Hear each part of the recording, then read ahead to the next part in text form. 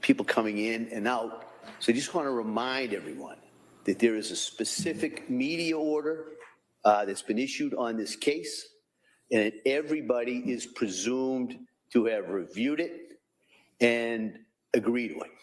So if there are any violations or problems with that, we'll have to deal with it. But I just kind of wanted to remind everybody, especially people who may have just come into the courtroom recently. So if you have any questions about what that order is, you can speak to any of the court officers. They have a copy of it. We can get a copy of it to everybody who needs to see it and review it.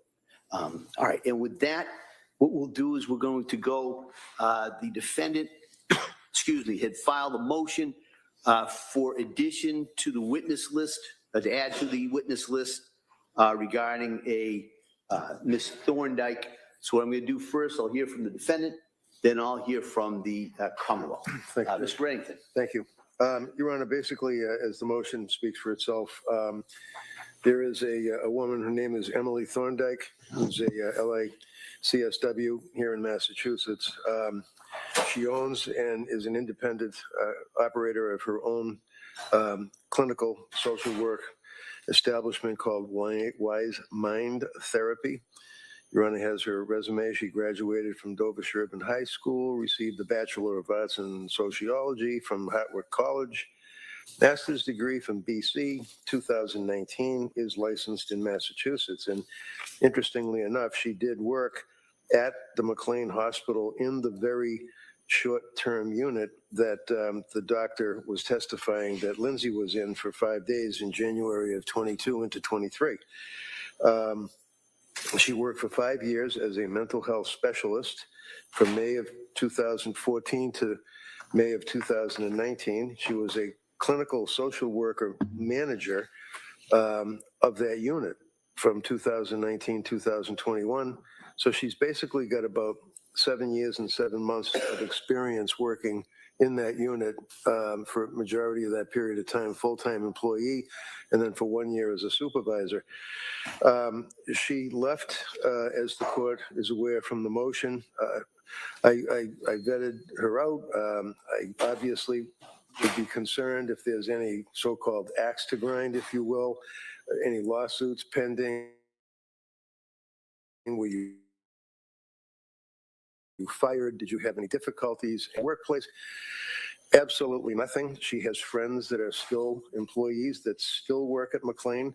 And I do not know this woman. I have literally never met her.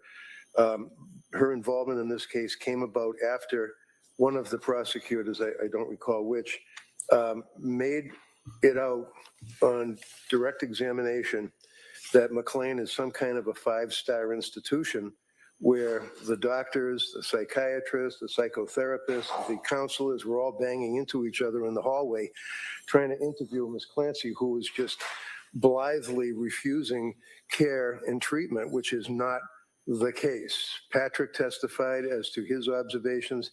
The court is aware that Patrick's testimony clearly in all fours landed on the fact that it was clear to him that there was no staff that was available other than kids behind plexiglass on their cell phones. She colored, she took walks. There was no therapy. She didn't speak to any therapists or counselors. So now the jury is left with that image that McLean is purportedly some kind of a five-star hospital because they're affiliated, quote unquote, with Harvard, which you from your practice, I'm sure, as I know from my practice, is as far from the truth as can be possible, in my opinion. But it doesn't matter what my opinion is. I could cross-examine somebody till the cows come home. It doesn't matter. This woman posted a video on TikTok, which, much like yourself, I'm sure, I hardly know what TikTok is, but I received an email from one of the very, very active people in the community of TikTok saying, look, you got to check this video out. So I did. This is about a week ago, maybe longer now.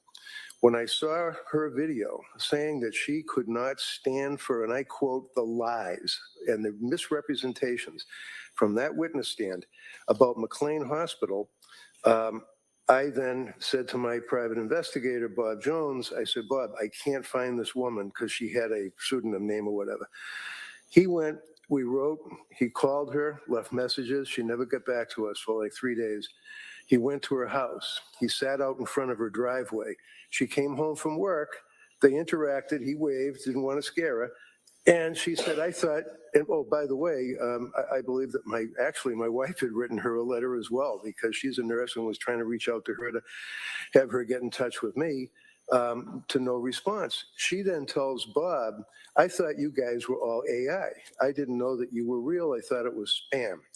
He then gave me her number. I spoke to her. She told me exactly what I put in the affidavit or in the motion. And she is available, ready, willing, and able to testify to an employee's observations over 7 years, including as a supervisor, as to what woeful environment McLean Hospital offers, especially on holidays such as major holidays like New Year's, which is fine. We all enjoy New Year's. But nevertheless, New Year's, the day after, that weekend, Monday, nobody was there. And I think it's important to rebut the inference that was created through the examination by the DA. All right, Mr. Brake, let me ask you this, and I'm going to ask the Commonwealth kind of the same thing. What's the relevance? What's the argument for the relevance of what McLean's was, at least because she wasn't there for about a year, if I looked at the motion. Is that correct? That's all right. Yeah, that's true. She left. She has her own business now, and she left, but it was just a year. Yeah.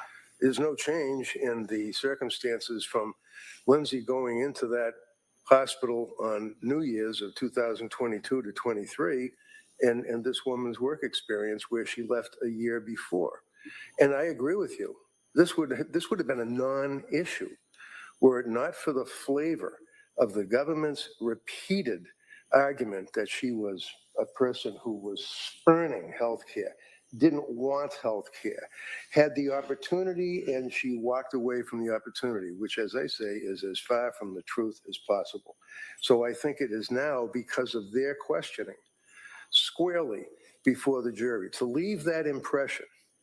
And the woman that was the doctor from McLean was just a pleasure. She was just a lovely, lovely woman, and testified as best she could in the case.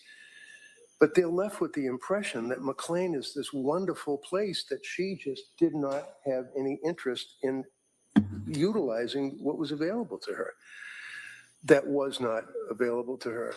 And she's testifying to custom, practice, and her observations over 7.5 years. Is there another alternative to get there? Someone who actually works there or worked there during this time period? That it's the time period that A year? one of the things that, well, yeah, but things can change in a year, you know? I don't think so at McLean. I don't know so. I guess that's the question. I don't know so. That would be, that's one of the things I may have to wrestle with, but that's kind of what I was asking, whether or not there is, or I understand the argument. Okay. And I understand the argument regarding relevance, but if we're talking about staffing or the availability of programs and how that work, this witness is a gap there. I guess that's all. I'm wondering if there's another way to get there. So, the realities of trial practice, if you're the government, you send summonses, you have people come to your office, you're interviewing witnesses. If you're the defense, they run for the hills. For example, one motion I'm bringing with you is merely looking for pediatric records that I have had to have Bob Jones go and try to get them, HIPAA forms, everything, and they're avoiding us horribly. And I'm going to have a contempt hearing request very shortly. But the point I'm getting at is, if they want to reach out to McLean, I'm sure that McLean administration would bend over backwards to give them every record that they would need as to how many employees they had, what their work records were, their doctors, their counselors, all available. I know I can't get it. So I'm suggesting to Your Honor that this is an opportunity for a person who worked there for all those years who does not have any dog in the fight to testify to what her observations were clearly within her time frame. She left a year before Lindsay went in there on New Year's. So I certainly agree with that. Cross-examination, they could get records if they wish, but I think it is relevant. I think it's material, and I think it has to be used to rebut the inference that was raised. All right, thank you. Thank you, Judge. Yeah, Commonwealth? Your Honor, the Commonwealth would object to the witness, the late disclosed witness. In addition to the obvious Rule 14 issues, the fact that we didn't have notice of this individual, there's been no discovery other than what's contained in the affidavit and what we could identify from this woman's TikTok video. There's no report from the investigator who admittedly by counsel has spoken to this witness, this individual. Aside from that, we have a number of other issues with this witness. One is this isn't somebody that's proposed to be an expert, so they're not relieved, they wouldn't be relieved of a sequestration order, but this woman's TikTok, admittedly, she's been following the trial. She goes on for several minutes in a very long TikTok video where she identifies what she thinks are lies based on her observations of Patrick Clancy's testimony. We have no idea what her thoughts are or what her comments are on the rest of the trial that we assume she's watched based on her comments in this particular video. That she outlines in this video her experiences at McLean and her observations and how they are different from what was portrayed in that particular witness's testimony. But in the course of this trial, we not only have that particular witness's testimony, we have records from McLean, and the records speak for themselves about what she was offered, what she did, what she declined, what the contact was with each and every person who wrote a note in that record. But this witness admittedly wasn't there, had no contact, has no knowledge of the case in of itself. And in this case, Your Honor, we deal with facts. We're presenting facts to the jury. We're not presenting somebody's opinion about what kind of care the defendant got during her stay at McLean. That's not what this trial is about. That's not what it should be about. And if it wants to play out in the court of public opinion, that's fine, but not inside the walls of these courtroom. So this person who said that she cares about Lindsay in this video, whether other people do or don't, this person who said that the prosecution of this case is an abomination, this person who said that the health profession needs to be held responsible for their care of the defendant, that's not a witness that presents facts to this jury. And I would also agree that there is a problem with what relevant testimony that she could give. There is no indication that what her experiences were in those 7 years up until December of 2021 are exactly the same as they would have been when the defendant was at that short-term unit at McLean. And the defense had the opportunity to ask that of Dr. Goodhart, and he didn't. So there is... Wait a minute. I think she said, I don't know what the staffing was. Didn't she say, I don't know how many people were on? I don't know if it was a skeleton crew? She said on that particular weekend, she didn't know what the staffing was, Well, but she wasn't asked That's the only weekend we're talking about. Right, but now he wants to make this an issue about the practices and the common practice of the hospital, but that was not a question that was asked of her, nor would Your Honor necessarily have permitted it where he was trying to tailor the testimony to the exchanges with the defendant. So to then have the witness available to answer those questions that was at the facility during that time period, and then not take that opportunity and offer this subsequent witness and call it a rebuttal witness, it's not a fair line of examination. It's not a fair line of rebuttal where she wasn't there during the time period. So we would object for all of those reasons. I mean, just so everybody knows where I'm going, I can't imagine that that witness would be allowed to give her, in a sense, review of McLean's. If it's 5-star and she may say it's 2-star, this is not TripAdvisor. I wouldn't allow that. And no one... But the question seems to be, for me, a closer call about what the standard staffing and programs may be available on a holiday weekend. Because the Commonwealth's witness said, I don't know that. And that seems to be something that maybe the parties could come to an agreement about establishing, either there's got to be somebody who's still working there that says the weekend, 2 weeks, the weekend after this wasn't a holiday, we have X amount of people there.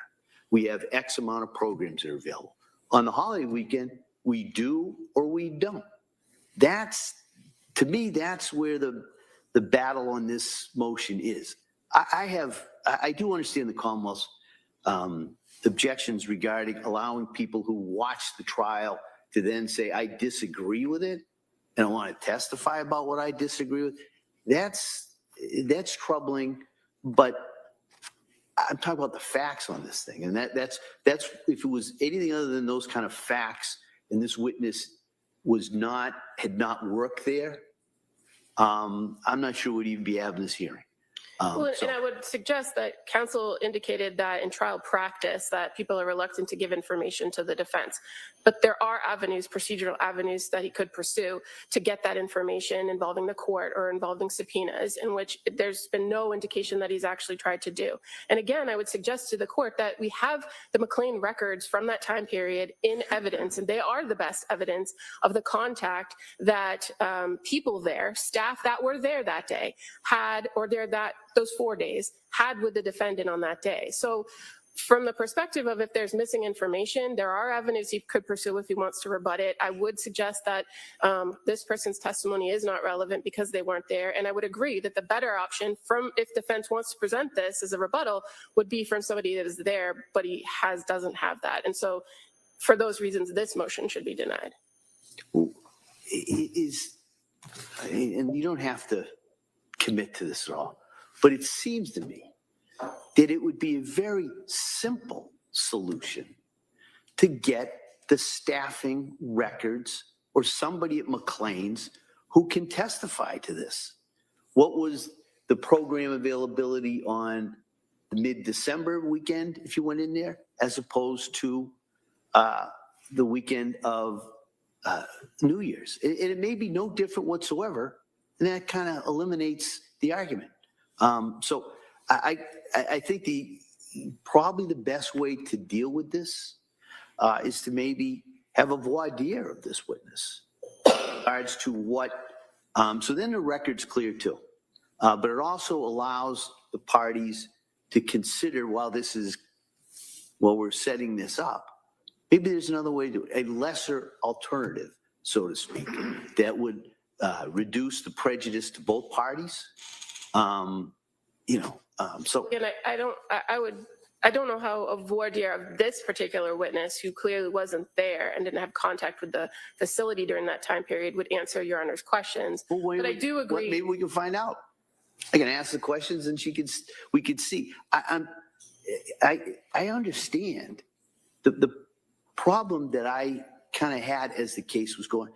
The individual that was probably, he would anticipate, could talk about the staffing, the difference of a holiday weekend and a non-holiday weekend, said she wasn't aware of that. So, well, I don't know that she said she wasn't aware of the difference. She said she wasn't aware of who was there on that weekend because she wasn't working that weekend. So I think there's a slight distinction in that. But again, the witness was available. Counsel could have crossed her on that, subject to any sort of objection, and we could have addressed it at that time when the witness was on the stand. But again, that witness is under summons, and if counsel wants to recall her, he can. There are avenues that he could pursue if he wants to pursue this line of rebuttal that's short of calling this particular witness that's been proposed, is the point that the Commonwealth wishes to express. So I'm going to take this under advisement. I want to review it.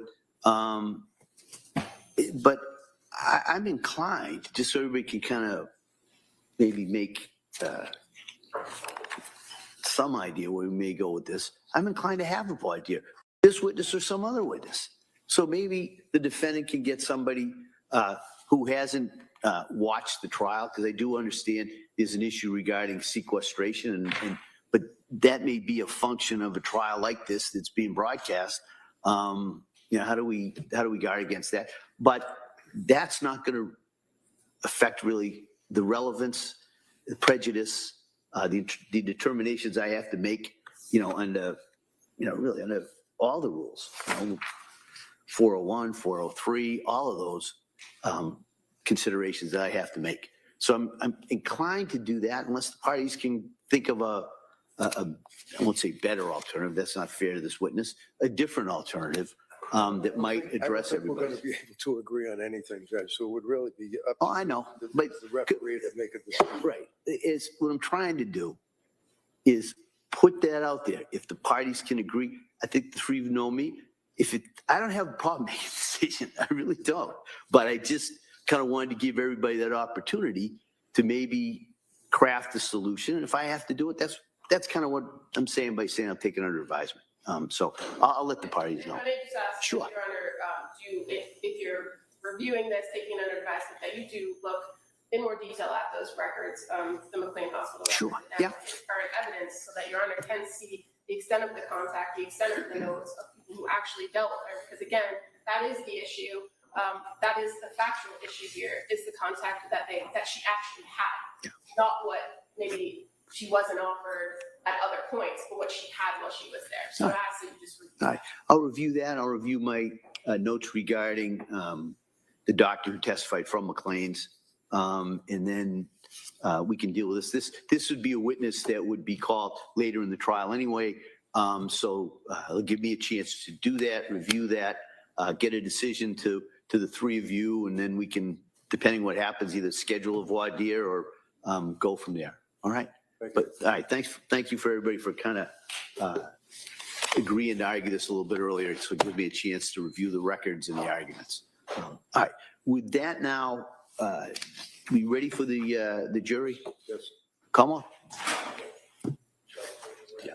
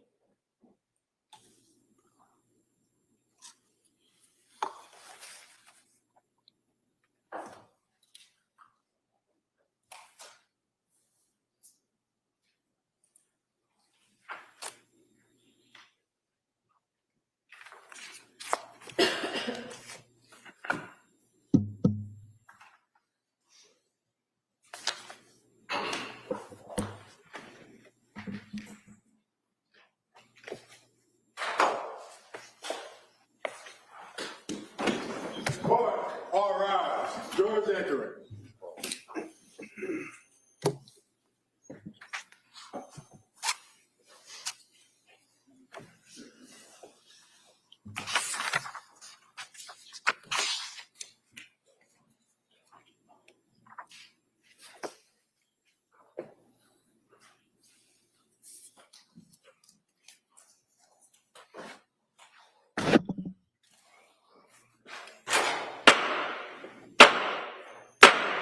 Hey, all persons having anything to do before the Honorable William Sullivan, Justice of the Superior Court, now sitting in Plymouth, within and for the Commonwealth.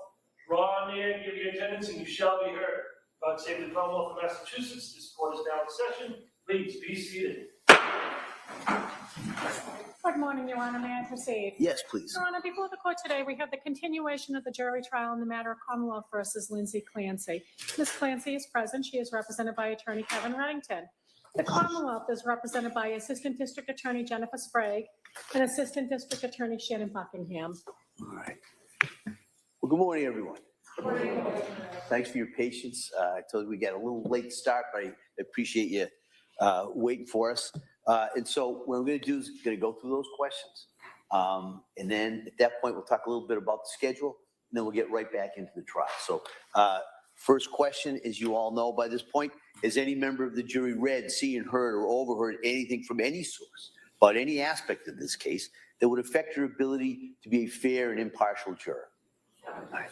Second question is there any other serious matter or concern bearing on your service as a juror in this case that anybody needs to bring to my attention? All right. Again, thank you for following those instructions. And then in regards to today's schedule, I'll probably be wrong again, but the best estimate, I think it'll probably be similar to yesterday, okay? So we'll return to the case, we'll take a break, hopefully around 11, take a break from 1 to 2, and then we'll go into the afternoon, depending on how the case testimony goes. And then at the end of the day, I'll try to remember, bring counsel over here, we'll talk about kind of where we are on the timeline of the case, where we are kind of scheduled for the week and going forward. So I'll try and give you that, hopefully, this afternoon before I send you home. All right. So with that, we're going to return. There was a witness, Ms. Paul was on the stand. The Commonwealth had finished their direct examination, and we're about to begin cross-examination of that witness. So I would ask the witness if the witness could retake the stand, please.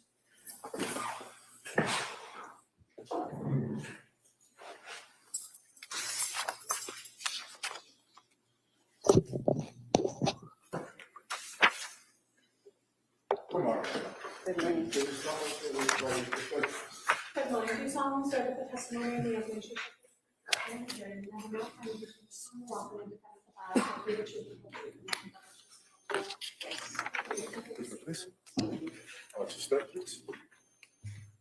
All right, good morning. Good morning.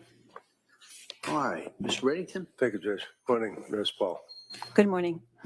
And if I understand, you now live and perhaps work in New Hampshire, is that right? That's correct. And are you still doing the same type of work that you were doing with the social health? Yes, I am. Excellent. Very good. You obviously are very, very dedicated person to this field, if you will, and helping people that are pregnant women after they had birth and during that postpartum period, right? Correct.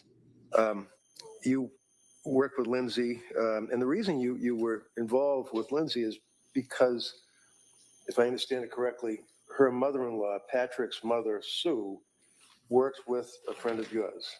Correct. So basically, Sue asked her friend if she could reach out and have you kind of step in and help out.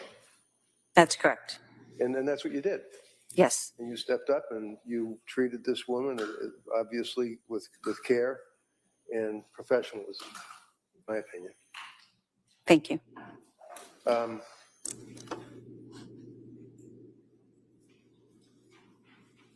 Your Honor, I would like to offer the records from Social Health, if I could. Objection? No objection. I thought those records may be admitted.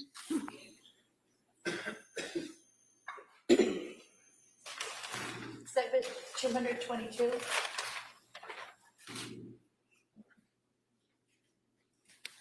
And in the course of your treatment of Lindsay, actually, you went so far as to give you a cell phone, if I'm correct. Is that right? She did have my cell phone because I called her on my day off. Yes, sir. Okay. I don't have any other questions, Judge. Thank you very much for your care. All right. Counsel, anything further? No, thank you. All right, thank you. You may step down. Thank you.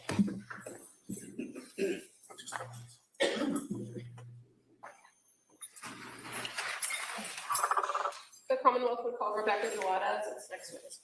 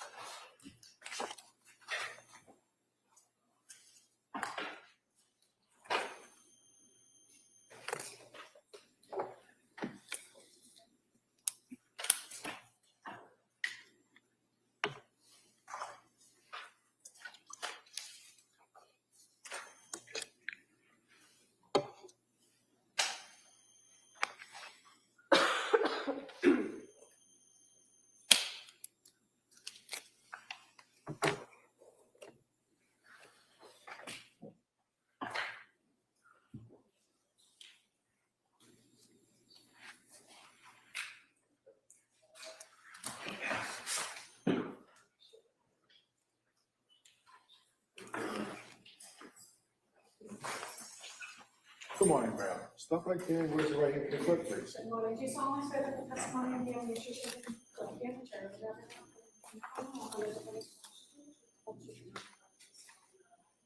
Thank you, ma'am. You may take a seat. Watch your step, please. Hey, good morning. I'm going to ask you to keep your voice up and speak into that microphone, all right? Thank you, Your Honor. Yes. Attorney Buckingham, please. Thank you. Good morning. Good morning. Could you please tell the jurors your first and last name? Rebecca Jollotta. And how do you spell your last name for the record? Jollotta. And what do you do for work? I'm a psychiatric nurse practitioner. And what kind of training and education did you do in order to become a psychiatric nurse practitioner? Thank you. I have my bachelor's degree from the University of Connecticut in Allied Health Sciences. I then went on to get my master's actually in counseling psychology in 2013 from William James College in Newton. I worked in the mental health field as a clinician in various positions for a time. Then I went back to school. I've been an RN in Massachusetts since 2017. I got my MSN in 2019, at which time I became a licensed and credentialed psychiatric nurse practitioner. And where is that? Here in Massachusetts? Yes. Are you licensed anywhere else? No. Okay. And so can you tell us a little bit about your work history? Sure. I have worked in as a detox nurse at McLean. I have worked as a therapist in outpatient clinicians prior to becoming a nurse. I have worked in DMH respite facilities, and now I'm a nurse practitioner. And when you were a therapist doing outpatient therapist, was that something you were doing on your own as a social worker, or were you associated with a practice? It was part of my training after I got my master's in counseling in 2013. So I had a panel of patients, but I was under the supervision of a licensed provider. It was up towards getting my licensure. And where do you currently work? South Shore Health. And how long have you worked for South Shore Health? Since 2021. And how did you come to work at South Shore Health? What was the role that you started? I had been working sort of in general practice as a psychiatric nurse practitioner, but I was interested in working in women's mental health specifically. And at that point, I was getting training to become more specialized in it. And when a job opportunity became available, I applied for it. And what kind of training is that you were doing to be more specialized in women's health? So Postpartum Support International is the certifying body so that somebody can become certified in perinatal mental health. I did the 2-day, well, actually it was a 2-day training plus a 3rd day specifically for the psychopharmacology track of it. And then I took a examination and passed the examination. And so are you certified by the Postpartum Support International? I am. Now, as far as the South Shore Perinatal Behavioral Health Clinic, how did you become affiliated with that? That was the job I applied to in 2021. Okay. And so when you came to the clinic, who was running the clinic or who was the director? Julie Paul. And as far as the clinic itself, what is the clinic's, what's the patient base, or who does the clinic service? So we specialize in working with women who are pregnant and postpartum up to 2 years after the birth of their most recent baby. We offer medication management. We have a clinician on staff to do counseling. We have a few nurses that work in our program. We work with moms for any range of psychiatric disorders, including addiction. And when we talk about the range of psychiatric disorders in women who are postpartum, what are we talking about? Postpartum depression, anxiety, postpartum psychosis, bipolar disorder, panic disorder, obsessive compulsive disorder. And so you mentioned postpartum psychosis. Have you Yes. yourself had the experience of treating women with postpartum psychosis? I have, yes. And how many patients approximately over the course of the last 5 years? Approximately 5. And how about postpartum depression and postpartum anxiety? Hundreds. And in the range of services that the clinic offers and the work that you do you oftentimes collaborate with other community providers to offer additional referrals or services to patients if they need it? We do. And how about when somebody appears before you and you believe they need a higher level of care than what you can offer? Do you have relationships with hospitalization programs, or are you able to make referrals to for people for those services? Yes. Is that pretty common practice? Yes. And you mentioned that one of the services or one of the things offered to patients at the clinic is medication management. Yes. Is that a big part of what you do as a psychiatric nurse practitioner? It is. And what kind of training do you receive in order to be a prescriber? So, in order to be a prescriber, it's part of my master's in nursing. So, you take courses like in advanced pharmacology, advanced health assessment, pathophysiology. It's part of the coursework of my degree. And then you actually have to take a certification exam and you have to pass the exam. You have to go on and get a DEA license, a Massachusetts controlled substance license. You have to go on and get your advanced practice registered nursing license. So it's education and certification and licensure. And so you've done the education, you did the certification, and do you have all the licensures that you just described here in Massachusetts? I do.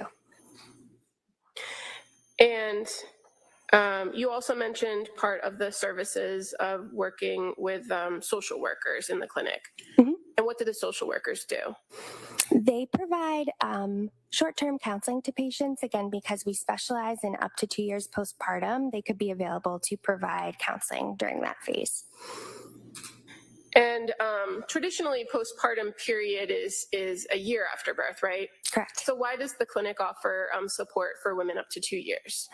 We do acknowledge that while the highest risk period is the first 3 months postpartum, some women can struggle later on in the first year. They may have symptoms that emerge 9-10 months in, so we want to really be able to cover them and treat them if that happens and get them stable. And does it sometimes take some time to get a person stable? Absolutely. And would that be why the program or your program goes up to 2 years? Yes. I want to draw your attention to a particular patient, Lindsay Clancy. You're familiar with that patient? I am. And how did you become involved with the care of Lindsay Clancy? I became involved. She had initially seen Julie, and Julie was going to be leaving the clinic in December, and she wanted somebody to take care of Lindsay, again, longer term, since she would be leaving. And at that time in 2022, when Julie was leaving, how many psychiatric nurse practitioners were at the clinic? 3. And that includes Julie? Yes. And so who was the other nurse practitioner? Andrea Warden. And fair to say you had a conversation with Julie about transferring care of this particular patient? Yes. And did you have more experience than the other nurse practitioner in the field, if you know? Not necessarily. Okay. But as far as taking Lindsay on as a patient, you were agreeable to taking over for Julie? Yeah, in all likelihood, Andrea Warden only works 2 days at our clinic, so it could have been that I was working 5 days at that time, so I would have been more available. So do you recall when the first contact you had with Lindsay Clancy, what date it was? It was November 29th, 2022. And so that was prior to Julie actually leaving, right? Correct. And fair to say, on that November 29th date, you had an actual follow-up with Lindsay. I did. Do you recall if it was virtual or was it in person? I recall that it was virtual. Okay. And in the practice of the clinic, is there an option for patients to do in-person or face-to-face Yes. in-person visits? And how does it come about that a person is either in person or virtual? Our model is that we do initial assessments in person. Because new motherhood is very busy, there's a lot going on, we would rather see you than not. And so sometimes it is just easier to log on to a screen. Sometimes if we feel like someone would benefit from that face-to-face assessment, we'll say, please book your next appointment in person. And I know I did see Lindsay in person on at least one occasion, but my first was virtual. And as far as kind of that choice about whether a patient appears virtual or in person, is part of the calculus the patient's choice, what they want to have happen? Yeah.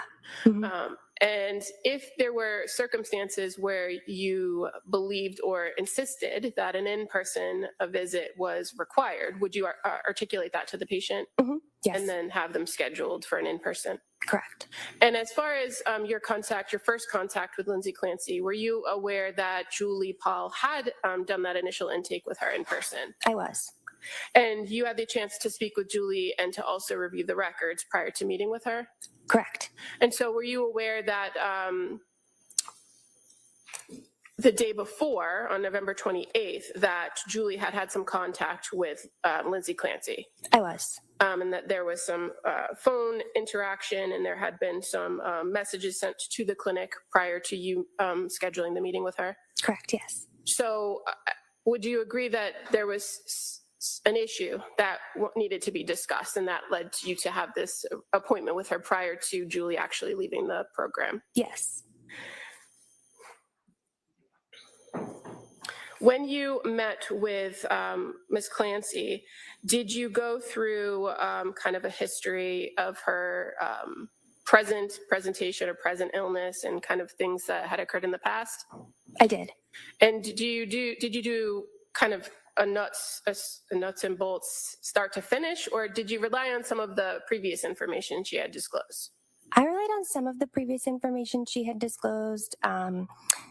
Things like where she grew up, where she went to school, past clinical history, medication trials, but otherwise I would add my own clinical assessment. Okay.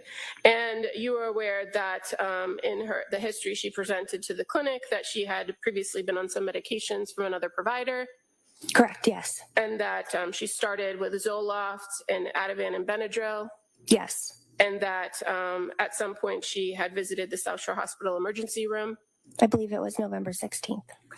And as a clinic that's associated with the South Shore Health System, do you have access to those records to review when you're dealing with a patient? I do, yeah. And so you're aware that when she went to the ER on November 16th that they prescribed her trazodone? I am. And that she was reporting significant sleep issues at that time? I was aware. And then as far as the course of treatment at the clinic, were you able to review her course of treatment with Julie? I was. And fair to say that had been very recent, correct? Very recent, yes. Her first contact with the clinic was actually November 20th, correct? Correct. So you were aware that Julie had originally prescribed Prozac and had already changed the medication plan? Yes, I was aware. So in this meeting on November 29th, what was Lindsay reporting to you as the issues? Would I be able to refer to my note, Your Honor? Sure. I know most of it by memory, but just. So she had been taking mirtazapine, Remron, at that point for 4 nights. So I believe she started it on November 25th. I was then seeing her on November 29th. She wasn't yet appreciating much difference from mood, anxiety, or insomnia. She would say, I'm able to fall asleep for 2 hours, then I'm up for 3 hours in the middle of the night. And finding herself like in those 3 hours needing to take an Ativan to help her fall back asleep. Now, when she said not appreciating much difference after taking it for 4 nights. In your training experience, is that something that you would normally see with that type of? It does work on serotonin. It also works on the noradrenergic part is alpha receptors, which is what our body, those are the receptors that our body responds to adrenaline. So it should help kind of calm you down. And it also works on histamine receptors, which is why it can make people sleepy. So for Remeron, the fact that it has a calming effect on somebody with anxiety, it's sometimes a good fit, right? Correct, yep. And for somebody who might be complaining of sleep issues, it also has that secondary component that could help. Yeah, it is a good choice for somebody who's having depression with prominent anxiety, insomnia, decreased appetite, because it can also increase appetite, which sometimes we want to happen. And based on your view of her course of treatment with the clinic, those were issues that had arisen, right? Mm-hmm. Yeah, I had noticed she had lost weight when she had gone to her PCP on October 20th. I believe she weighed like 130 pounds. On the 16th, when she went to the ED, she weighed 124 pounds, and they had done a pretty good medical workup on her with labs and everything. And she had reported like decreased appetite. So that was part of the clinical picture. And of course, not sleeping and very anxious. Okay, and so with a medication like Remeron or mirtazapine, does it take time to work or to see results? Yes. And typically, what's the time frame for that drug? I usually tell patients 4 to 6 weeks at a given dose is really going to give us a good idea of what that dose is going to do. You may start to see improvements in the first 2 weeks, but full clinical benefit can take a month, sometimes 8 weeks even. And you were aware prior to her coming to this follow-up appointment with you that she had been reporting after taking the Remeron, feeling disoriented, forgetful, not feeling connected to the body, and anxious about whether she would actually sleep. Correct. And so were you aware that on November 28th that one of the nurses actually advised her to increase the Remeron? I was. And in addition to the medication, there was also the recommendation that she add some cognitive behavioral therapy to her treatment plan. Yes. And at that point on November 29th, by November 29th, were you aware of whether she had met with the social worker at the clinic? She had not. So did you have any indication that she had been engaging in some sort of cognitive behavioral or psychotherapy? No. Now, in relation to the medication piece of this follow-up, did you have any conversations with her about the concerns with the Remeron and what to do about that? Yes, I did. I explained to her that it takes time to work, that it has only been 4 days.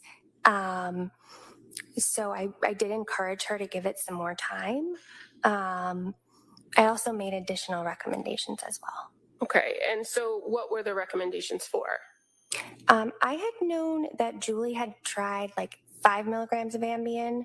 So I had suggested maybe we could try 10, maybe we could try Ambien controlled release formulation, because she was having these wake ups in the middle of the night. The controlled release, kind of like the outer layer gives you 60% of the dose, helps you sleep. Then throughout the night, the inner layer gives you 40% of the dose, keeps you asleep. I said that might be a good option while we're waiting for the Remeron to work. Because I was sort of thinking that maybe the underlying depression, anxiety was causing the poor sleep. So while we're treating that, let's try these alternatives. Okay, and so was she receptive to the Ambien? No. And did she say why? No, I don't recall.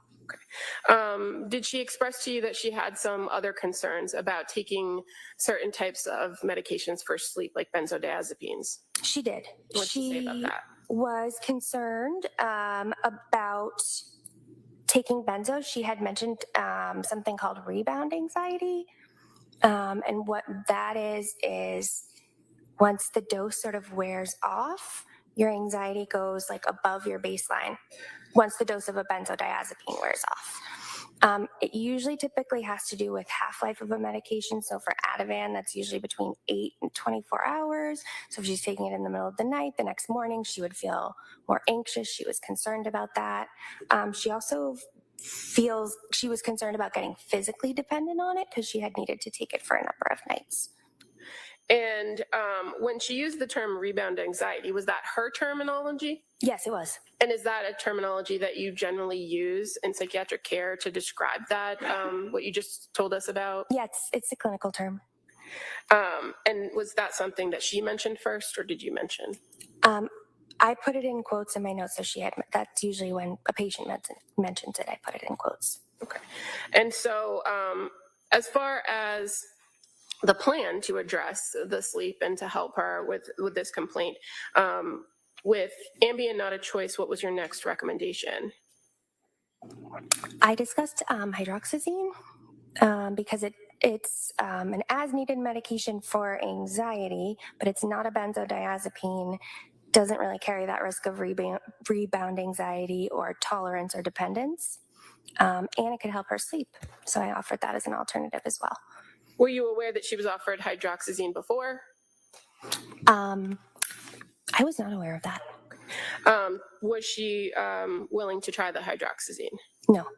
And so what was her preference? Her preference was to continue with the mirtazapine, the Remeron 15 milligrams, and with the as-needed lorazepam.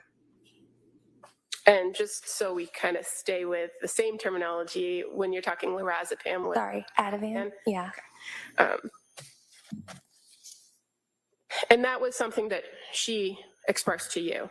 Yes. Now, when you're dealing with a patient, and obviously this is your first interaction with her, right? Mm-hmm. Do you take into account your contact and communication with them in assessing whether they have the ability to make these choices or make informed decisions? Absolutely. And so your conversation with her about her medication treatment that she had received and what you were proposing as a plan, was she able to engage with you in that conversation? Yep. And so when it was collaborative. And so when she declined the options that you first offered, mm-hmm. Did you then present her with alternatives? I did. And ultimately, at the end of the day, whose choice is it as to what medication regimen person would be on? The patient. And why is that? Because they have autonomy in their decisions. I'm only making recommendations based on my education, experience, training, what I'm seeing in terms of symptoms. The patient has the autonomy. Are there instances where you're dealing with a patient where you have concerns that they shouldn't have autonomy? Or that, maybe if I rephrase that question, are there instances where you're dealing with a patient where you're concerned that they don't have the ability to make the right choice for themselves? There would be, yeah. And what options do you have in those instances? In those instances, I mean, that sort of comes down to like competency, capacity to make decisions. Sometimes we might get our legal or ethics team involved to make a determination about whether this patient needs like a healthcare proxy to make their decisions, things like that. And what about if a person presents with a very serious risk to their own physical health or the health of others? What are your options then? I guess it would depend, if they had capacity to make their decisions. In your interaction with her on November 29th, did you also go through with her and perform a mental screening test or a mental status screening? I did. And why do you do that?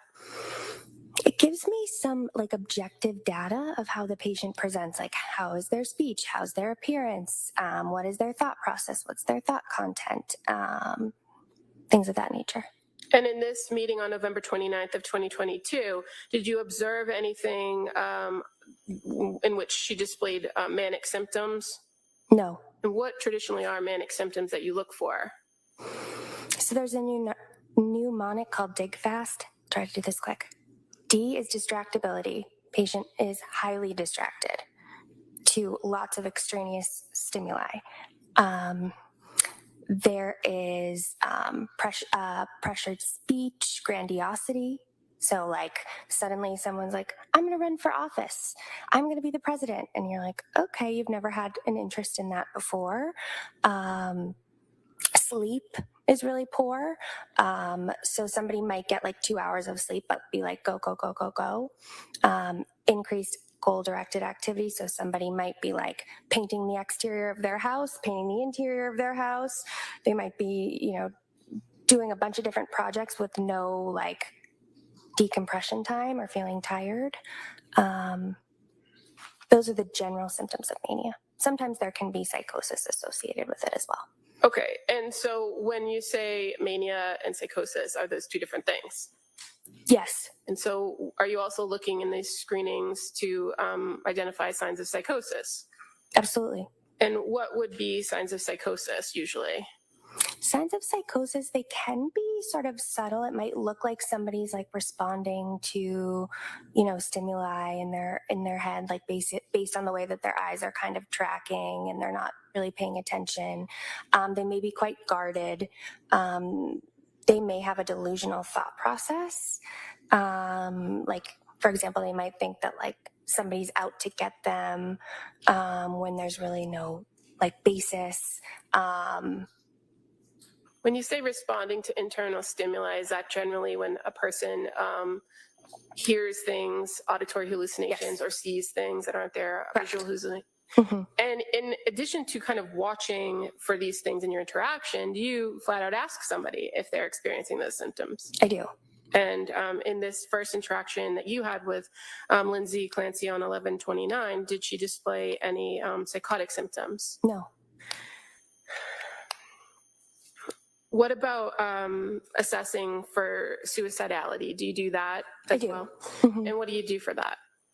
I generally ask, are you having any thoughts of wanting to hurt yourself or anybody else? And if the answer is yes, it sort of becomes a more in-depth assessment. Do you go back and ask them about past thoughts? Yes. Whether they've articulated that? Mm-hmm. And in this case with Ms. Clancy, did she ever indicate whether she had a history of having suicidal thoughts or suicidal ideation? She did not. And how about homicidal ideation? Do you ask about that? I do. And in this instance, did she indicate whether she had any homicidal ideation or thoughts of harming other people? No. And as far as your observations of her presentation, like her mood and physically how she presented, did anything stand out to you as far as any of that? She seemed anxious. Okay. If I remember. Okay, so as far as mood, So I couldn't hear that. Sorry, if you can finish your answer. Sure, you done with that? Yeah, I'm done. Okay, all right. so as far as mood, you noted her to be anxious, right? Yes. And you also look at a person's affect. Mm-hmm. And You're gonna have to answer yes or no. Yes. Sorry. You observed her affect to be consistent with her mood, which you identified as anxious, right? Mm-hmm. And you examined somebody for Yes. their, Sorry. that's okay, thought process, right? Right. And what did you observe her thought process to be? I observed her thought process to be linear, meaning you could follow it, her train of thought easily, and goal directed. She understood that she was there to be assessed for treatment. It seemed to be her goal. And do you also perform other screenings like the generalized anxiety depression scale and the Edinburgh scale? I do. And did you do that for Lindsay Clancy on November 29th? I did. And what were the results of those screens? Her Edinburgh, so the Edinburgh scale is out of 30. She was 17. What does that mean? Moderate to severe symptoms, postpartum depression. Now, with that particular screening tool that you can use, is it fair to say that with postpartum women, it often fluctuates? It can. That it's asked. The patient is asked about the previous 7 days. And as far as the generalized anxiety depression scale, what were the results of that screen? May I look? 14 out of a total of 21. And so what does that mean? That would mean moderately severe anxiety.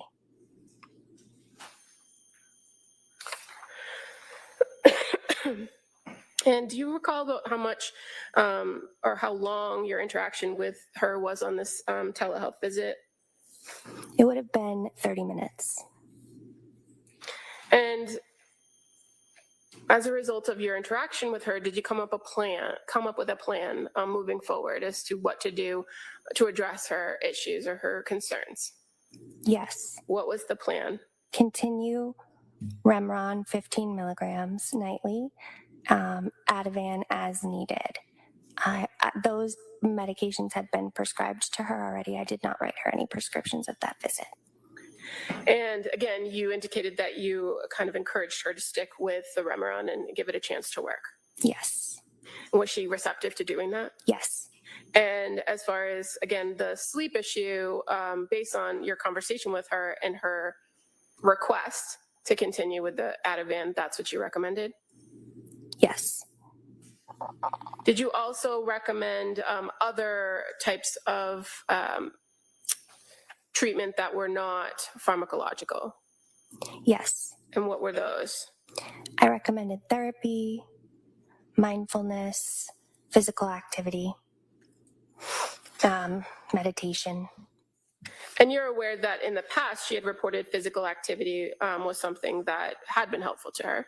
Yes, I believe with her postpartum period with Dawson, her middle child, she had some anxiety, but it seemed to resolve with exercise in particular. And fair to say, as it pertains to that experience, her postpartum with Dawson, she had reported at some point to the clinic that she had sought medication after having Dawson and that she didn't end up taking that medication, right? Correct.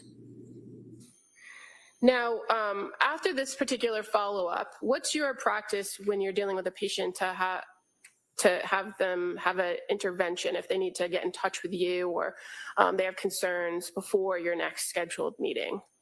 I generally advise for non-emergencies, you can message me on the Epic portal. Is that generally referred to as My Chart? My chart, yeah.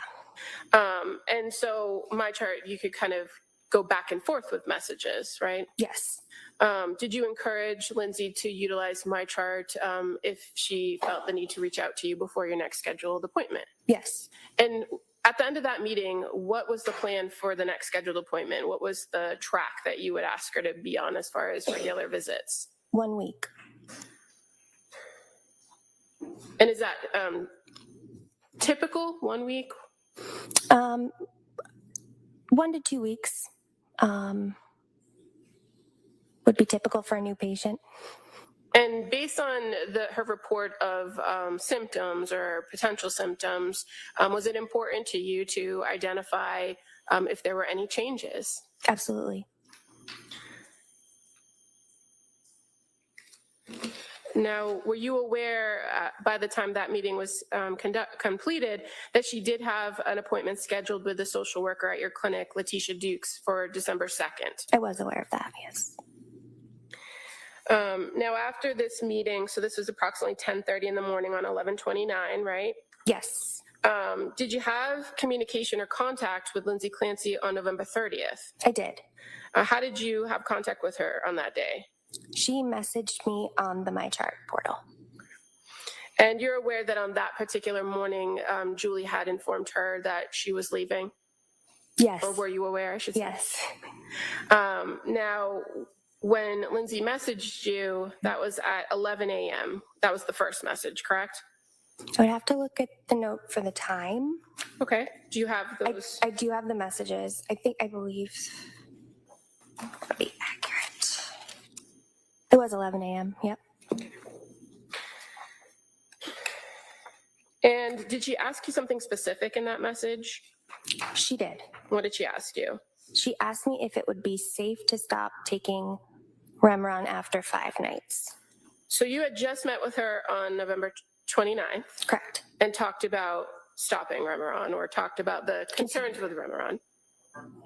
We talked about continuing it on the Okay. 29th, yes. But as far as the starting of that meeting or where you were talking with her about the medication, she had already reported concerns with that medication, right? Yes. And so you encouraged her to stick with it. Mhm.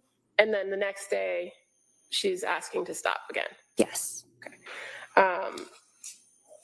Do you recall that in that message, she indicated that in the course of that night, that the depression, she felt like the depression was much, much worse and not helping her sleep, and that she only got 2 hours? Yes.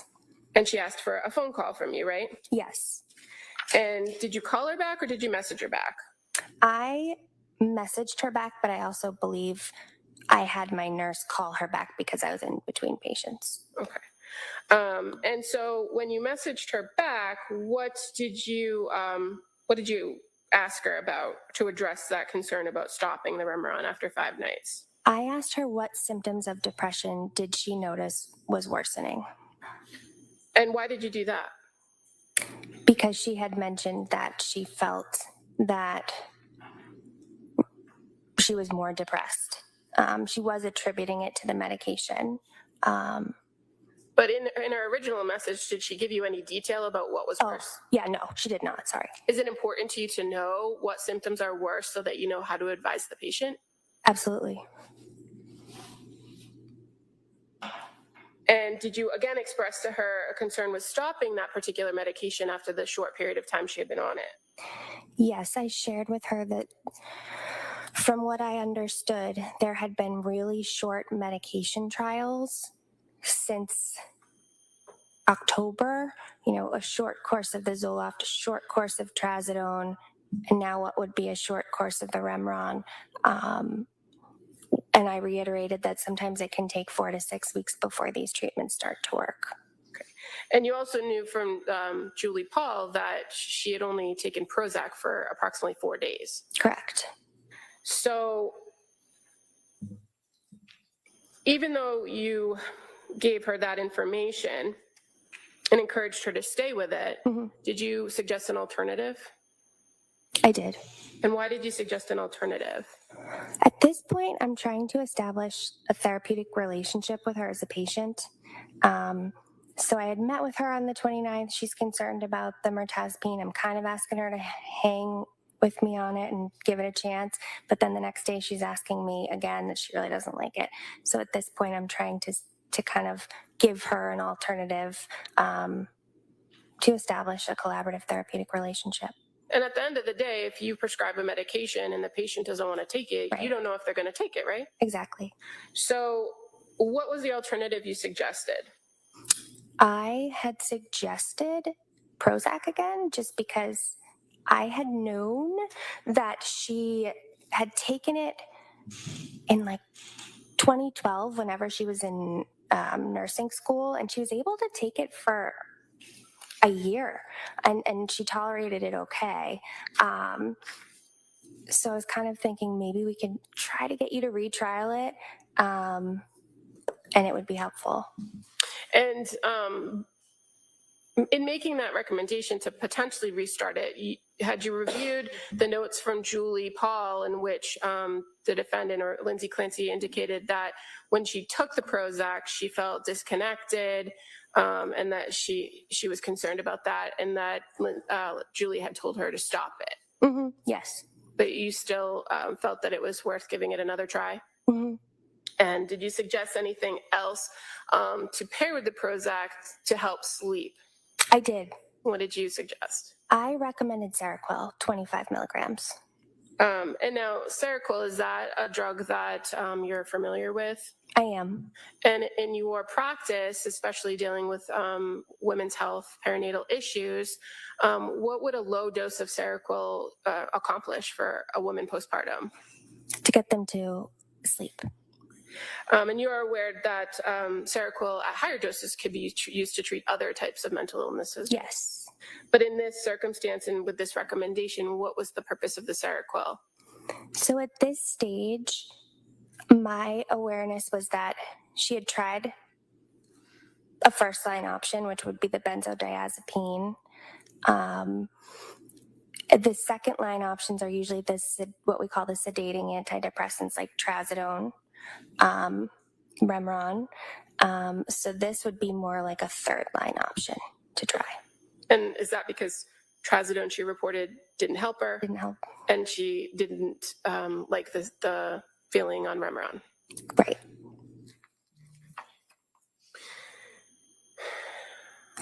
And so ultimately in that message, you kind of reiterated what your overall recommendations were, right? Yes. And it was to continue with the Remeron for another 10 days, Mm-hmm. and that the alternative would be to restart Prozac and add the 25 milligrams of Seroquel nightly for anxiety and insomnia. Is that correct? Yes. Yes. And so were you recommending that she be on all of those at the same time? That she do the Remeron, the Seroquel, the Prozac? Yes. And in your experience in psychiatric care and prescribing medication, is it a common practice to pair low doses or doses of particular types of medications together to effectively manage a person's symptoms? Mm-hmm. At this clinical juncture, my thought was the combination of Remeron with the Prozac to treat the depression with prominent anxiety, the Seroquel to help alleviate the sleep. And you're also addressing the concern of benzodiazepine dependency, right? Correct. Did you encourage her to do something to help you to kind of manage her treatment track going forward? Yes. What did you encourage her to do? I had noticed that Lindsay was attributing a lot of her symptoms to her medication. And so I attached to the MyChart message 2 different mood charts. And what those one is daily, one is weekly. What it is it asks the patient each day to rate their mood from like 0 to 3. Good mood, bad mood, normal mood. It asks about like, did you take your medications? What doses? What were they? Check the box. How many hours a night did you sleep? What's your anxiety level? What's irritability? And what I wanted from that was, because it had all those parameters about mood and then also the medication, did you take it? We'd be able to track over time what the progression was. Was it getting worse since we started the medication? Was it actually getting better? I just wanted more data. And were you aware that she was actually tracking those things herself? No. Now, you continued to have some back and forth messages with her throughout the course of the day on November 30th, correct? Correct. So we have, she reached out to you at 11. Mm-hmm. You responded to her at 11:52. Yes. There's another message from her at 12:15, right? Yes. And just going back for a second, when you were asking her about worsening symptoms, did you ask specifically about suicidal symptoms? I did. And why those, if she was expressing some depression and sleep issues? Suicidal thoughts can be a symptom of depression, and I just wanted to make sure I assessed that one because of its severity. And is that something that's important to do before you make a recommendation to change a medication? Yes. Now, when she responded at 12:15, did she tell you anything about the suicidal thoughts, or if she was having any?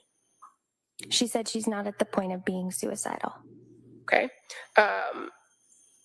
She also indicated, but I'm really feeling as if I can't go on like this, right? Right. And she asked you to call in the Seroquel. She did ask me to call in the Seroquel, yes.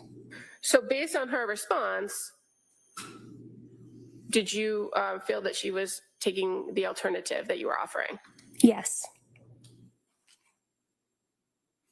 And then at 12:29 p.m., you get another message from her where she asks for a phone call, right? Yes. And again, at that point, did you have a phone call with her? Or did you continue to interact with her on the MyChart portal? I interacted with her on the MyChart between patients, and I had my nurse give her a call. And again, you said in between patients. So did you have the opportunity to pick up the phone and call? I did not. And is that one of the benefits of the messaging portal, that you can get back to somebody quicker? Yes. So when, before you were able to respond, did she send you some additional messages on my chart, if you remember? Or if you could look at your notes. Okay.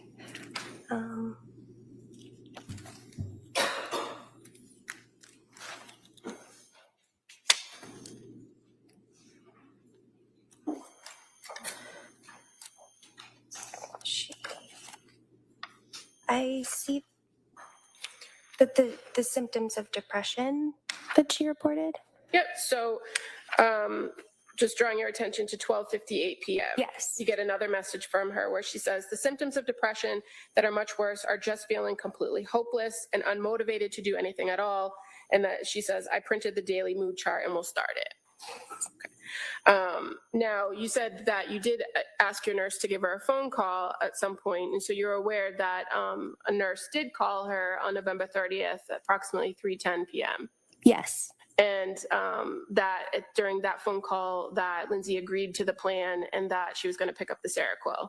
Yes.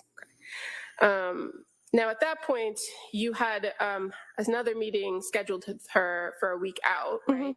But Yes. prior to that, did you also continue to communicate with her via my chart? Yes. So moving into December 1st, again, were you able to send her a message? She sent me a message on December 1st, and I did reply to it. Okay, so December 1st at 12:20 p.m., we have a message from Lindsay Clancy. Hi, Rebecca. I really don't like the way I feel on the Remeron, and I know that I can't stick with it, or I can't stick with taking it. I started having very intrusive thoughts that I never had before. I didn't take it last night. I would really like to go back to Julie's original plan of Prozac in the morning and using Ativan and Benadryl at night as a Band-Aid until I get to a therapeutic level of Prozac. Please let me know if you agree with this plan. I know that I need to give it a good couple of weeks to work. Is that the message that you first received on December 1st? It was. And were you aware that that same day that Lindsay had reached out to her primary care physician asking for an immediate appointment with her nurse practitioner? I was. And that she was looking to discuss medications? Yes. Do you know if she actually got an appointment or went to the appointment there? They had reached out to her, and she did not respond to their voicemails or my chart messages, so she did not see them that day, to my knowledge. So you're able to review the notes from the network of South Shore Health, right? Correct, yes. So you were able to review that she asked for an emergency appointment. They were able to find her an emergency appointment, but she didn't get them back in enough time to actually get there. Correct. And so in the meantime, you're having a back and forth with her during the course of that day, December 1st. Yes. When she indicated to you in this message on December 1st about having intrusive thoughts and not liking the Remeron and not taking it, what was your response? I sent her a detailed message of signs and symptoms of postpartum depression and anxiety, including factors like onset, risk factors, predictors, common symptoms, and it highlighted how intrusive thoughts are quite common in postpartum depression and anxiety. And I asked her, I'm wondering if that's what's going on here. I then asked her if she was able to take the Seroquel that night and if she noticed any improvement in terms of sleep or anxiety with the Seroquel. Now, by giving her this information about postpartum depression and postpartum anxiety, was that consistent with a diagnosis that either you or Julie had given her in coming into the clinic? Yes, we were thinking this could be some postpartum anxiety, and I wanted to familiarize her with the symptoms so that she had them written down and she could report them to me and understand that they are part of these disorders. Okay. And You also gave her some information about obsessions and compulsions, right? Mhm. And you said you asked her about the Seroquel and asked about sleep, right? Yes. And did you also reiterate that you were still encouraging to keep up with the Remeron for a period of time? Yes. And you further indicated to her that you wanted to kind of see if there was a correlation between the symptoms and the medication, and that you just didn't have enough data. Right. In response to that message, she actually responded at 2:36 on December 1st, correct? Yes. And she indicated, thank you for the information, it was helpful. That she says, I panicked last night and just took Ativan and Benadryl, but tonight I'll stick with the plan and try the 15 of Remeron and the 25 of Seroquel. Do you recall if you had ever had a conversation with her about kind of you using Ativan and Benadryl as a backup, or if she just felt like she wasn't getting any relief? I recall having a conversation about using the Ativan as a backup. I believe it was, yes, in my initial, I said continue the Remeron and the Ativan as needed. Okay. Yeah. And what about the Benadryl? The Benadryl, I don't recall discussing. But you were aware that she had reported the combination of Ativan and Benadryl had worked for her before. Right. And in that message, she also says, I'm sorry for all the messages. It's just a scary, very scary, stressful time for me. And starting new meds with side effects is very scary to me. I'll check in the morning and let you know how it went, right? Right. Okay. And again, you continued to have some contact with her on that same day after that. I believe I responded to that, reassuring her that it's understandable to have fears, concerns about starting medications, and I sent her a detailed description of common question and answers I get from patients about medications, things like what to expect, how long does it take to work, what are common side effects, risks for, is there any risk for suicide, homicide with medications, So in providing all this information with her, what were you trying to do? Provide information because she had said it was so scary starting medication. So I wanted her to be equipped with understanding and, what to expect possibly. And based on your interactions with her and your review of Julie Paul's interactions with her, this was a person that was very receptive to taking information, right? Yes. And as her role as a nurse, she was not afraid to ask questions. Is that fair? No. Yes. She was not afraid.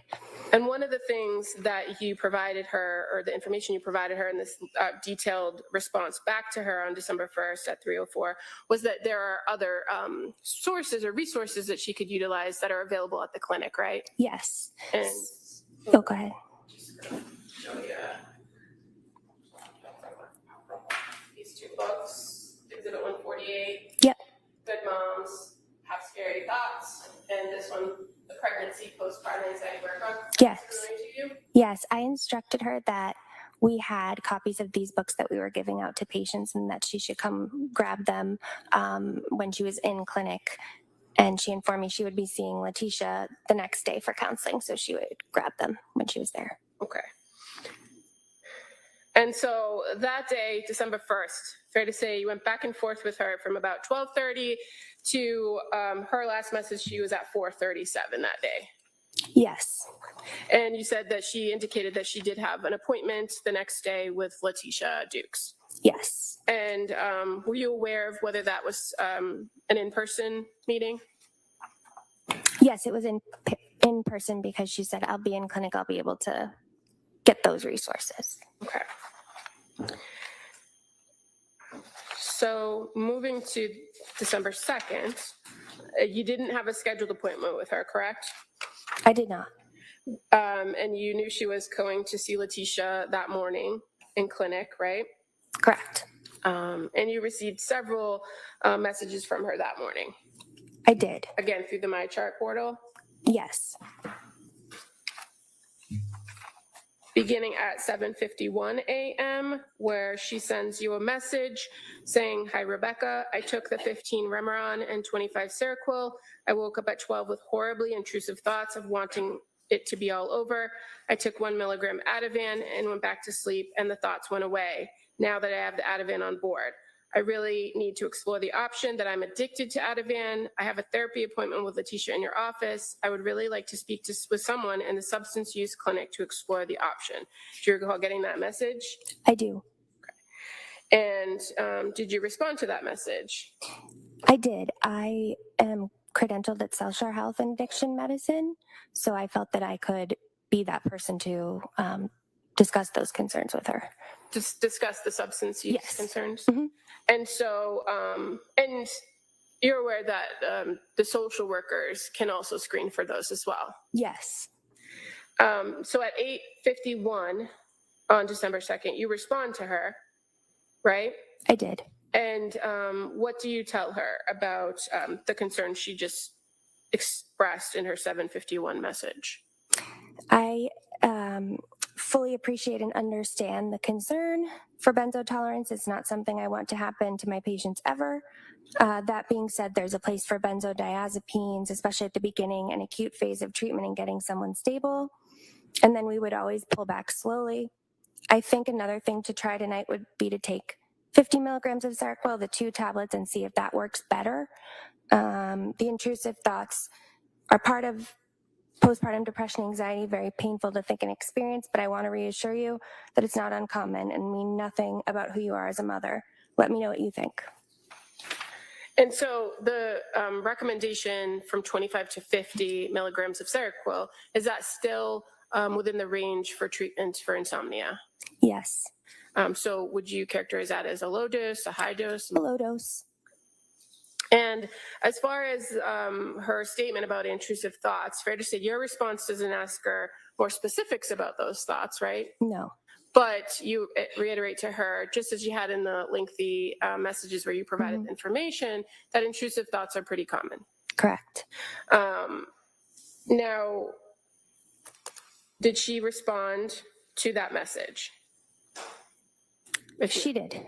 And so at 9:04 on December 2nd, there's a response from Lindsay Clancy. "I'm willing to try anything.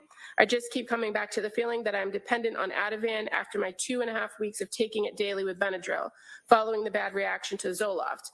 I feel addicted to it, and I feel like I'm not being heard, that is a possibility. I feel like we are throwing all these different meds at my insomnia when the root cause is Ativan dependence. I don't feel any of the anxious thoughts I had before. I feel completely numb." So you got that message from her at 9:04, correct? I did. And what was your concern when you got that message, or did you have any concern? I wouldn't say I had concern. I just wanted to, again, provide her some information about what I thought might be happening. Based on your training and experience as a psychiatric I'm nurse, sorry, she didn't finish her answer, please. Okay, yep. Go ahead. I was finished. Okay, well, she's finished. All right, next question.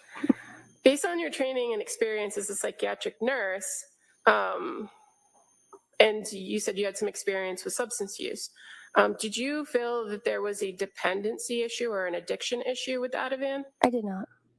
Is it fairly common that Ativan is going to make somebody feel better if they're feeling anxious?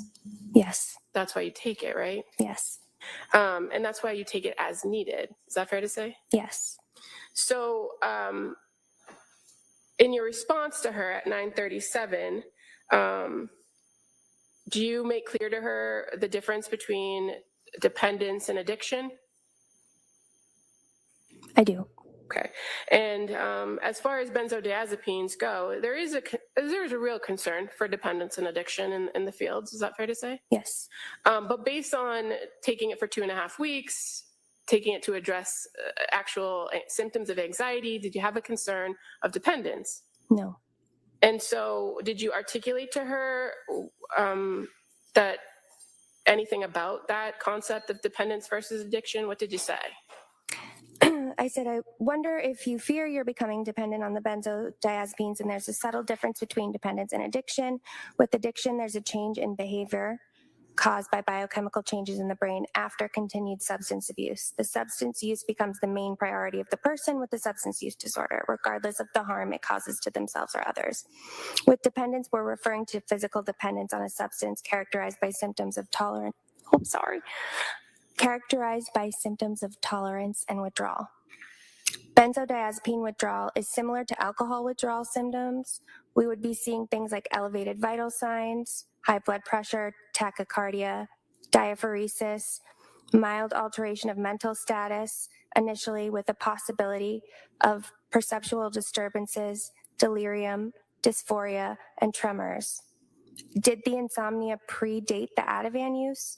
I hear your concerns about the benzos. So my recommendation is do not take them every night. I recommend taking only every other night, and then we will not refill it. And so what's diaphoresis? Sweating. Okay.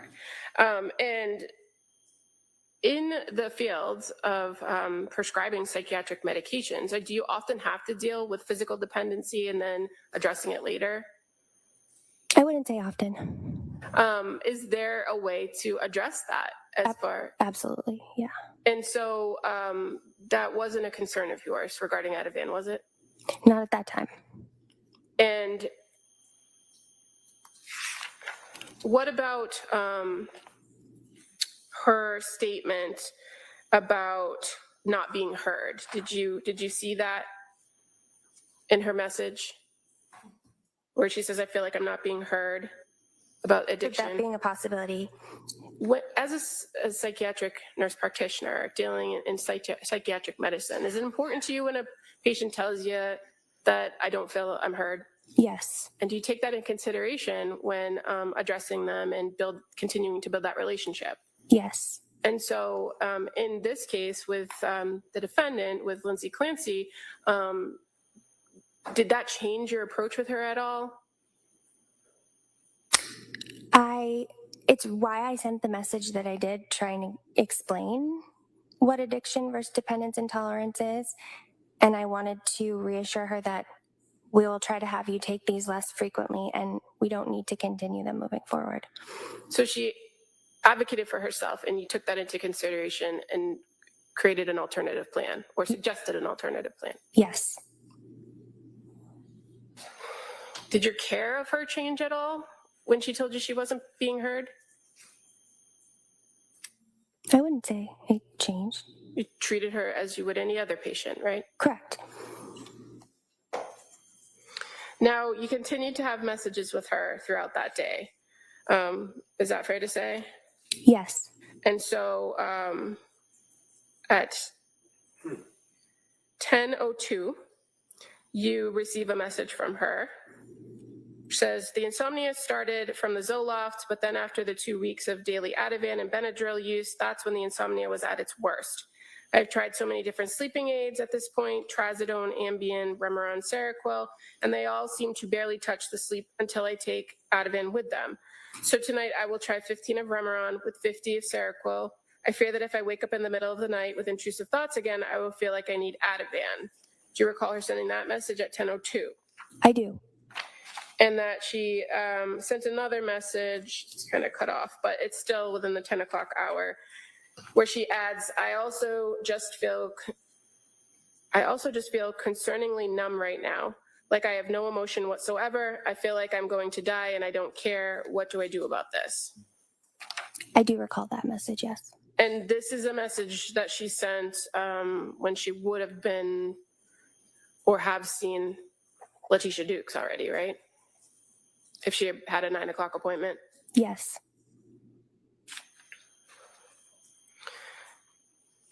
When she sent that message to you, did you respond back to her at 11:35? I did. And with the fact that she talked about being numb and having no emotions, feel like I'm going to die and don't care, what did you do? I said, this sounds like depression and anhedonia. symptoms, I would say if you're feeling unsafe, particularly as we head into the weekend, it is important for you to have information for psych emergency services available to you. And I provided a list of the 24-hour emergency service programs like mobile crisis intervention. Okay. And when you say anhedonia, excuse me if I mispronounced that, what does that mean? Anhedonia is a symptom of depression where people are unable to feel pleasure. You might describe it as feeling numb. They're unable to look forward to things. And in her message where she says, I feel like I'm going to die and I don't care, did you take that as a suicidal thought or suicidal ideation? No. And so did you tell her to go to the ER right away? No. Did you have concerns that she needed to get a higher level of care at that moment when she sent that message? My concern about that statement was that I wanted her to have access to resources if it escalated or if it worsened. So I made sure she had it. Okay. And fair to say you also at the end of that message indicate, are you able to get rest or reach out to your support system so that you can be helpful, so they can be helpful to you right now, and that this is hugely important? I did say that, yes. And 11:41 a.m. she responds, yes, I have support. My parents are here to help. And again, this is 12:02. Does this sound like side effects to Remeron or Seroquel? I have never felt anything like this before.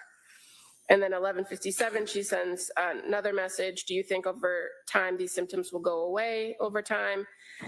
12:04, another message from her. Is there any chance you could give me a call to discuss when you have a minute?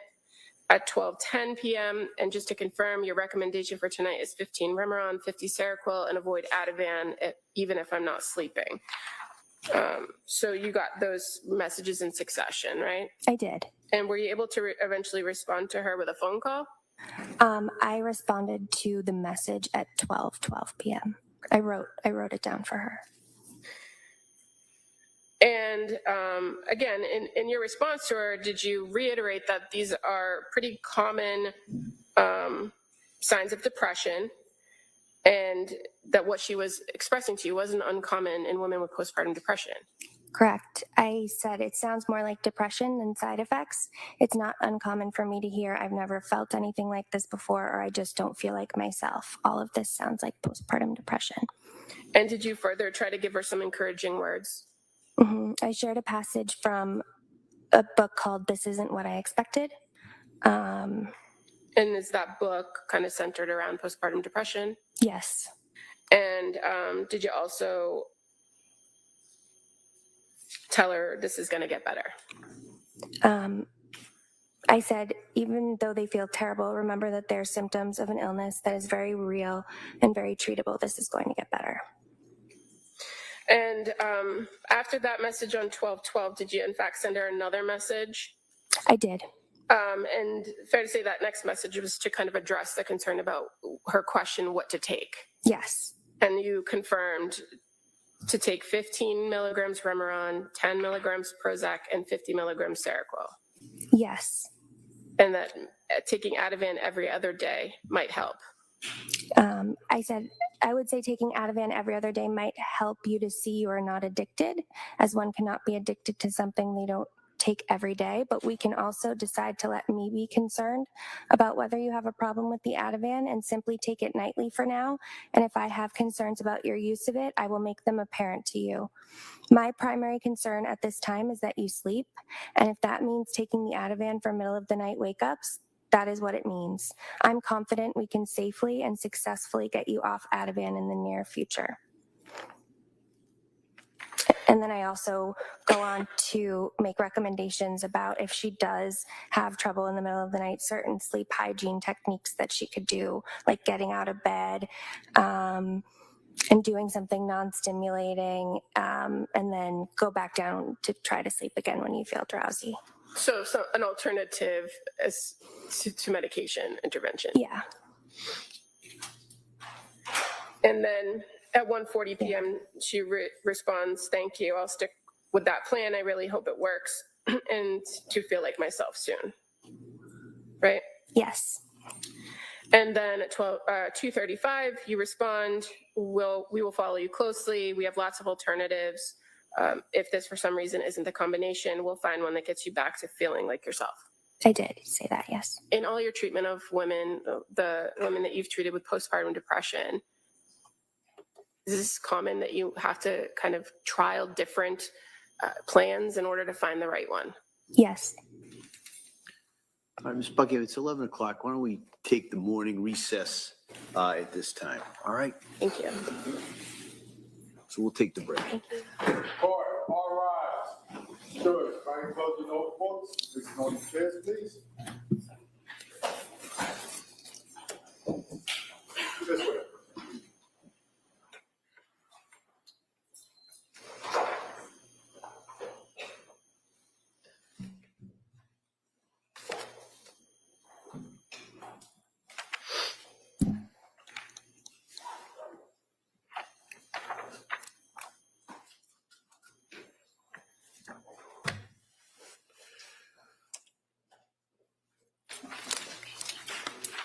All right. Counsel, anything we need to discuss before the break? No, thank you, Judge. All right, so we'll be in recess for the morning recess at this time.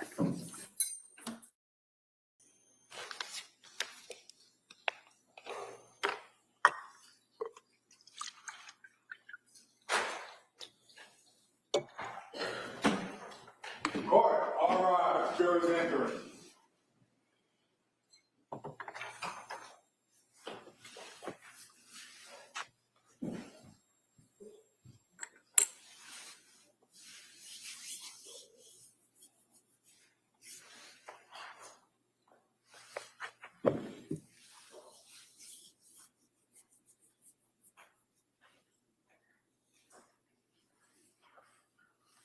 This court's now in session. Please be seated. Your Honor, for the purpose of the record, we return back to the matter of Commonwealth versus Lindsay Clancy. All parties are present, including the 18 jurors. All right. Ms. Buckingham, please. Thank you. Nurse Jollotta, when we broke, we were talking about your interactions via my chart with Lindsay Clancy on December 2nd of 2022, right? Yes. And so the last one on December 2nd at 2:35 p.m. was from you to her. And then on December 3rd, do you recall that a My Chart message was sent on that day at 7:24 p.m.? I do. And you were able to review that message some point after it was sent? I was. And she reports to you basically that she didn't want to wait to let you know some things that were fresh in her mind. And it says, last night I didn't take Ativan. My dose had been the night before at 1 a.m., only slept about 4 hours at the beginning of the night, about 9:30 to 1:45. Then I dozed off for maybe another 45 minutes from 4:30 to 5. Today, all day, I had horrible, intrusive thoughts and felt deeply depressed. I finally took a 0.5 of Ativan at 6 p.m. and now the thoughts are gone and I feel good. You recall receiving that message? I do. Okay. And fair to say there was no more communication between you and her until December 6th. Correct. I believe December 3rd was a Saturday. And you actually were out of the office on the 5th with sickness. I was. But you were aware that Lindsay Clancy did reach out to the office on December 5th. Yes. And that the nurse was able to respond to her to let her know that you were out sick, right? Yes. And Lindsay Clancy responds at 8:30 a.m. that day that she would just reschedule. Lindsay reaches out to the nurse and says that's fine, she'll reschedule, and that she in fact changed her appointment with Letitia Dukes to a virtual appointment for that day, for December 5th. Yes. So on the 6th, when you return, did you have a scheduled meeting with Lindsay Clancy? Yes. And on this particular meeting on December 6th of 2022, do you recall if that was an in-person or a virtual visit? It was an office visit Okay. in person. And so just kind of looking at the note from that day, from December 6th, it says encounter date December 6th. It says filed on December 7th. In the under chief complaint history, do you have it in front of you? Yes. The second paragraph says patient has verbally consented to this video visit. Is that just something that sometimes pre-fills into the narrative? Yes, But your memory was that this was an in-person visit. it was. Was Lindsay Clancy there by herself or with somebody else? She brought in her husband, Patrick. Had you met him before? I had not. Had you talked to him before? I had not. As part of your treatment plan or your course of treatment with Lindsay Clancy, was it your practice to speak with collateral individuals? Yes.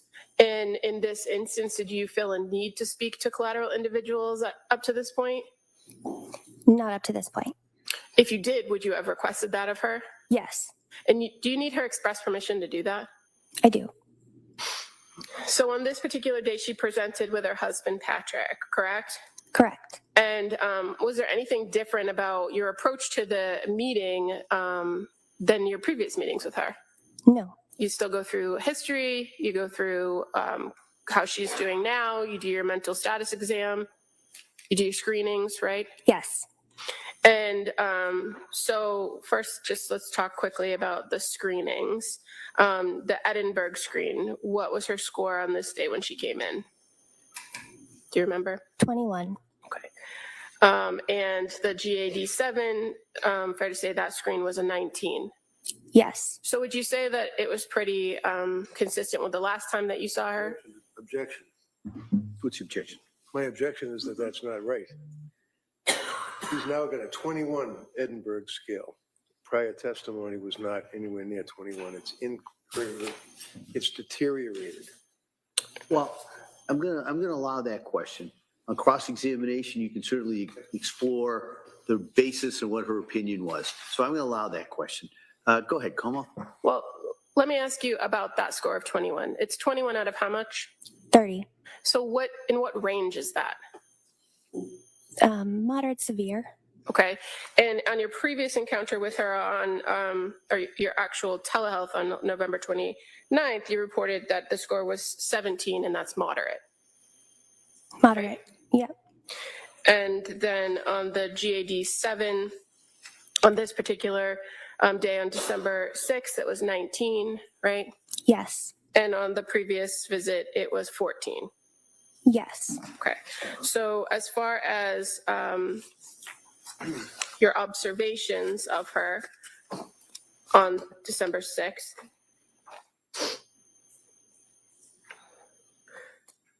did you notice anything different about her speech and language? No. How about her mood? What did you note her mood to be? Anxious. And the affect, fair to say, consistent with mood, meaning anxious, right? Yes. And thought process. Thought process was linear and goal directed. And thought content, did she indicate to you whether she was experiencing any auditory or visual hallucinations? No. Any delusions? No. Any suicidal ideation, a plan, or intent? No.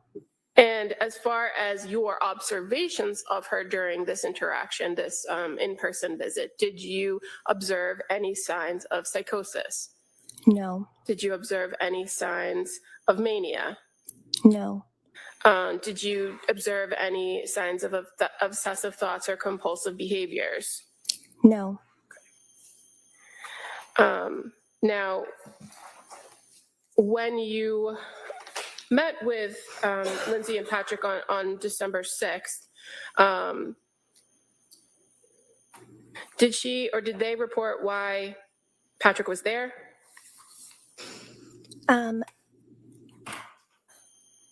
I don't recall if they indicated why he was there. I understood it to mean he was there to provide collateral and support for her. Were you aware that he was coming to the appointment? I don't recall if I was aware beforehand or not.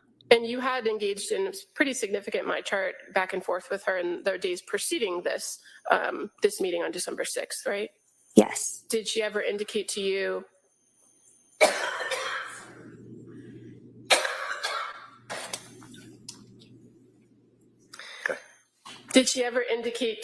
in those messages that she wished to bring him along to one of the visits?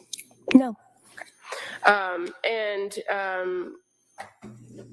Fair to say, when a person brings a collateral and is willing to have somebody speak, you're more than happy to get that information.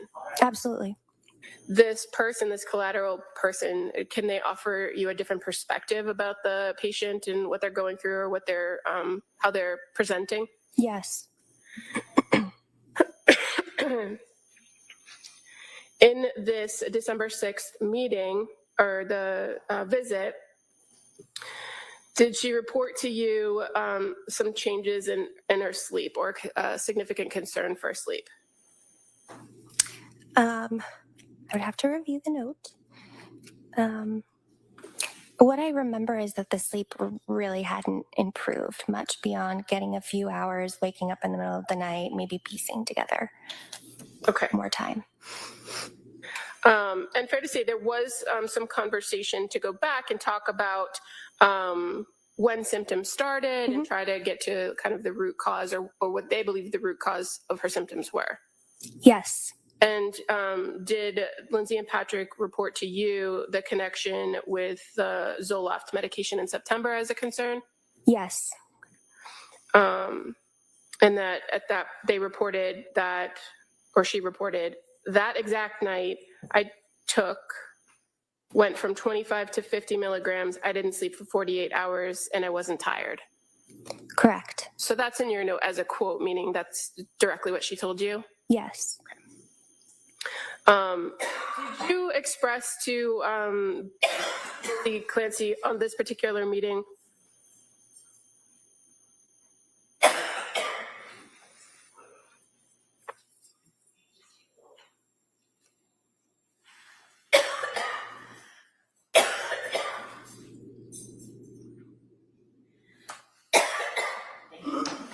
Okay.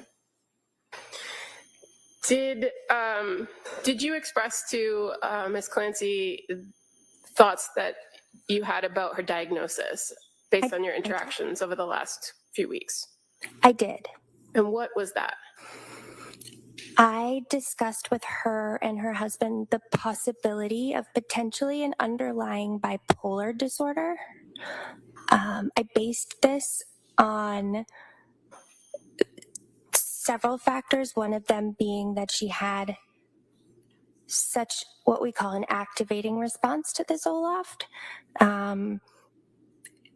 It's unusual for somebody to describe taking Zoloft and then going 48 hours without sleep and not being tired. So that raised my clinical suspicion a bit. And she had been, I would say, having difficulty tolerating other antidepressant medications that we had been trying to have her take since then. And so again, I'm wondering if it's because potentially there might be an underlying, what we call mood disorder, bipolar disorder. And as far as the information that you had about her past psychiatric history, were there any indicators to you about manic episodes? No. So I do recall in reviewing Julie's note prior to meeting with Lindsay, she filled out what we call a mood disorder questionnaire. It's like a screener somebody can do to assess history of mania and bipolar disorder. Lindsay it was a negative screen. So there's 3 questions. One question has 13 different symptoms. You have to score 7 out of 13 on question 1, but also in question 2, it asks about, are the symptoms happening at the same period of time? And then it asks about any functional impairment from the symptoms. So I recall The 3 symptoms she did endorse were not sleeping for that period of time with the Zoloft and not feeling tired, having racing thoughts, and trouble concentrating. None of the other symptoms did she endorse. They did occur at the same period of time. And I don't want to be inaccurate, so I can't remember what she said for functional impairment, but I believe it was minor impairment. Okay, and so the fact that those were reported, Mm-hmm. but ultimately the full screen revealed negative for potential mania. I did also consider, though, that the MDQ is less specific when it comes to bipolar 2 or bipolar not otherwise specified. There's bipolar 1 and bipolar 2. Both have mania symptoms as part of the diagnosis. Bipolar 1 is usually more severe in that it's typically, a patient might be hospitalized or it causes greater functional impairment. Bipolar 2, it's a shorter duration and typically less functional impairment. And as far as determining diagnostically whether somebody might be presenting with bipolar disorder, is there a particular tool you use in your trade to try to assess that? Typically something like the MDQ, and then you'll do more of an interview asking the patient about symptoms specifically and if they can ever recall a time where this may have happened in the past, because sometimes patients can't always remember when they're manic. So I was glad to actually have Patrick in the visit because he could sort of help us look at Lindsay's history more longitudinally, or at least since the time he knew her. Okay. And as far as, so those tools that you're talking about, the MDQ and kind of screening tools that you use in practice, is there another tool that you use to assess whether a person meets particular criteria to be diagnosed with bipolar 1 or bipolar 2?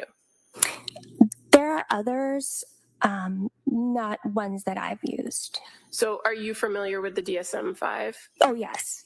Okay, so while that's not the end-all be-all, it is a guide that tells you specific criteria, how to determine if episodes are manic or depressive, right, when it comes to bipolar. Yes. The difference between mania and hypomania. Yes. And so while you noted that there were some concerns reported, did what was reported to you rise to the level of diagnostic criteria for bipolar disorder?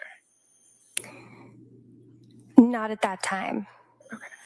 And when you explain this to them, your thoughts about her reactions to the medication and these reported prior symptoms, did Patrick and Lindsay seem receptive to your diagnosis? I recall Patrick saying my wife is not bipolar. Lindsay looked at me. She did not say anything. Okay. And was this the first time in this meeting on December 6th where you broached that issue or mentioned that? Yes. Did the conversation continue about symptoms and managing symptoms after that? Yes. Were you able to get any more specific information from Patrick during that meeting? Not what he said particularly, but did you get additional specific information that kind of helped you assess whether you would change your diagnosis at that point? No.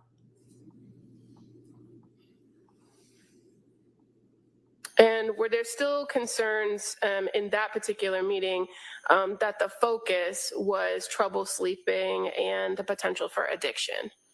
Yes.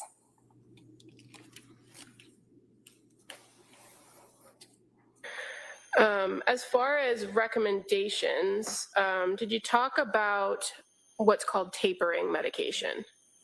Yes. And what were your recommendations regarding tapering? So we talked about her concerns about the benzos. And we decided to come up with a plan to taper off of them. And the last that had been reported to you via the MyChart messages was that she tried not taking it at all, ended up having horrible thoughts and felt deeply depressed, then took it and felt better. Right? So was it realistic to recommend completely stopping? No. So what is a taper? Like, why do you recommend tapers? I recommend tapers to slowly get somebody off of something. And tapers can be useful because we might have somebody at a dose and they might say, oh, I'm too anxious to stop this, or I'm not ready to step down to another level, and we can kind of keep them on it longer. But at this point, since I had met her on November 29th and throughout the MyChart messages, there was multiple concerns voiced about benzodiazepines, and again in this visit. So I even did what's called a CWA assessment, which is something we use to determine if somebody's having actual withdrawal from benzodiazepines or alcohol. Again, I really wanted to show her I was assessing this and taking this seriously. When you say CWA assessment, is that an acronym for something? Yes, so it's What are the letters, just for the record? CIWA.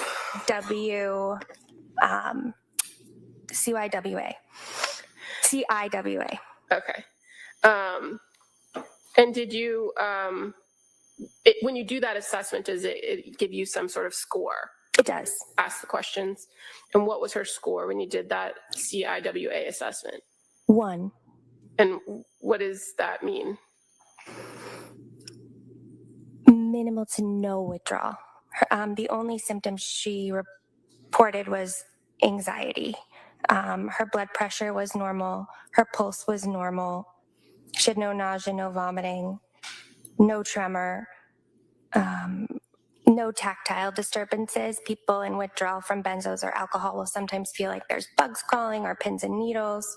Auditory disturbances, so hearing things, seeing things. No sweats, no headache. She was oriented. Okay. So with that, and knowing that she wasn't in withdrawals for Ativan, did you still recommend the taper and an alternative? I did. What was that? I recommended Valium. The reason I recommended this is she had discussed rebound anxiety with me at our very first visit, feeling that rebound anxiety above her baseline once the benzo wears off. Valium has an extremely long half-life. It can, as in like 100 hours. It has a longer clinical duration of action. So I wanted to offset the chance that she would experience rebound anxiety. And it's often used when we're tapering somebody on shorter acting benzos. It's common practice to switch to longer acting benzos to do this. And did you also have conversations about the other medications that had been at issue, the mirtazapine and the Seroquel? Yes. What did the defendant, what did Lindsay Clancy express to you as far as Seroquel?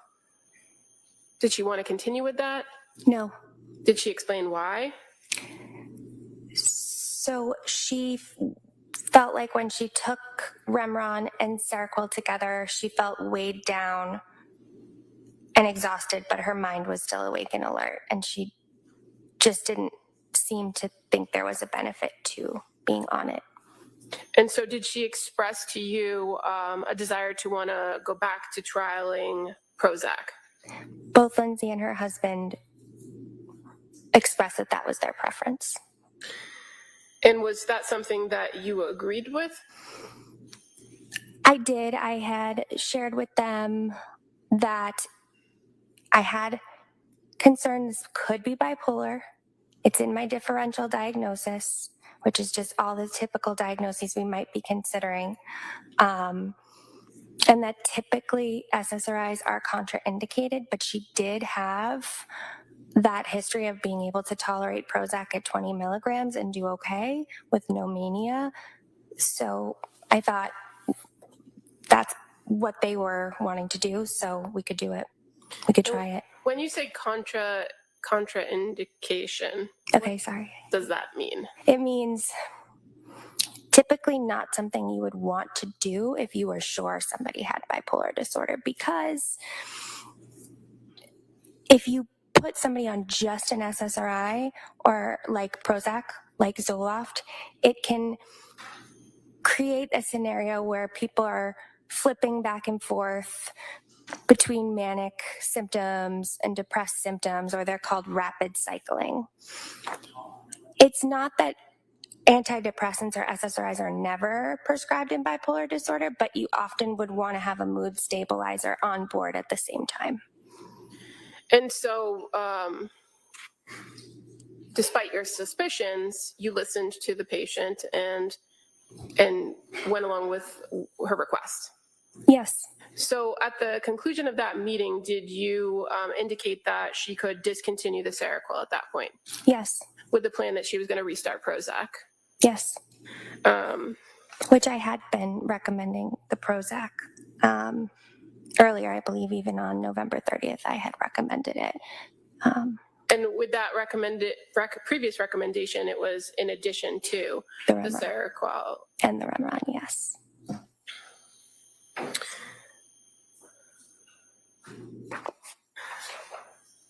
So after this meeting, on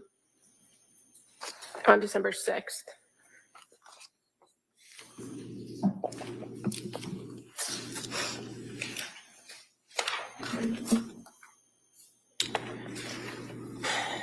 did you have additional communications with Lindsay Clancy via the MyChart messaging on December 7th? Yes. And fair to say that those communications started as early as 9:48 a.m. when she sent the first message, right? Let me just make sure.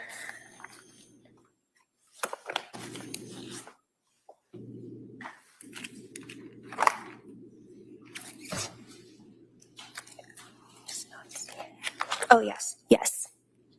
So on December 7th at 9:48 a.m., she sends a message saying, "Hi, Rebecca, last night did not go well at all. I took the Valium and melatonin and only slept from 9 to 1. Then around 2, I got desperate and took 25 milligrams of Benadryl and only slept about 1 more hour. What can I do? I really need help." So that was the message that you came into on December 7th, right? Yes. And did you respond to her in the messaging app? I did. And what was the response? I'm trying to find the sequence. Yeah, 10:19 a.m. I think it's cut off.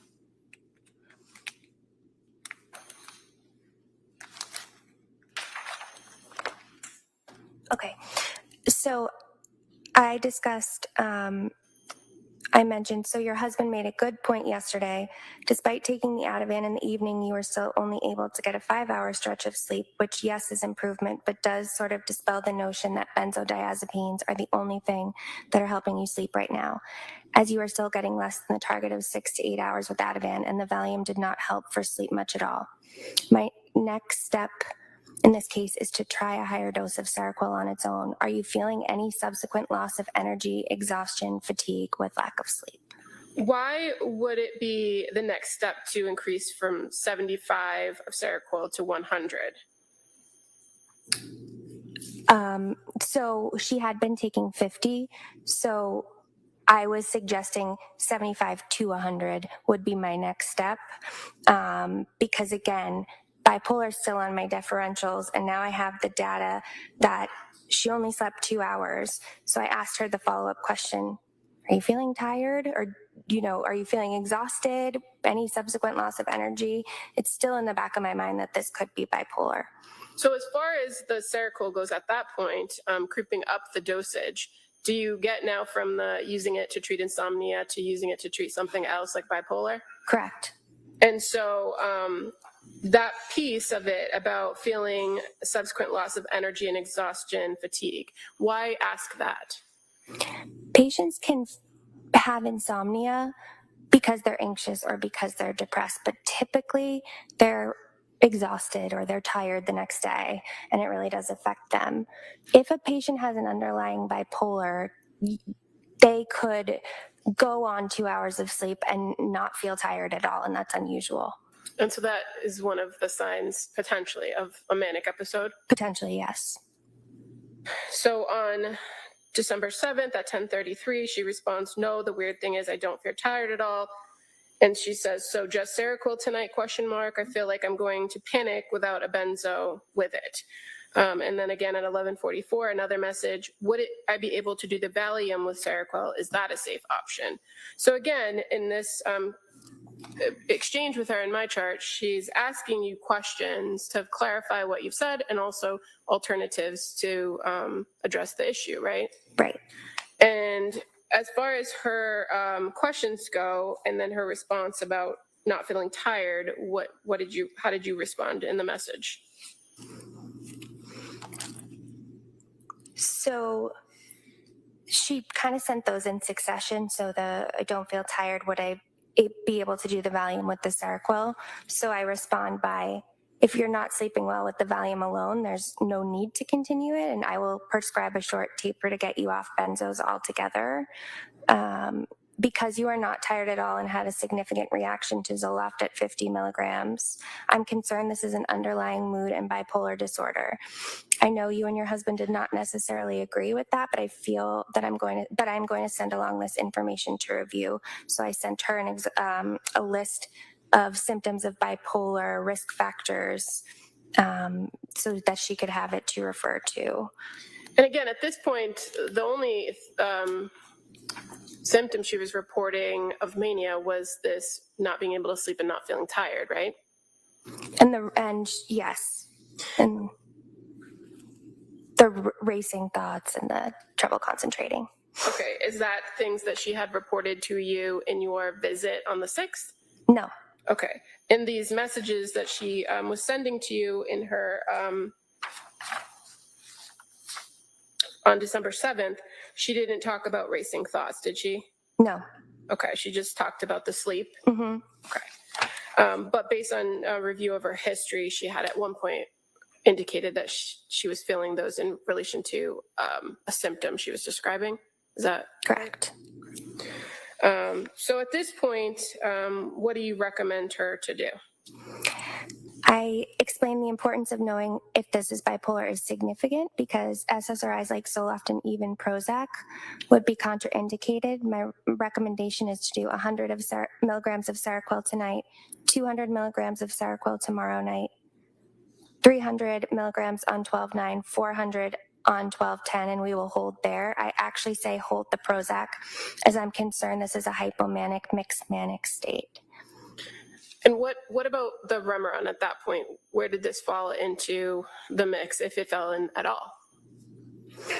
I had recommended a very short taper on December 6th. I think I advised her to take half of a 7.5 milligram tablet for 3 nights, but in her message to me on December 7th, she had not taken it that night. So I had assumed she had just stopped that entirely. Okay.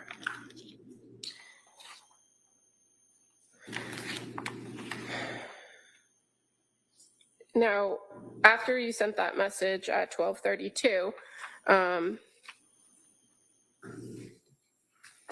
did she respond at 2:53, indicating that she would stick with that plan and that she said she needed a refill on the Seroquel because she only had 30 25 milligram tablets? She did say that. There were actually a few earlier messages as well that day. I provided an alternative. One as an option, it quickly came into my mind, oh, we're thinking about Prozac. We could add Zyprexa on board because there's actually a combination pill of Prozac, Zyprexa. The brand name is Symbyax, and it's for bipolar. And I said, for our purposes, we can prescribe them separately and take them both for the same effect. And I asked her to let me know which one she would prefer. And she responded, I think I would like to do the Seroquel with the Valium taper.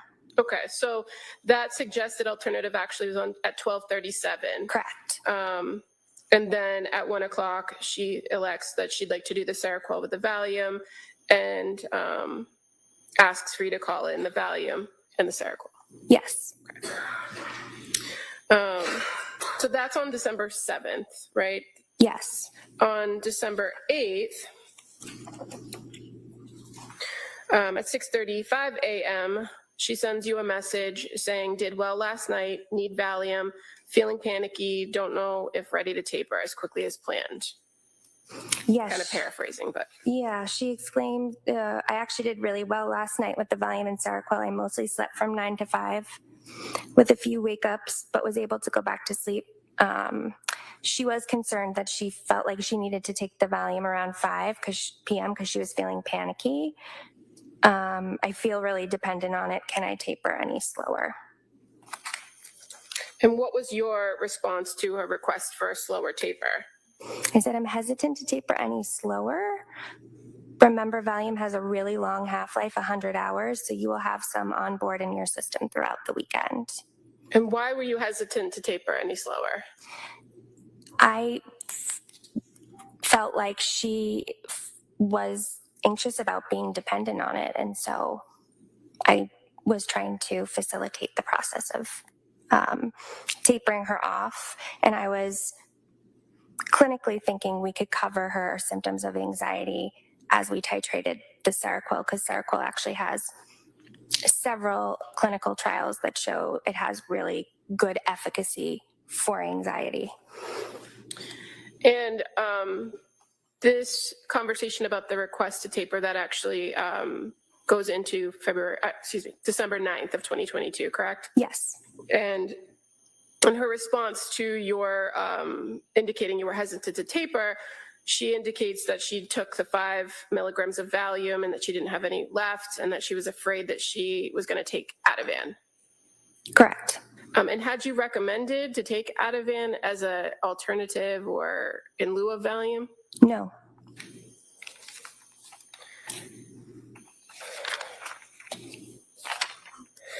Were there any more communications on that day, December 9th of 2022? Yes. What were they? Later that afternoon, Lindsay and her husband called. Okay. And so did you, fair to say they called the clinic, leave a message, and then you called them back? Yes. And when you called them back, what was the nature of that conversation? What did you guys talk about? Her symptoms, we discussed that the plan was to taper the Valium over the weekend, but they both agreed that Lindsay's symptoms were too acute. She's sleeping better, but still waking up with panic symptoms and intrusive thoughts, feels numb, has thoughts of SI, but no plan and no intent. I encouraged her to engage with women and infants in Rhode Island to complete an intake for a partial hospitalization program. But she was able to contract for safety over the phone with her, with the 3 of us on the phone, that she didn't have a plan, no intent, that she would reach out if needed. I did agree to continue the Valium until our next appointment, which was scheduled for 12/13. I prescribed it as 5 milligrams, but I advised her she could take a half tablet twice a day, so 2.5 milligrams twice a day. So walk me through that. She had she had indicated to you that she wanted to slow the taper. Yes. And then you said, no, that wasn't a good idea. Right. And then on the 9th, they call you and say that she doesn't want to taper. She wants to stay where she is, right? I think it was that same day. The messages were earlier in the day, and then later in the afternoon around, it's noted at 16:10, so 4:10 p.m. that she and her husband then called, advocating to stay on.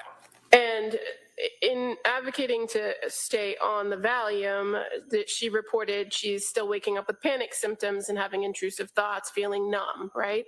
Yes. So in addition to agreeing to continue the Valium, did you make a recommendation about the Seroquel?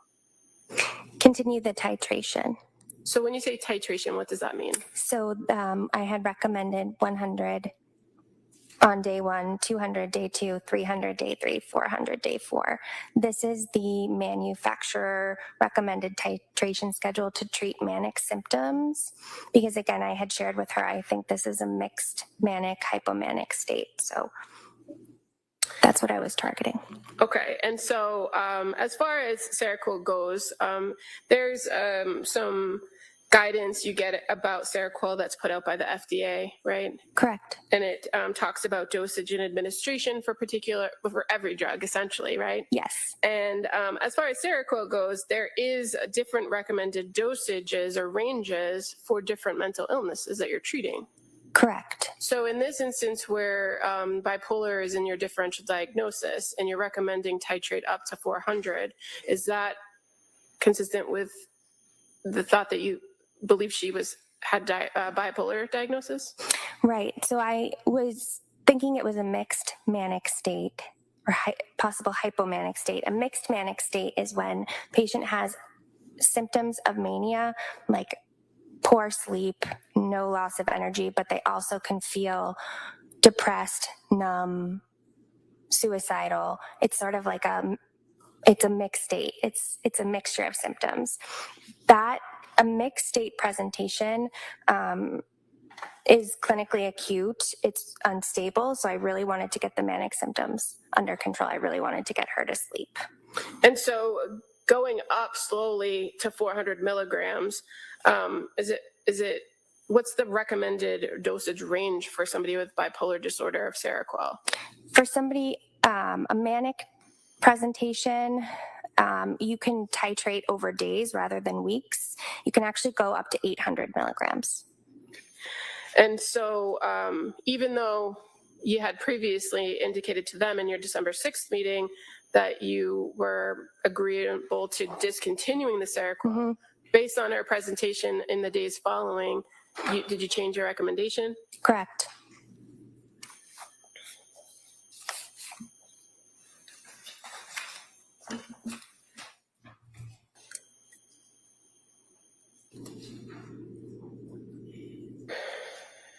And with the increased Seroquel that you had requested as of December 9th, she was reporting sleeping better, right? Correct. And that had been something that had been a recurring concern in your interactions with her, sleep? Yes, my understanding was that she had been sleeping poorly since October.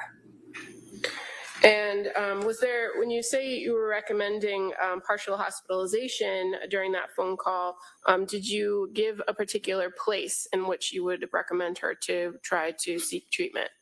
Women and infants. And that's in Rhode Island? Rhode Island.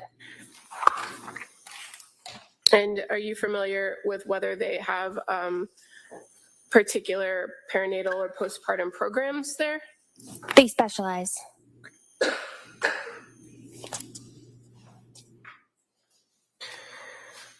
After that call with the Clancys on December 9th, when was the next time you had contact with Lindsay? December 9th was a Friday, so I believe it was Monday, December 12th. Now, people are able to send my chart messages all hours of the day, every day of the week, right? Correct. But in this instance, you did not receive any messages over the weekend? No. So the next my chart exchange was actually on December 12th of 2022, correct? Correct.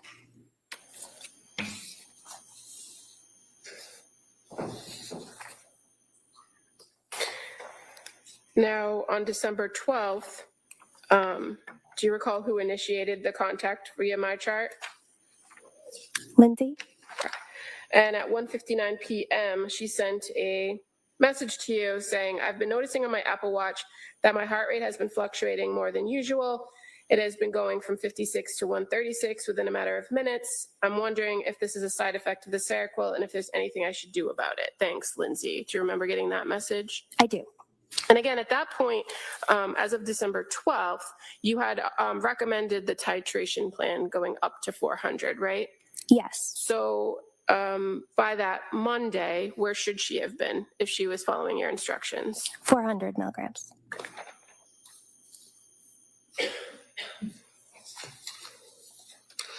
And did she report to you whether she took 400 milligrams of Seroquel? She reported she was taking 200 milligrams. Did she say why? No. But your recommendation was that she should have been up to 400 at that point. At that point, yes. As far as the concerns about the fluctuating heart rate, were you able to address that with her in a response? Yes.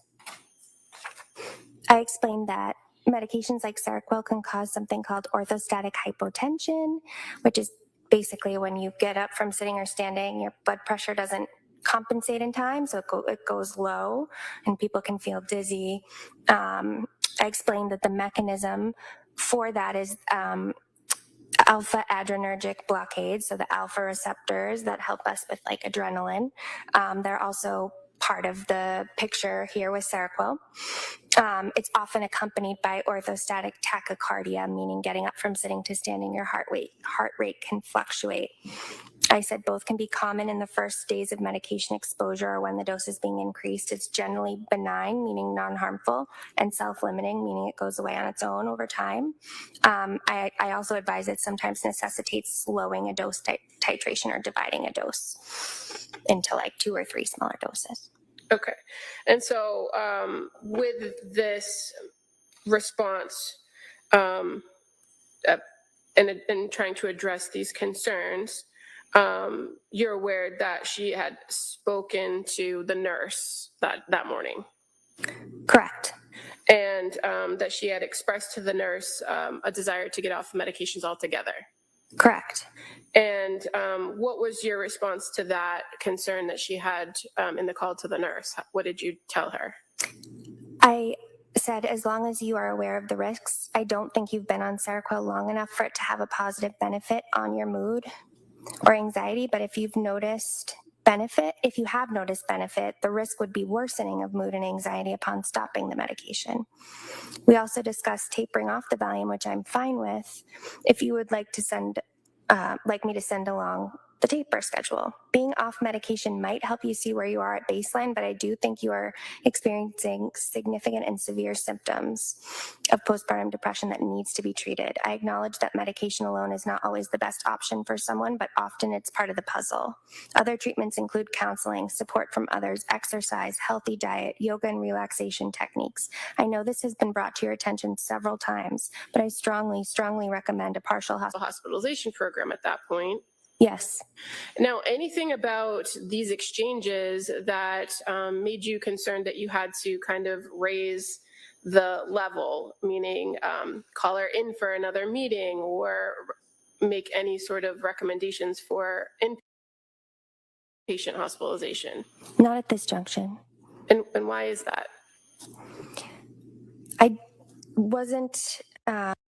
She wasn't reporting any acute safety concerns in these messages at this point.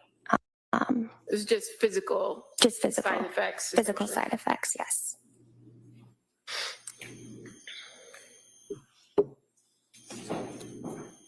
So the messages continued on December 12th, correct? Correct. So at 2:44, Lindsay messages you saying, "Thank you, Rebecca. It does seem to be orthostatic, and I'm glad to hear that it's benign and known side effect." And then she tells you a little bit more about the prior nights, right? So she says, "So the last 3 nights I've taken 2.5 milligrams of Valium and 200 of Seroquel. I have to say that I do like the way it makes me sleep very deeply and soundly for around 7 to 8 hours, but I don't like the way I feel in the morning and most of the day. Incredibly depressed and unmotivated to do anything at all. What would you recommend for tonight?" Is that the next message after you explained to her the side effects? Yes. Okay. So for 10 p.m., you respond to her, don't you? Yes. And what did you recommend to address those concerns about incredibly depressed and unmotivated? So at this juncture, I recommended at least continuing the 200 of Seroquel because at least now she's sleeping. So I felt like although I had recommended getting up to 400, we had gotten sufficient activation symptoms down. She was sleeping. And the 2.5 of Valium. I advise that we need to give time for Seroquel to work for your mood. Let's continue to accumulate good nights of sleep, as this can only be a good thing in terms of recovering and feeling better moving forward. I would say take them tonight, and we will discuss further at our visit tomorrow. And you had a visit scheduled for December 13th, correct? Correct. The message continues on that day where at 7:17 p.m. where she says, okay, thank you. I need to make our visit virtual tomorrow. I will not be able to make it to the office. Can you please change it to that? Is that Yes. right? Yes. So after having met in person with her on December 6th, having had subsequent communications with her through the date of December 7th, and kind of, again, changing a little bit about the medication plan, and having further communication with her on December 9th and now December 12th, the plan was for her to, again, come in person on the 13th, correct? That was my recommendation, yes. Why did you recommend in person at that point? This was somebody who was communicating with me every day, and I did feel that she had significant symptoms of depression, some mixed symptoms with mania, anxiety. I felt that her symptoms were severe and significant enough that I wanted to touch base with her weekly, and I wanted to see her in person. But again, I was okay with her doing virtual because I'd rather see her and lay eyes on her and try to treat her than not see her at all, if that would have made her just cancel the visit outright. Because generally you do the same thing whether you're in person or virtual, right? As Right. far as getting the history, going through symptoms, asking how they're feeling, doing the mental status exam, Right. right? Mhm.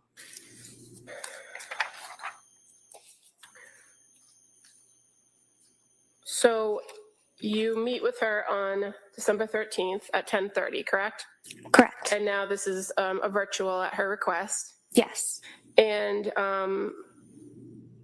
do you revisit with her kind of the recent events and the timeline of the changes that you've gone through the MyChart messaging?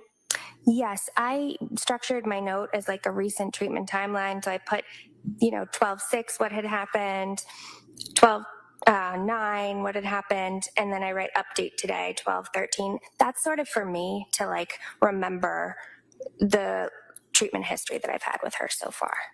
Okay, because while the MyChart messages are available to you, they might be in a different place, right? So they're not all contained within your same note. Right. So I made note of, again, our visit on 12/6. I made note that she and her husband had called me on 12/9, and then I made note on the 13th. So I wasn't documenting all the MyChart messages, but just sort of my visit history with her and phone calls. Okay. And so when you saw her in this virtual visit on December 13th, was she reporting improvement in her sleep?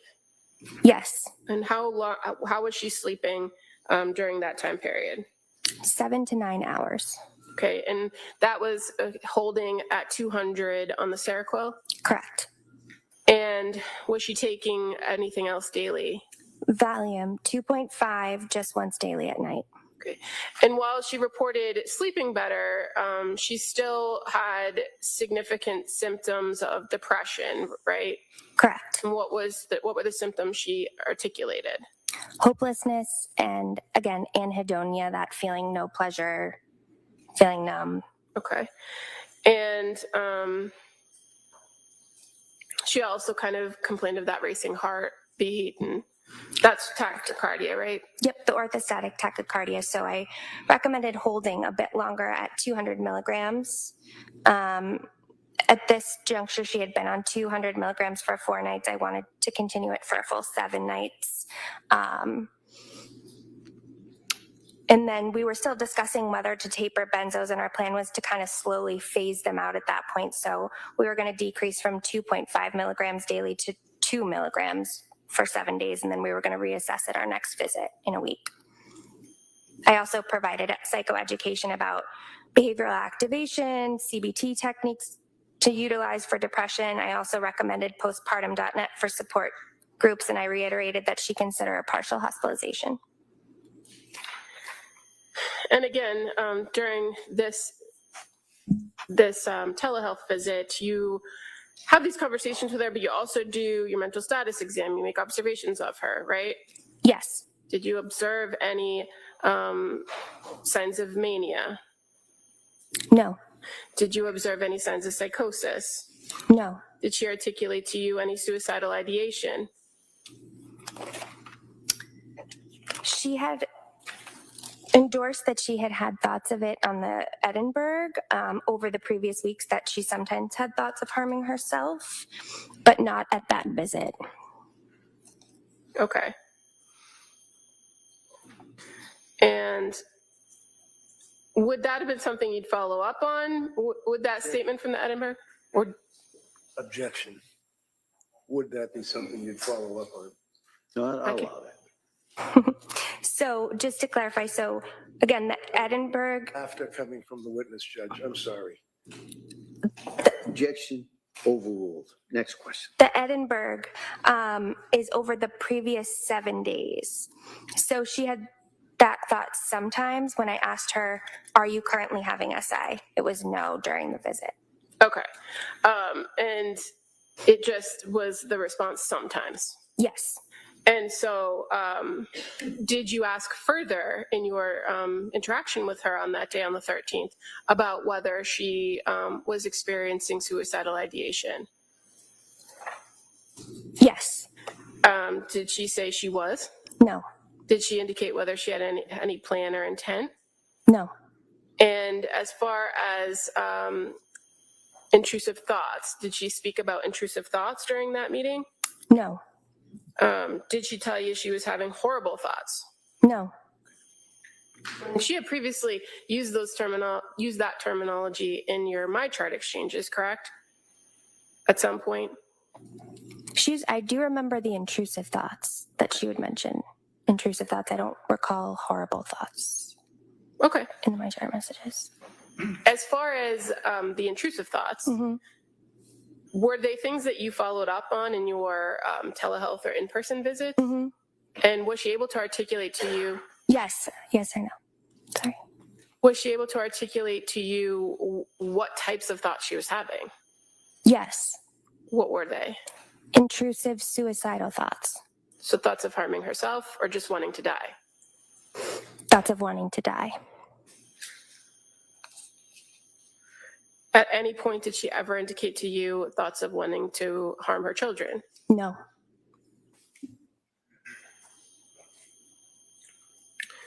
So at the conclusion of this visit on December 13th, what was the plan? The plan was to continue Seroquel 200 milligrams and Valium 2 milligrams. Okay.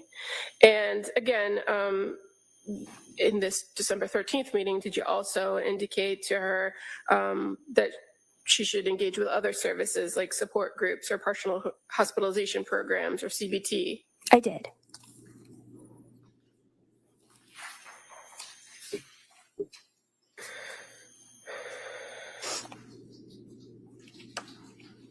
Do you recall whether you received any MyChart messages from her after that visit on the 13th?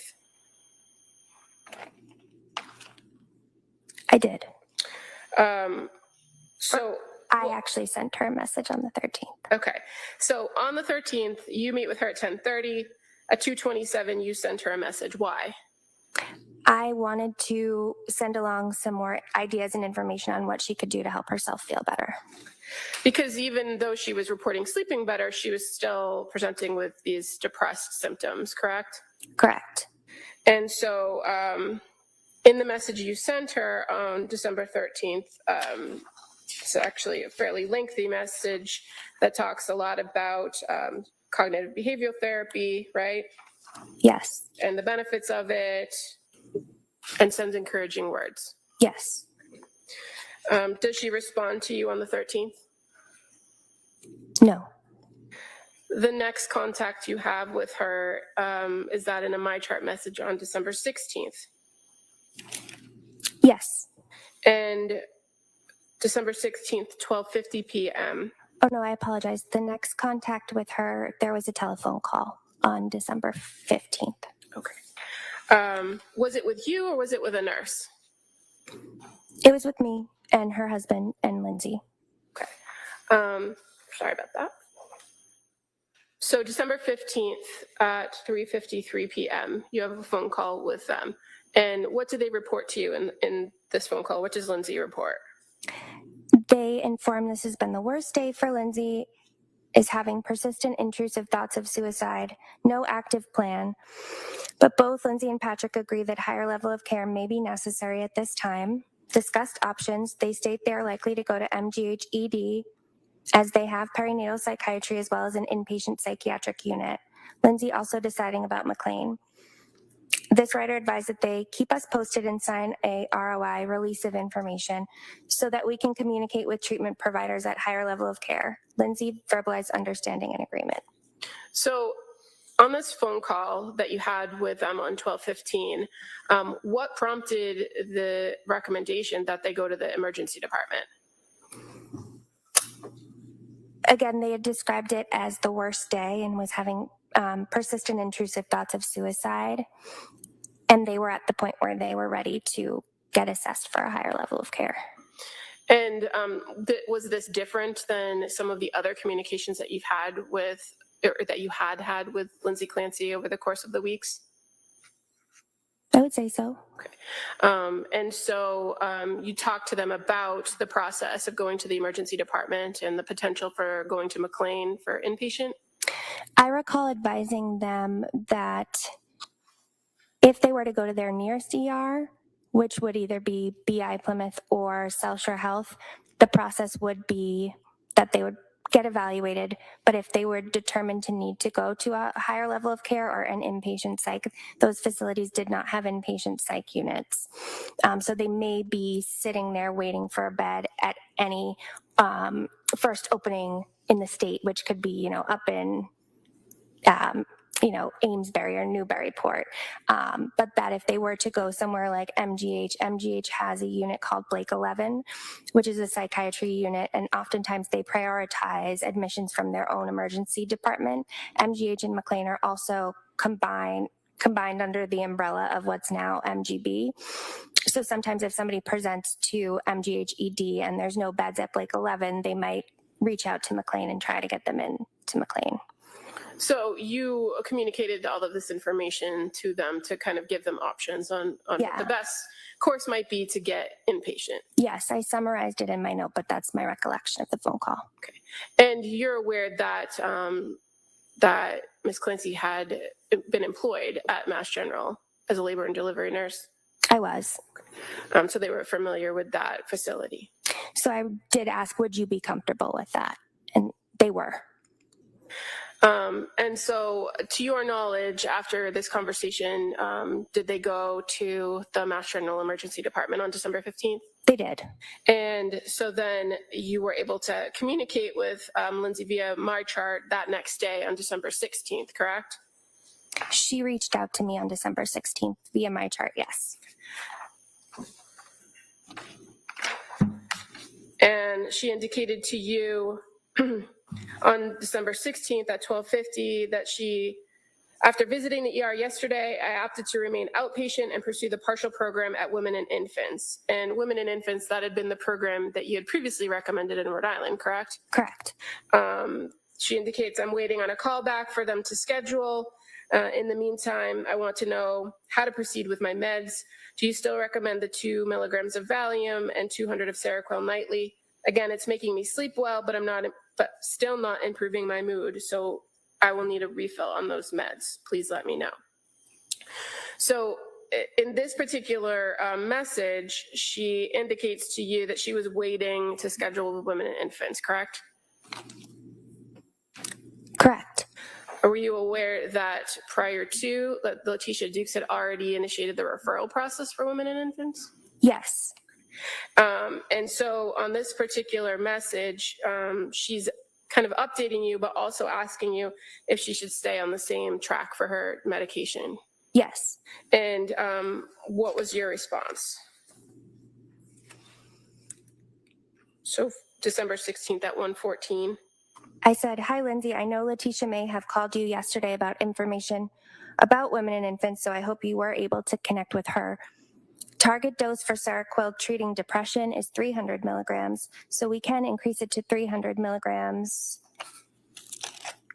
if you are willing. Yes, continue the Valium. Let me know what you think.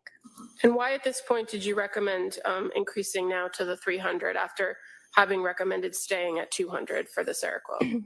The FDA recommended dose for treating depression, bipolar depression, Seroquel is 300 milligrams.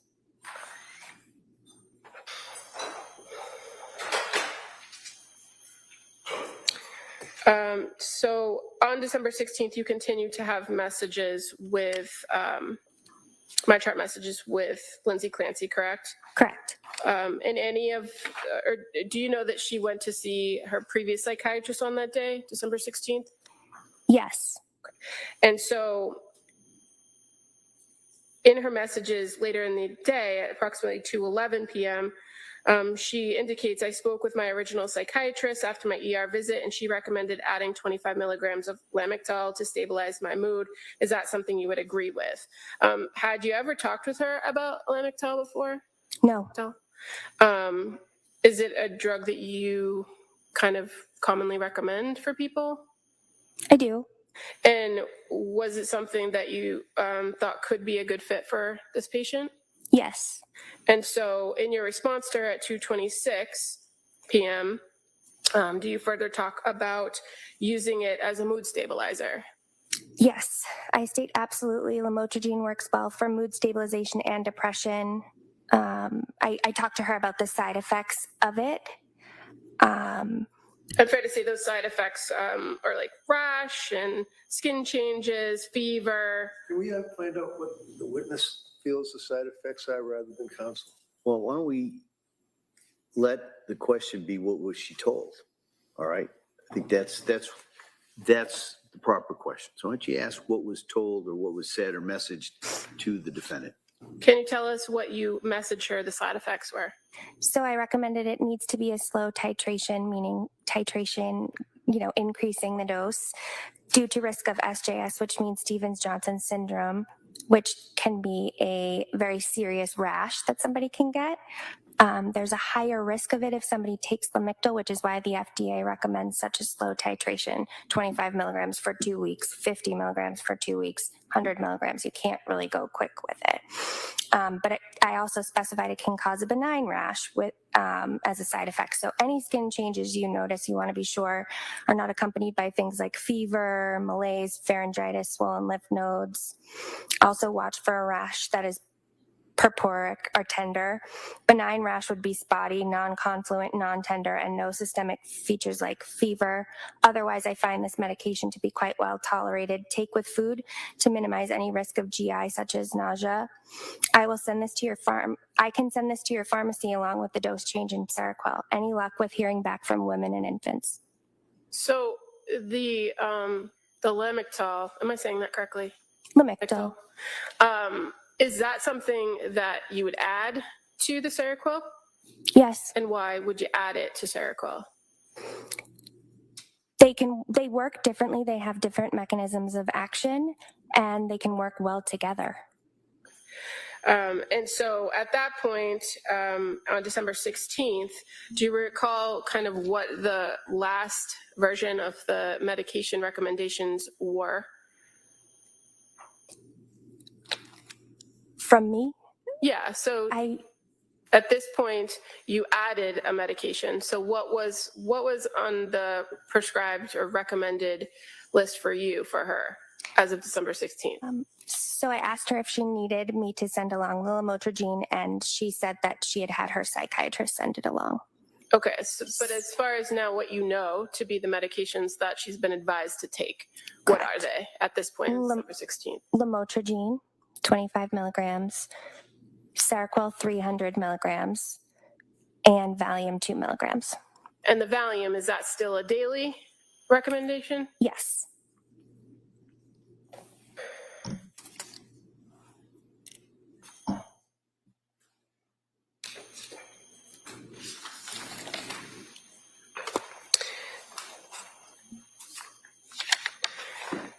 At the end of that message that you just read, you asked her if there was any luck with hearing back from women and infants, correct? Correct. Did she respond to you in a message about what was happening with the women and infants? The next message at 2:33?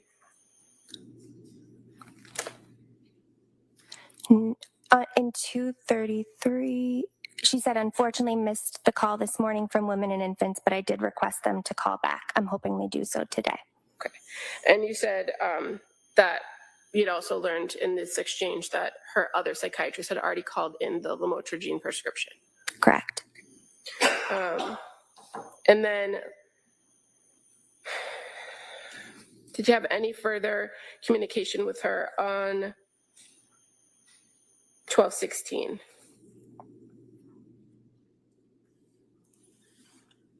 I said, okay, sounds good. I hope so as well. And that was it.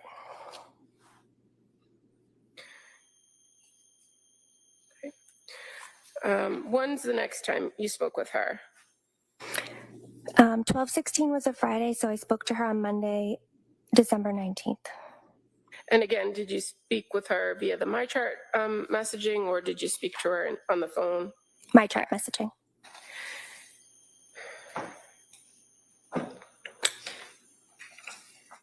And were you aware that on December 19th she had another appointment scheduled with Letitia Dukes for that morning?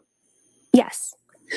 And in your communications with her via MyChart, they started at 11:04 a.m. on December 19th? Yes. And does she indicate to you in that message that she is starting with women and infants partial hospitalization tomorrow, meaning the 20th? Yes. And that she's concerned because she has an appointment scheduled with you already, and she's asking what she should do about that, correct? Correct. And what was your response to her? So she has an appointment, but should be in the program. Should I call and cancel or reschedule because she thought the program would be starting her medication? I said, I'm so glad you were able to get into the program this week. That's great. So feel free to call and reschedule. The only issue is that I am on vacation next week, so it might be 2 weeks out that we touch base again. If that's okay with you, let me know what you think. Okay. And her response at 1:24 that says, I think since I'll be followed by women and infants, that 2 weeks out will be okay. My only concern is potentially needing more Valium before that. I'm trying my best not to take it at night, but have still been taking 2 milligrams every other night. Can we refill that just in case I continue to need it, right? Right. So at that point, when she sends that message saying she needs the new prescription for Valium, was that in line with the recommendations you made for a taper of Valium? I had recommended that she take it daily. And so in this, she indicates to you that she's trying not to take it at night, but taking it every other night. Mm-hmm. Correct. And on December 19th, you respond, sure, no problem. When will you be out of Valium? And she responds, I'll run out tonight. And then you agree to send in a refill. Yes, I wanted to make sure she had an appointment rescheduled with me, and then I would refill enough of the Valium to get to that next appointment. And so did you refill the prescription based on what she reported she was taking, or what your recommendation was that she take of the Valium? What my recommendation was that she take.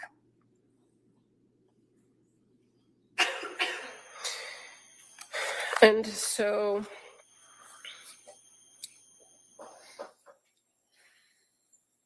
do you recall receiving a message on December 20th via MyChart from Lindsay? I do. And she reported to you that she had been discharged from women and infants that day, correct? Correct. And that they recommended she find help getting off the Seroquel, and that she was indicating that she'd like to taper the Seroquel. Yes. Did you respond that day or the next day? The next day. Okay. Her message came in at 8:05 p.m., so I responded the next morning. Okay, 10:57. Yes. And what were your thoughts about her report that she was discharged and the recommendation for tapering the Seroquel, or getting off the Seroquel, I should say. I said I'm not opposed to that. However, I'm concerned she discharged you, as I do feel you could benefit from the groups and added support separate even from medication changes. In fact, if we're not going the medication route, I think groups and therapy are the treatment needed, as I feel the intrusive thoughts you've been having are nonetheless concerning, and I know they've caused you considerable distress. I'm also on vacation next week, so I'm hesitant to start a taper when I am not available to you for questions and concerns. Again, I'm open to starting a taper, but I want to be available to you as it happens. You mentioned you are connected to your previous psychiatrist. Would that be someone to consult as well? And so when you sent this message at 10:57, were you opposed to the idea of tapering the Seroquel? I understood that it was helping her to sleep, and I also understood that she felt as though she was still depressed, and she wanted to come off of it. And in this correspondence back and forth on the 21st, was there any conversation about the lamotrigine and whether she took it as a mood stabilizer? No. As far as coming off medication, was that something that you thought might be a good option for her? As I had expressed to her, I was hesitant. It could be done, but she would need a lot of what I would recommend to be group support, therapy, other types of treatment. At that point, based on your interactions with her through the clinic, through all the messages, through the meetings that you've had, were you aware of whether she was getting any other support, like groups, other than Letitia Dukes and yourself? No. And this partial... I apologize. Is she aware or no, she wasn't? She just said no. If you could just, Are you aware of whether she was? I was aware it was recommended. I was not aware that she was interacting with any groups. And the South Shore Perinatal Behavioral Program, you have groups that are offered through the clinic, correct? At that time, we did, yes. And if she was attending groups through the clinic, would that be something that you would have access to or be noted in her records? Yes. And as far as your communications with her, did she report to you that she was attending any sort of groups or therapy at other places in the community? No. The only person you were aware of that she was communicating with was her previous psychiatrist, correct? Correct. And that's why you made that recommendation to consult with her? Correct. And what's your concern, or what was your concern for not being available to her while you were on vacation with a taper? I wanted to be there to evaluate if the taper was going okay, if she was suddenly having a hard time sleeping again. So maybe I could recommend that we go back up, or, just to reassure her, to be there for her while this was happening. In your prior communications with her, she was very communicative with you about symptoms, about issues, about concerns, correct? Correct. And if you're on vacation, are you responding to my chart messages? No. There would be someone that would respond. It would have been my nurse, and they would have consulted with the two other, and Julie, I believe her last day was the 22nd, but they would have consulted with the other NP there, but I would not be available, no. And you were invested in this patient's care, weren't you? Yes. So on December 21st, after you made that recommendation that she not start the taper while you weren't available or consult with her other psychiatrist, did you get a response from her at 3:57?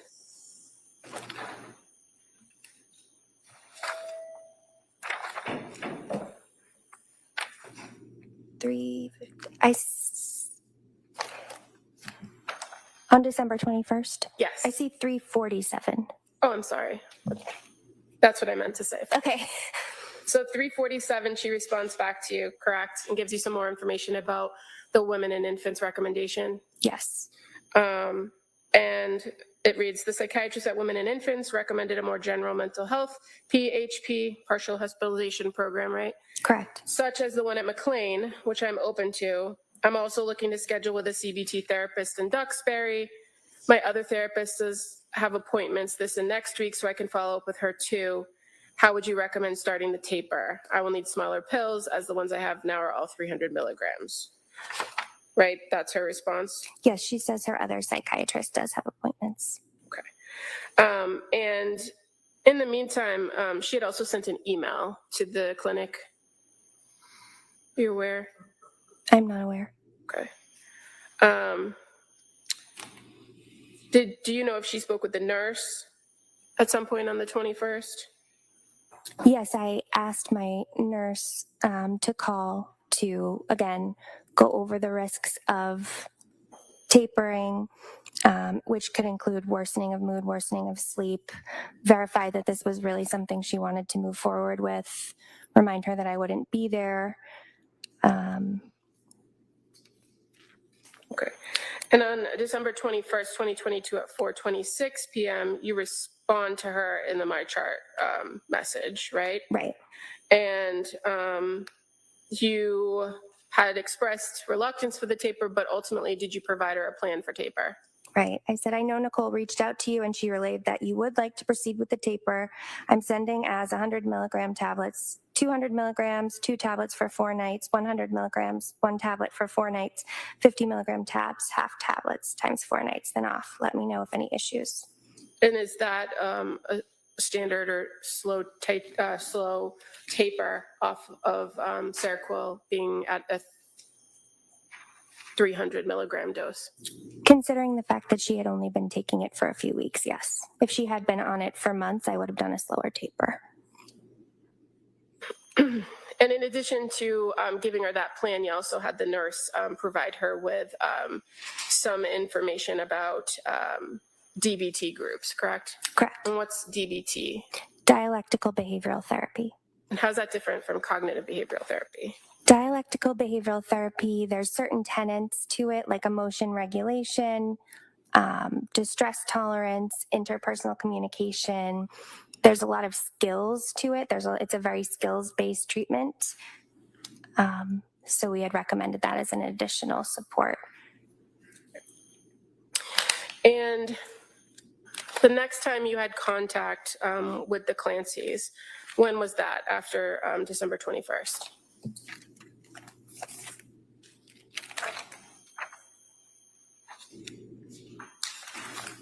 I believe that was my last contact with Lindsay. Okay. As far as the perinatal behavioral health clinic at South Shore, you're aware that on December 30th, Patrick Clancy called in about his wife. Correct. And that he spoke to a nurse, Katrina Melanson. Yes. And the record reflects that he reported that she was safe, right? But she'd like to go to McLean. I do recall that. And he was advised to take her directly to the emergency department. You can't just go there to McLean, right? Right. In your experience. In my experience. And that he said he didn't want to waste a day in the ED. Is that your recollection of the record? That is my recollection of the record. And that he was looking just to get the bed that was offered the last time on December 15th. Yes. And it's fair to say that that's not how the process works?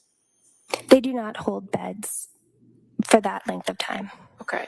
And so then he was advised to take her to the emergency department or call 911? Correct.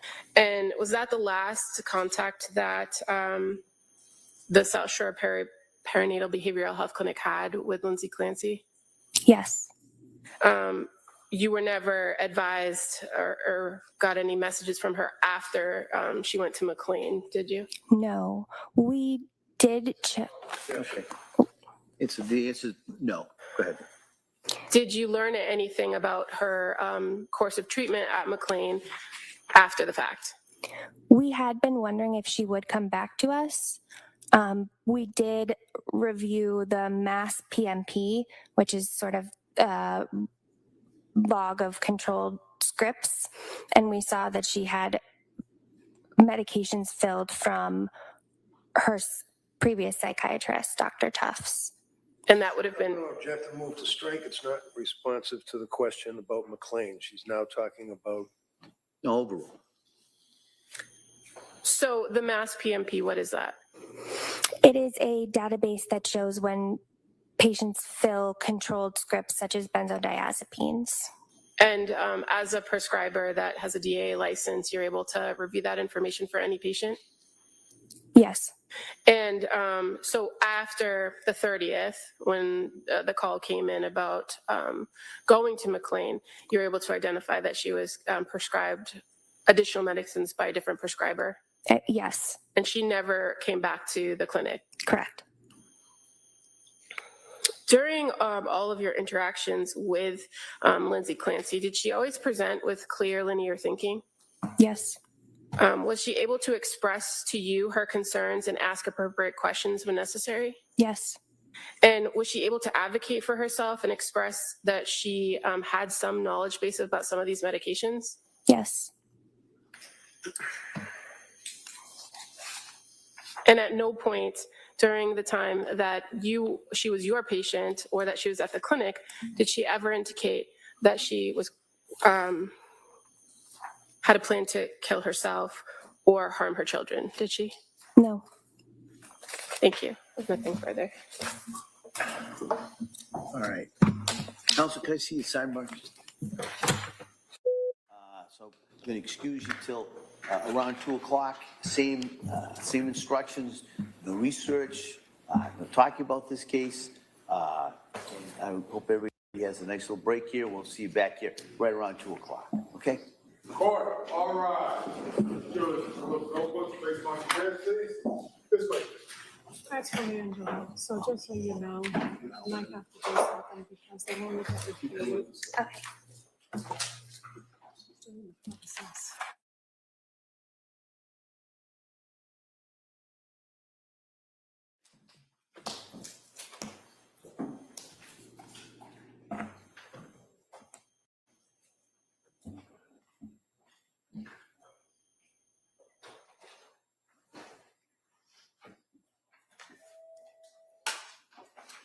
Here's the next of the Cora. All right. So we'll be in recess on this matter till around 2 o'clock. Okay?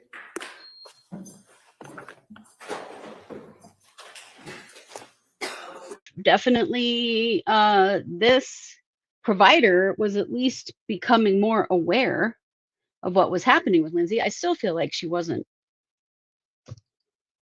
fully getting the picture, but she was starting to. I'm very puzzled by how she didn't see Lindsay's behavior, the constant messaging her over and over again on the eye chart, on the my chart, and the obsessive fear about the medication and what she should take and should she titrate off and all of that. She wasn't including those behaviors in her diagnosis of Lindsay. That was very confusing to me. At least she's starting to see that this might be bipolar and that this might be some mania happening, but like there's this weird disconnect still between Lindsay's actual behavior, which sometimes tells a provider way more than their words. Z, shush. Sorry, I'm feeding one dog in here, one dog on the other side of the gate. And the dog on the other side of the gate really wants to come in here and take this one's food. She's very naughty. Anyway, that is just so confusing to me. The other part of this is that her constant fear and panic around meds could be paranoia. It could be delusional thinking, which asking her if she's delusional is so stupid. People don't know they're delusional. And when someone is ill like this, they don't know how to interpret how they're feeling or their own behaviors. That's for the provider to do. And that she's still missing the boat here, I think. It's better. She definitely got better care with this provider than and the one before at this clinic than she got from Tufts. And then you have Tufts interfering and like calling in a prescription. So inappropriate. Tough should have said, you're seeing this other provider, go to them, let them prescribe your meds. We shouldn't both of us be dabbling. That's just, it's not safe. And it's not ethical either. Yeah. Tall Red says, Z, my cousin-in-law had the same fear right before he took his own life. He did not want to get addicted. That is a big fear. And I would say it's an especially big fear for a nurse. But she's coming in, she's asking for help, and then she's afraid to take the meds. Why didn't she explore that further? Those fears. She was very afraid. And then all of the reporting of intrusive thoughts and afraid she was going to die, which I will tell you can be a symptom of psychosis. It is a symptom my son has, that if he says that to me, we got to get to the doctor. Stat.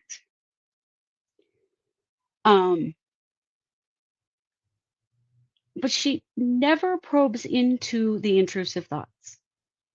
Lindsay's reporting intrusive thoughts over and over again.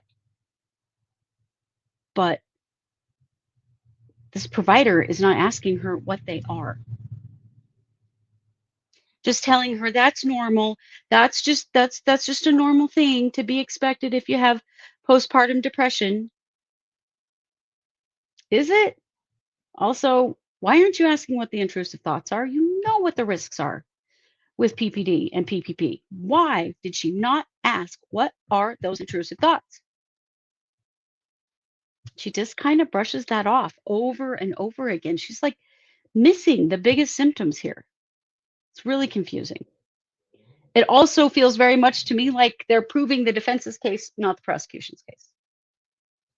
Lindsay was clearly very ill. Lindsay was clearly desperately seeking help. This idea that she wasn't really this sick and, you know, that she just really wanted to be done with her kids and didn't want to have this life anymore. Where's the energy around that? Where's the proof of that? Where's the evidence around that? It's not here. She was clearly feeling suicidal, but she was reaching out to her doctor. Yes, couldn't someone, good question, Gabriel. Couldn't someone saying intrusive thoughts possibly be voices in their head? Yeah, they could. That could be psychosis. But you don't know if you don't probe that, do you? You just ask her if she's psychotic. Oh my God. It's just so bizarre. And definitely this clinic did better with Lindsay, but they still really did not fully grasp her illness. Just so confusing to me that there wasn't more concern over the suicidality and the intrusive thoughts. And just the idea that, well, she's just having anxiety. Is she? Seemed like more than anxiety to me, because anxiety can move into paranoia when there's psychosis involved, and paranoia is very significant. And I think Lindsay was paranoid. She sounded paranoid in the things that she was saying, and in all of the questions and all of the just the constant back and forth. That's also mania. And at least this provider was finally seeing that this might be mania, but just so confusing to me. So confusing. And here's the thing. One of the reasons I'm so passionate about this is because my son has pretty atypical psychosis. If you don't know him and don't know anything about him and his history, you wouldn't necessarily know he's psychotic when he's psychotic. Because it's not running down the street screaming naked. It's not seeing pink unicorns in the corner. It's not having disorganized speech and being unable to communicate. It's not any of those things. He does have some hallucinations, but he hallucinates the faces of his birth family members who were abusive to him on the faces of strangers. Took us a while to figure out. I'm like, he can't be seeing this many people from his birth family in one day in a grocery store like that. It's just not happening. We finally realized that he's having a hallucination. But a lot of what he has is delusional thinking. And it took some time I can hear it from a mile away now, but doesn't have to be this big grandiose stuff to be psychosis. But that's what this doctor describes. That's what this prosecutor describes. They don't seem to understand that there are a lot of different kinds of psychosis.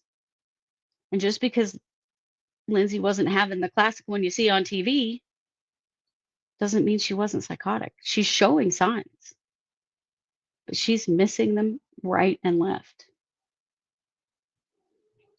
Also, the leading from the prosecutor, my God, that got bad. Finally, the judge said something, but that just went on and on and on.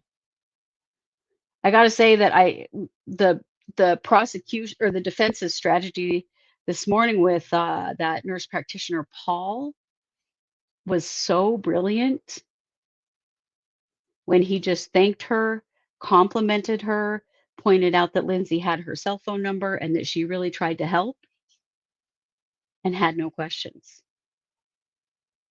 It just highlighted Tufts and Tufts' shitty care so much, and also really validated what the docs in this practice were doing versus what Tufts was doing. Because, their theory is that, yes, she had bipolar disorder and that she was experiencing psychotic features, and that was missed by some of her providers.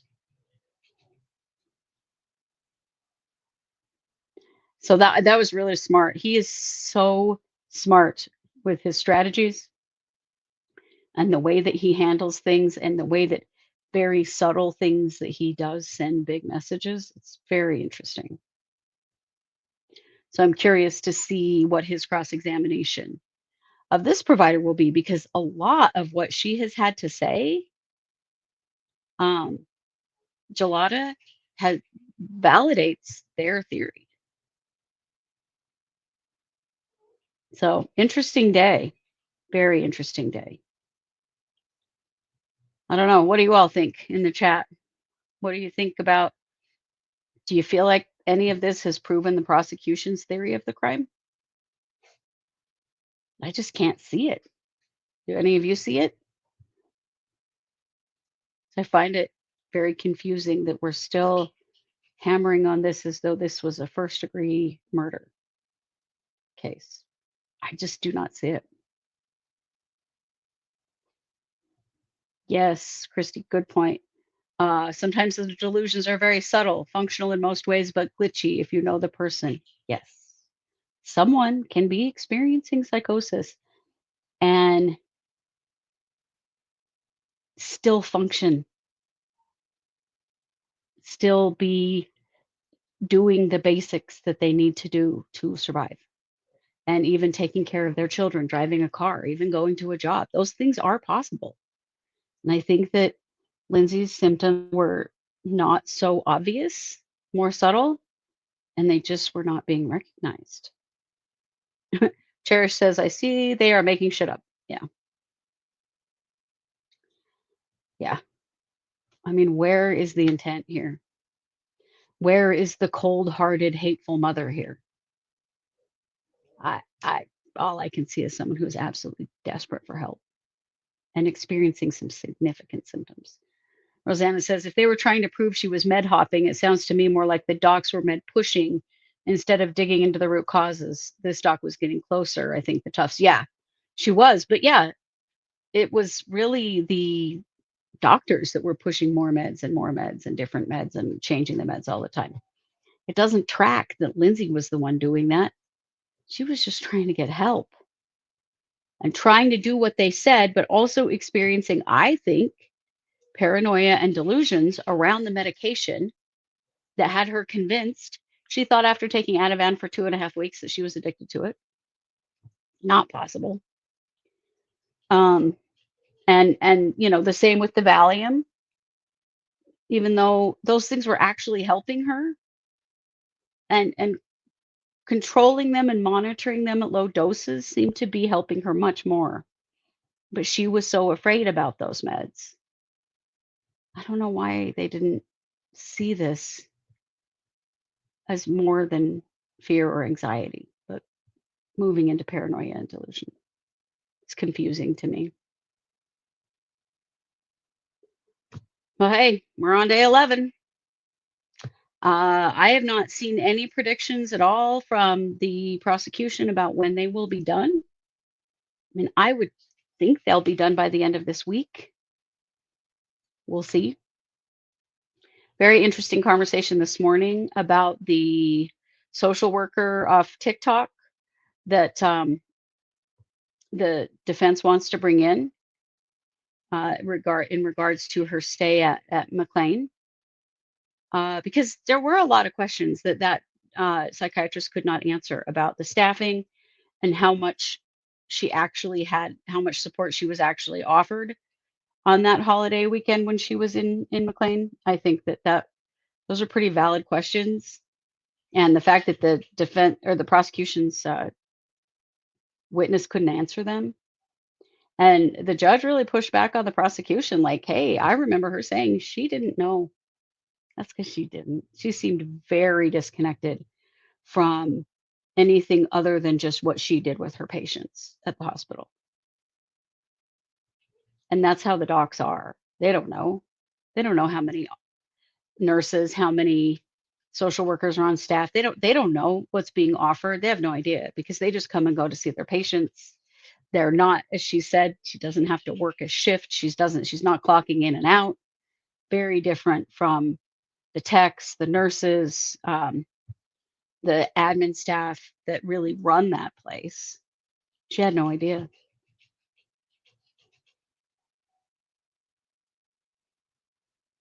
That's a good point, Christy. I have seen that sometimes a person can look like they're having like a seizure of absence because they're like sort of staring into space, and they might actually be hearing a voice or hallucinating, something like that.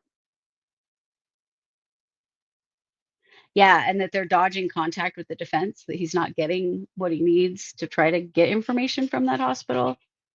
Yeah. They don't want to be under a spotlight. Yeah, there is a lot of missing data from that stay.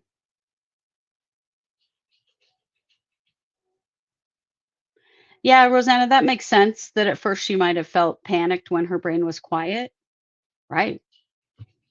And honestly, Seroquel is such a brutal med. There are so much better mood stabilization medication out there than Seroquel. They started the Seroquel for sleep, but I don't understand why she continued it for mood stabilization when there are many Seroquel is an old med, way newer, way less heavy side effects meds. And one of the things about Seroquel is it will just numb you out. It is the kind of medication that will just cause you to just stare into space and drool. And she's trying to take care of 3 kids. How is she supposed to do that?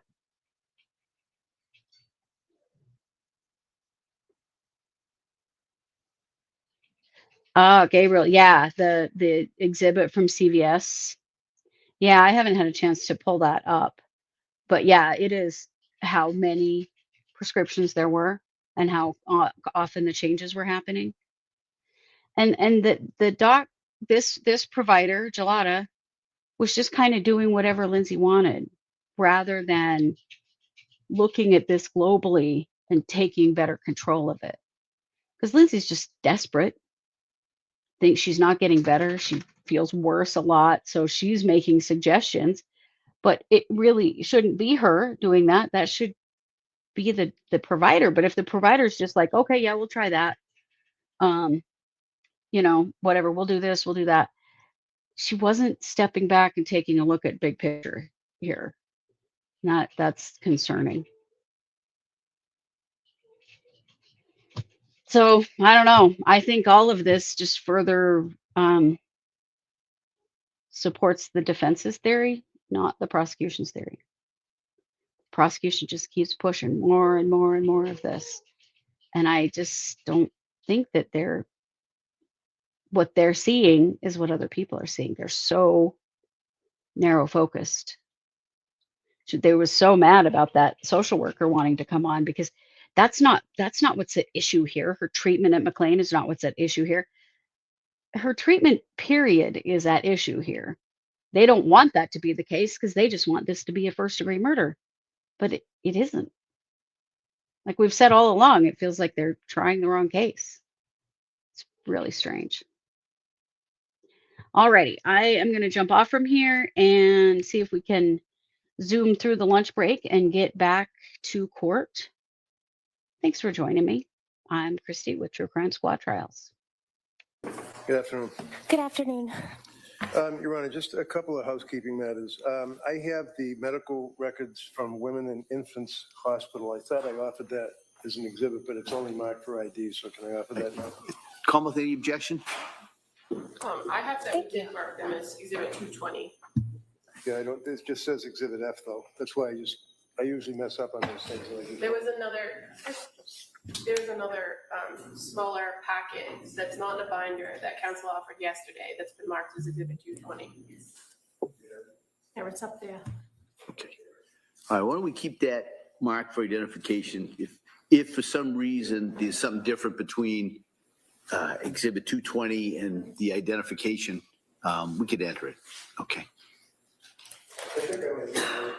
All right, if you need to offer anything additional, just let me know. Great, thank you. Thank you, Don. The other thing, Your Honor, that what I would ask is that there has been a lot of reference to the Diagnostic Statistical Manual 5 TR, especially as it relates to bipolar and related disorders. There's not an awful lot, but there's like probably 15 pages of single space typing, and it's really hard for people to absorb it. I'd like to offer that section of the DSM just as an exhibit, so if somebody wanted to look at it, they could. I would object. We have witnesses to testify about that. All right. All right. Why don't we mark that for identification? I guess That's my book, though. I need it. Oh, I don't want to take away your book. But why don't we can readdress that. Okay, sure. In regards to that, and if we're going to do it, it would just be portions of the. Yes, it would only DSM-5. be that one section. But we'll see. Well, I'll give the Commonwealth the opportunity to be heard. Okay, thank you. So you, in the course of your employment at the South Shore Health, is it? Yes. How many times did Lindsay meet with you? Meet with me was 3. And how many times did she meet with, does that include medical? Yes, I saw her twice, telehealth once in person. And do you know how many times that, you know that she had a psychiatrist that had been treating her since end of September, early October, right? I knew that she had a psychiatrist that treated her in September. And who was that? Dr. Tufts. And did you know that she continued to see Dr. Tufts through October, November, December, the same time that she was reaching out to you guys for help too? I was aware she took the Zoloft in October. I was not aware she was still seeing Dr. Tufts in November. And I knew she called her in December. You would agree with me that young woman came to you people for help, right? Yes. Okay. And she was very, very forthright. In other words, if you wanted her to sign a HIPAA form, she'd sign it, right? Right. And she would answer your questions to your perspective in an honest fashion. Yes. You didn't really hide anything. Nope. She told you all about the medications that she had been on and her fears and concerns about the medications, right? Correct. She described for you, as District Attorney brought out, what she felt her symptomology was, including suicidal ideation, worrying about suicide, feeling heavy, lethargic, you can't get out of bed, all of that stuff, right? Correct? Correct. And one of the things that you had left us with towards the end of your testimony is the fact that you were very willing, if you will, to work in tandem with other providers. In other words, you were concerned about providers for her mental health issues, correct? Correct. And that would be within a compressed period of time. I know it's the last week, I believe, in September, but October, November, December, and then January, right? Yes. And during that period of time, you're aware that she was provided many, many, many prescriptions for antipsychotics, selective serotonin reuptake inhibitors, benzodiazepines, all of that, right? I'm aware she was prescribed other medications. She was what? Prescribed other medications. Did you ask what other medications there were? Yes. And did she tell you? Yes. Did she tell you who prescribed them? Yes. It's pretty easy to get a list from CVS, right? Yes. And did you have any difficulty determining who was providing the prescriptions for all of these medications? No. And did you know that, in fact, it was Jennifer Tufts that prescribed the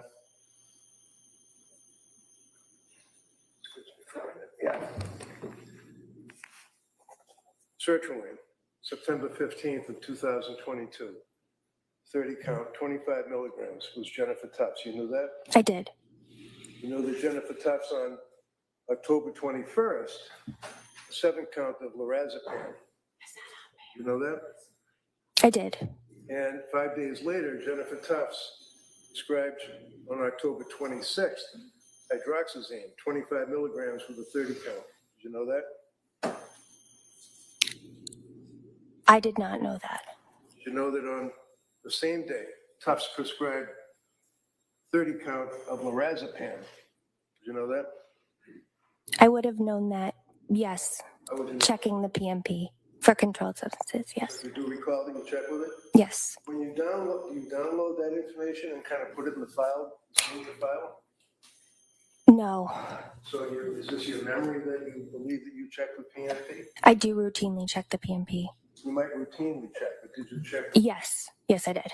You don't download it, you don't keep it with the medical records, right? It's a box you can click in the medical record and you can check that you reviewed it. Okay. Is it in your medical record that you reviewed it? I'm not sure how it would have gotten printed out. It doesn't like go into my note, but it is a box that I would have Perhaps in checked a it. box in the computer? Yes. Okay. October 26th, buspirone, 5 milligrams, 30 count, same day by Tufts. You knew that? Buspirone. Yeah. I was not sure that it was Dr. Tufts that had recommended the buspirone. Okay, so if I suggest to you that the prescriptions that we have in evidence on the chart indicates that on October 26th, Dr. Tufts prescribed a 30 count of buspirone, would that either refresh your memory or would you accept that as being a medical history? I would accept that. Okay. And what is buspirone? It is a medication used to treat anxiety. Okay. And lorazepam, what is that? Benzodiazepine. And hydroxyzine, what is that? It is an antihistamine medication. And lorazepam, again, prescribed on October 21st as well as 26th by Tufts. That's the same thing you just told us what lorazepam is, right? Yes. Sertraline, of course, is Prozac. Is that right? Zoloft. Zoloft, Prozac. They're both SSRIs, right? Yes. So from October 21st up through November 9th, she was prescribed all of this group of drugs until she saw a Kayvon Izadapana, Izadpanah. Do you know who that person is? They work in the emergency department at Social Health. All right. And that would have been on November 16th when she went into the emergency department, right? Yes. Prescribed trazodone, 50 milligrams, right? Yes. And then she started to consult with your clinic around the 25th of November. That would be around Thanksgiving or so, correct? November 25? I believe her first visit with Julia was November 21st. Okay. So What I'm saying is that it was around that time in November that she started to consult with your clinic, correct? correct. You know that she was referred to your clinic by her mother-in-law, Pat's mother, who was a labor and delivery nurse, Yes, I am aware. referred her to Julie Paul, who kind of stepped in for a very short period of time to try to help out, right? Yes, And then Julie left, went to New Hampshire to continue her work, and you picked up on November 30th of 22. Is that right? November 29th. On November 30th of 22, you wrote a script for quetiapine, 30 count. Is that right? Yes, And what is quetiapine? Seroquel. You also, a week later, wrote a script for diazepam, 5 milligrams. Is that correct? Correct. And then the next day, you wrote a script for, December 6th, you wrote a script for diazepam, 5 milligrams, right? Correct. December 7th, you wrote a script for diazepam, 5 milligrams, right? Correct. December 7th, again, you wrote a script for quetiapine, 30 count, right? I would need to check my. You can look at anything you want. If Okay. you have your records, feel free, please. Okay. You said Yeah, it would December. be December 7th. And I'm looking at quetiapine, 30 count of 100 milligrams.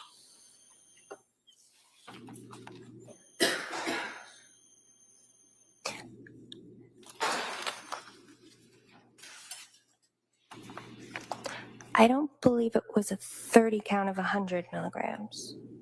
Do you remember writing quetiapine script for 100 milligrams?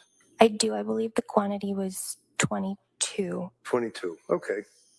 So on December 7th of 22, you wrote a script for quetiapine, and forgive me, I'm sorry, what is that again? Seroquel. Seroquel, for 100 milligrams, right? Yes. And why did you write the script on November 30th for quetiapine, 25 milligrams, and then about a week later increase it to 100 milligrams? On November 30th, I had anticipated utilizing it over a 4-week course of treatment for sleep and anxiety. But her clinical symptoms, presentations changed, and we opted to use it for mood stabilization. And who's we? Me. Okay. And were you working with anybody else, any psychiatrists or anybody? No. So when a person comes to your clinic as a woman who has recently had a baby or is within that postpartum range of time and presents with the symptomology that she presented, is that something that would give you cause for concern? Suicidal ideation? I in no way want to minimize what Lindsay experienced, but it's common for us to treat. It's common to treat women in that Yes. fashion that are That are postpartum? Postpartum who may have suicide. Oh, Keeps cutting off the witness before she gives an answer. May she complete her answer? Sure, as I've said before, let's only talk one at a time. You finish your answer, and then we'll go to the question. Go ahead. her symptoms were serious, and it's not uncommon for me to treat women with serious symptoms in the postpartum period. Okay. 2 days later, you prescribed 8 count 5 milligrams of diazepam. Is that right? 2 days from December 7th? Yeah, it was December 9th. December 9th. Yes. 4 days later, you prescribed more diazepam. Is that correct? December 13th? Correct. That would have been 2 milligrams?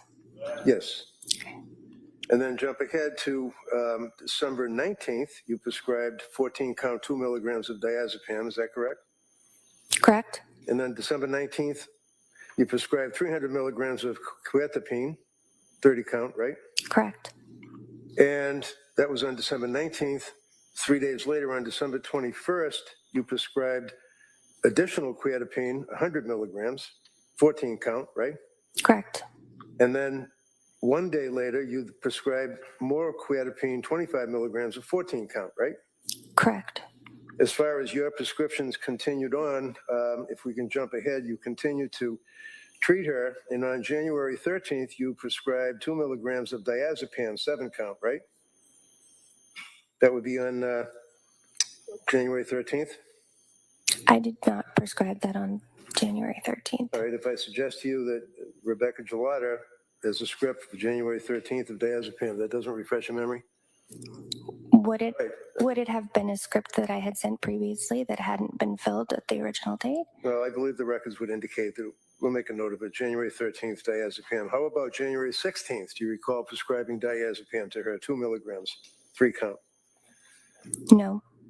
Diazepam on the 19th of January, 2 milligrams, 14 count.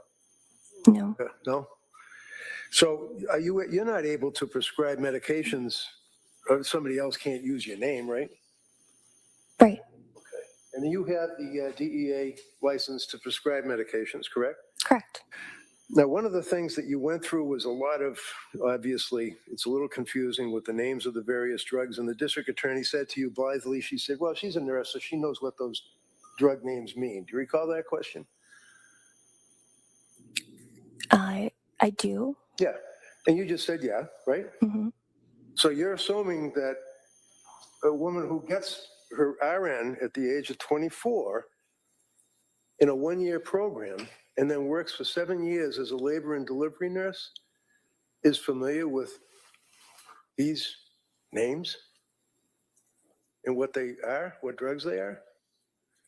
She seemed to be familiar with them. Yes, she understood. Did you know that she was Googling 60, 70, 100 times a night what benzodiazepines are, what Seroquel is, what all of these medications are? I did not know that. Did you ever ask her where she acquired what appeared to be, apparently to you, her ability to know what these medications are? I'm sorry, I don't understand the question. Well, you wouldn't know the medications that a labor and delivery nurse uses when they're helping a woman who's giving birth, would you? Not necessarily. Okay. In any event, one of the things that you left us with is the fact that you were very, I think the word was invested in Lindsay Clancy and were concerned about her treatment, right? Correct. You knew that she had gone to the Rhode Island program for Women and Infants Center, Behavioral Health Day Program in Providence, Rhode Island. You knew that, right? I did. And you basically gave her the referral. You didn't make the referral. I think it was Latasha Dukes that might have done that. Correct. So you were aware of the fact that a recommendation was made to Lindsay that she reach out to someone else for help, right? Lindsay made me aware of that, yes. And she needed help, didn't she? Yes. And she went to Women's and Infants Hospital on December 20th, right? She did. And was she treated at Women and Infants? I don't believe so. Why not? I wouldn't want to speculate or assume, but it seemed to be her intake appointment. Or what? Her intake appointment. Okay. So without assuming or speculating, you referred her to this provider, right? Yes. So you have this woman who you know has been seeing Dr. Tufts, a psychiatrist, right? Right. You knew that. Mm-hmm. You didn't get access to Tufts records. You didn't know what Tufts was doing, but you knew that for a period of time before she saw you, she was dealing with a psychiatrist, right? Yes. You knew that she was a woman who had just given birth like 5 months ago, right?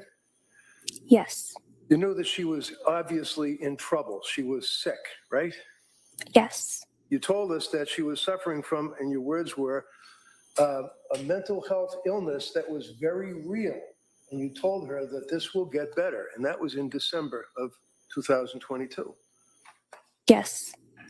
So when you referred her needing help to this Women's and Infants program in Rhode Island, and she went because that's what she was told to do, what happened at Women and Infants program?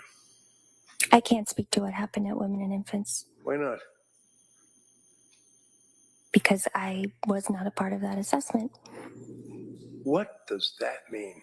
I did not see the assessment, and I did not speak with Dr. Diaz.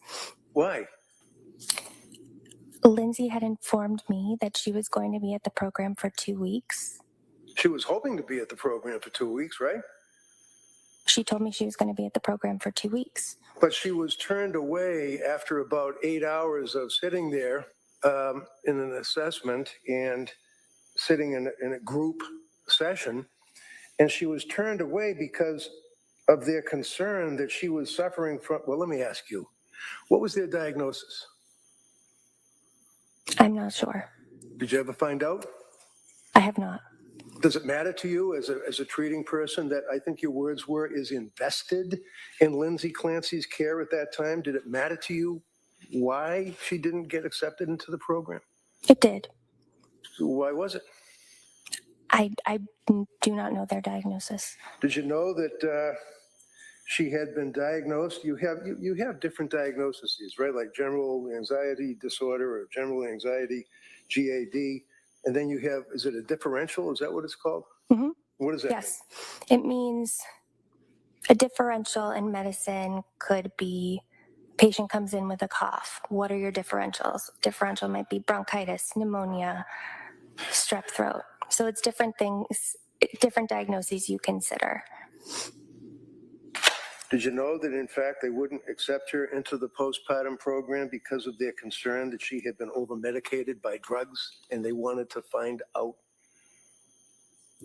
I can't speak to that. Did you know that she was diagnosed as diagnosis depression due to adverse drug effects? I cannot speak to that. Do you know, invested as you were, that on December, strike that, on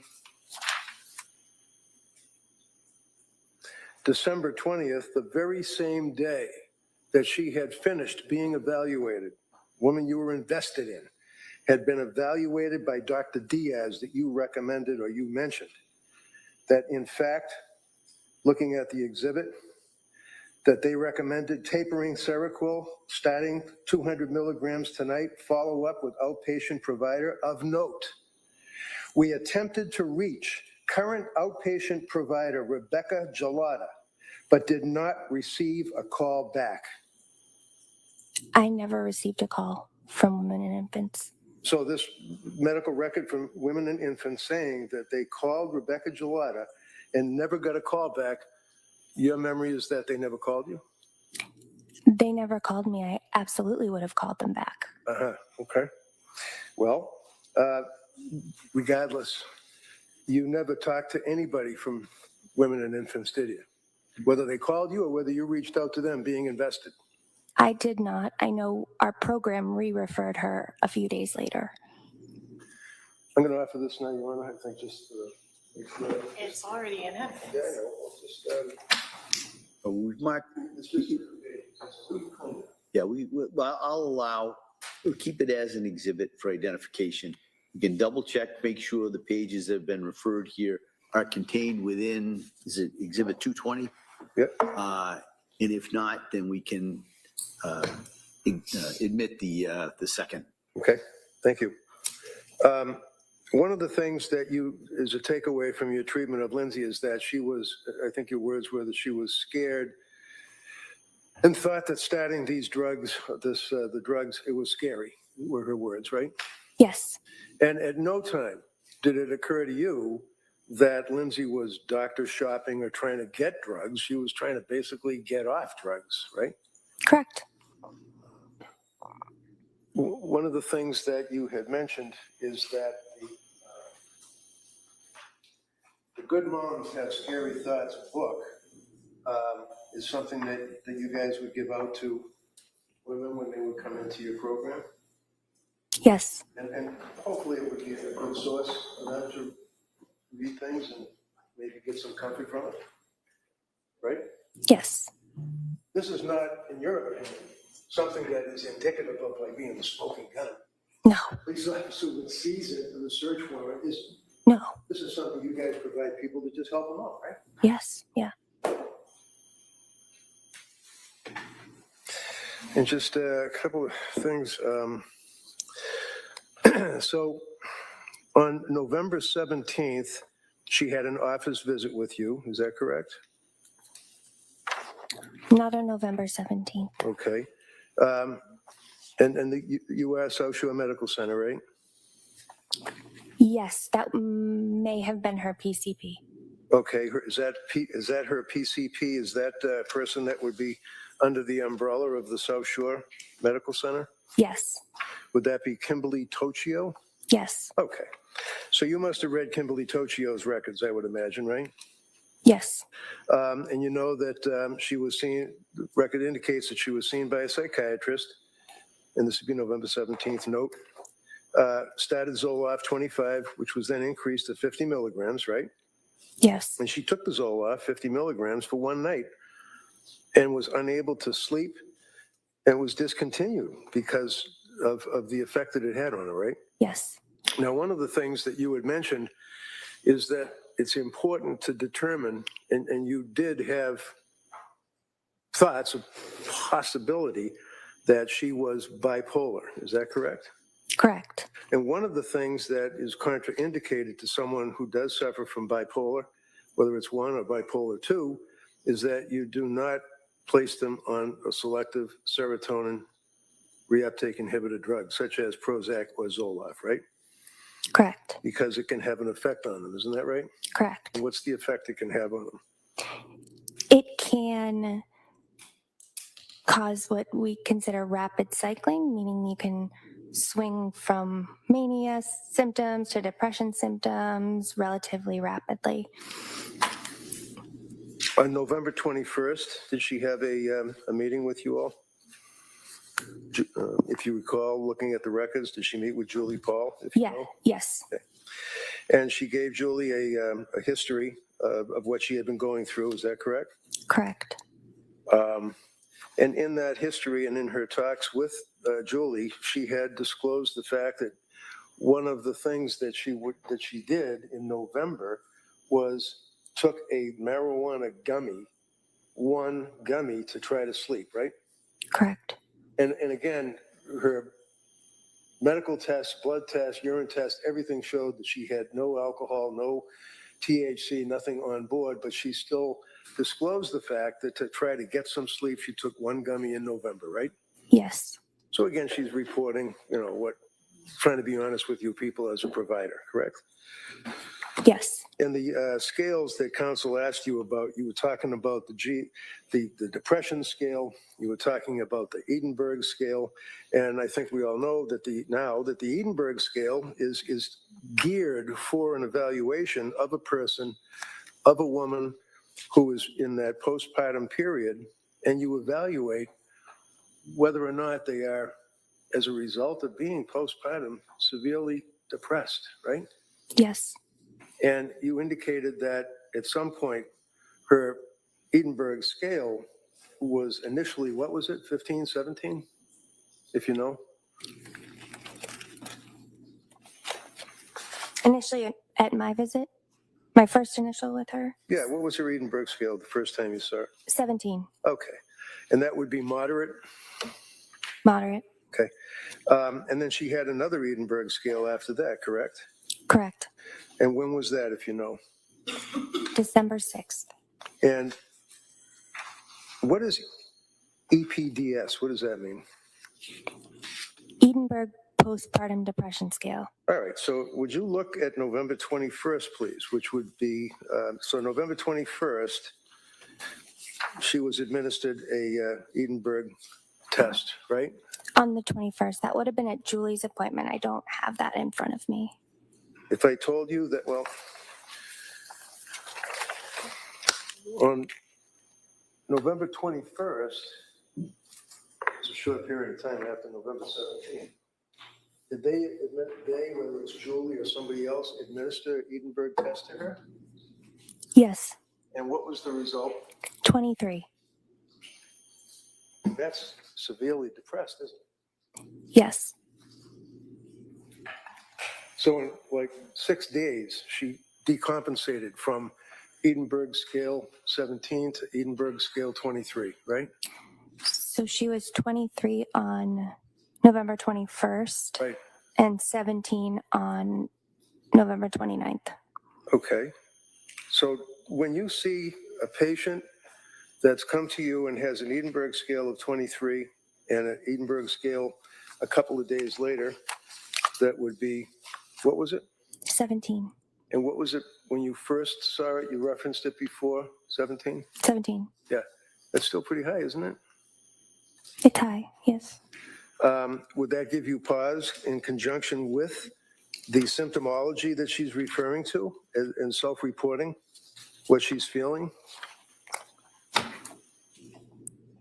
I mean, the fact that she has a 23 on the Edinburgh scale, which is very high, and then followed up a couple of days later by a 17, taken in conjunction with what she was saying her symptoms were. That's of a concern, isn't it? Yes. So on November 20th, which would be the day before that Edinburgh scale of 23, and the jury will have access to all these records, she was reporting struggling with postpartum anxiety, right? I can't speak to Okay, that. that's fair enough. We'll go to when you treated her. Yes, Did you have a chance to review Julie's notes at all? I did. Okay. Yeah. And when was the first time that you actually met with Lindsay? November 29th. Okay. Which would have been after Thanksgiving, obviously, right? Yes. And you would have reviewed the records up to that point, right? Yes. So one of the things that you would have reviewed was what she had indicated or reported to Nicole Harden Francis. Do you know her? Yes. And who is Nicole Harden Francis? She's the nurse at our program. All right. And this would be on November 28th that she was speaking with Nicole, the nurse. You read the report before you met with Lindsay on the 29th, right? Right. So you knew that she had been reporting panic symptoms, that she was disoriented, that she was forgetful, that she was not connected to her body. Is what she told her, right? I would have to review that just to be accurate. Right. And this was that.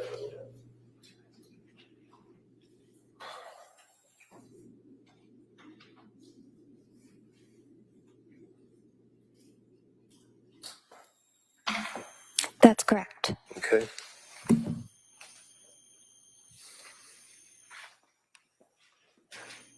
And would you agree with me that symptomology of mania, especially when incurred or encountered by a woman within the postpartum period, that's one of the symptoms, is being disoriented, right? Not necessarily. How about maybe a little bit? Could be confused if you're manic. Yeah. How about forgetful? That's an issue, isn't it? Not necessarily a symptom of mania. Okay. How about not connected to her body? What does that mean? I'm not sure what that means. So if you have a patient who's coming to see you, who's indicated the day before that she has the panic symptoms, disoriented, forgetful, not connected to her body, wouldn't you ask her what she meant by that? Yes. Okay. So when you saw her on November 29th, you diagnosed that she had postpartum anxiety, right? Mm-hmm. Adjustment insomnia, right? Correct. And when you met with her, you noted that over the last 2 weeks, you asked her about how she had been feeling, and she said she was feeling nervous, anxious, and on edge, and she said nearly every day, right? That's November 29th.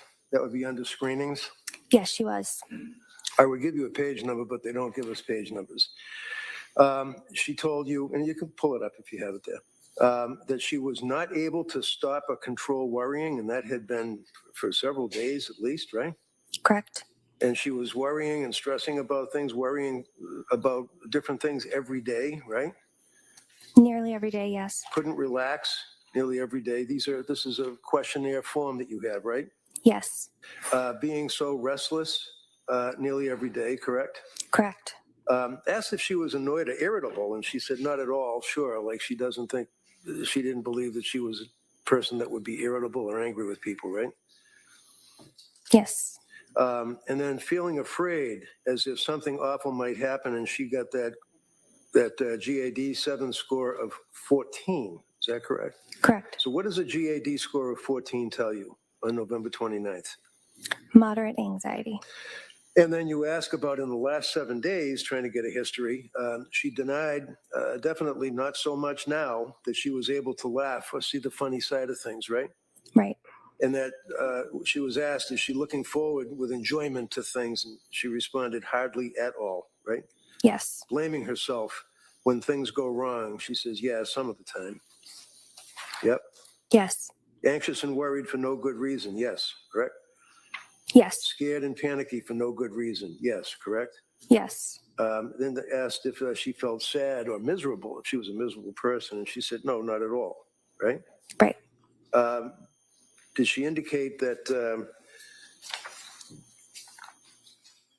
on that date, you gave her the EPDS Edinburgh test, and she had an Edinburgh score, as we said, of 17, right? Yes. All right. And then the medications that you prescribed to her, we've already got an evidence. The jury will be able to look at the actual scripts in the exhibit without going through every single day. The next time you saw her was November 30th. Is that right?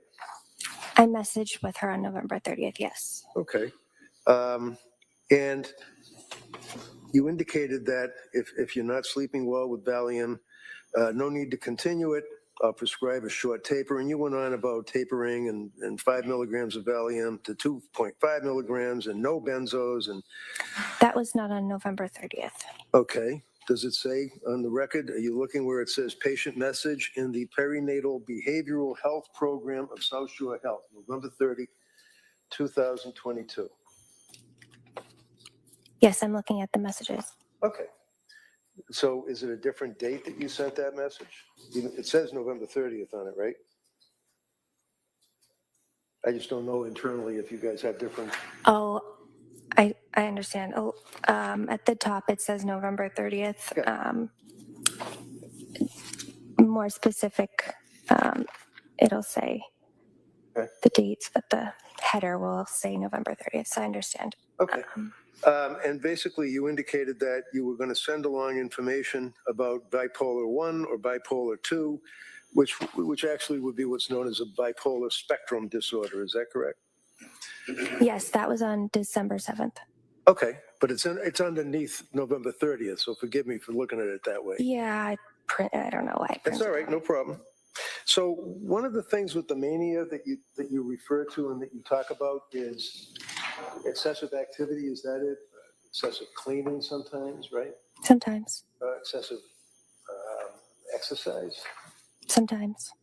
Did you know that after she had Callan, that within a matter of a couple of weeks, that she ran a 5K, No, I did not know that. and that nobody wanted her to, including Pat, but she just had to get out there and run and did. Objection.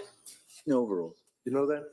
I did not. Is that something that would be important to know? I mean, as far as whether or not a person is in that manic stage where it's post-delivery, and that's a significant artifact, if you will, of exercising, right? It would have been something I would have considered. Okay.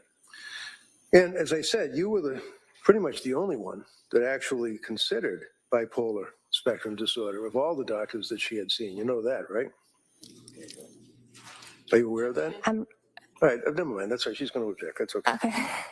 Okay. So the symptoms that you noted were mania. It says mania characterized by exaggerated excitement, hyperactivity, and racing scattered thoughts, right? Yeah. So what is, go ahead. Was that from my note? I'm looking at the same thing that we've been looking at, which is, Oh, the information I sent her on bipolar. yeah, it says, yes. hi, Lindsay, and then your note, right? Mhm. Your Honor, if I may suggest maybe showing the witness what he's referring to. She has it in front of her. I think I understand what he's referencing, but So- thank you. If the witness has a problem in regards to that, and you need to look at some, just let me know. Okay, All right. thank you. Thank you. If you move ahead to, I think the message portal or whatever it's called, on November 30th, it's captioned "Stopping Remeron." And Yes, okay, you're with me. And it says, no, this would go to the fact that she was still not sleeping. It was a huge problem for her, right? yes, And she told you in her message thing, no, the weird thing is I don't feel tired at all. correct, And that's one of the things that you had told us earlier is a symptom, correct? correct, A person that is not getting sleep but doesn't feel tired. correct. What is a symptom of? It's a symptom of mania that we look for. Okay.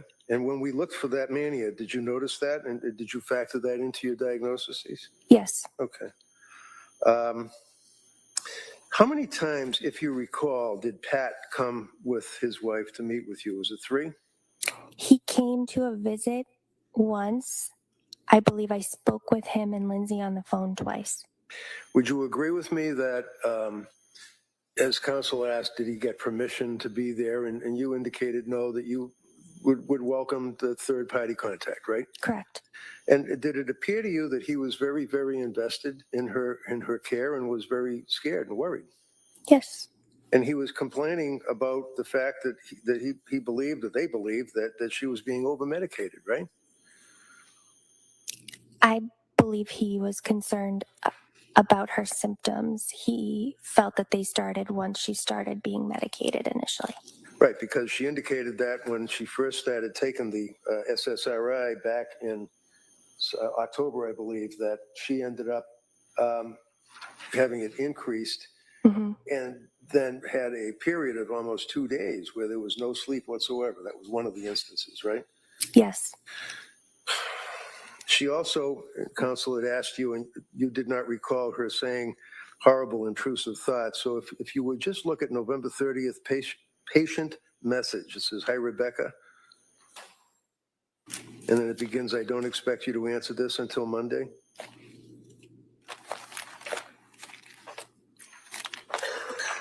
I see that. Okay. And then she says how she basically only slept for about 4 hours at the beginning of the night, 9:30, and then dozed off for 45 minutes and said, "Today, all day, I had horrible, intrusive thoughts and deeply depressed," right? Yes, So when was the next time that you saw her after she sent that message on November 30th? I would have seen her on December 6th. She had sent this message, I believe, on December 3rd, and I saw her on the 6th.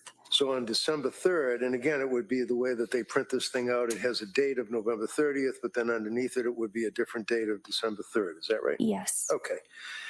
And when you, as an invested nurse practitioner, receive a message from a woman who is postpartum, who has been through what she's been through and the symptomology that she explained and the doctors that she's seen, not two very good results, you'd be concerned when you see a person saying, "I have horrible, intrusive thoughts," right?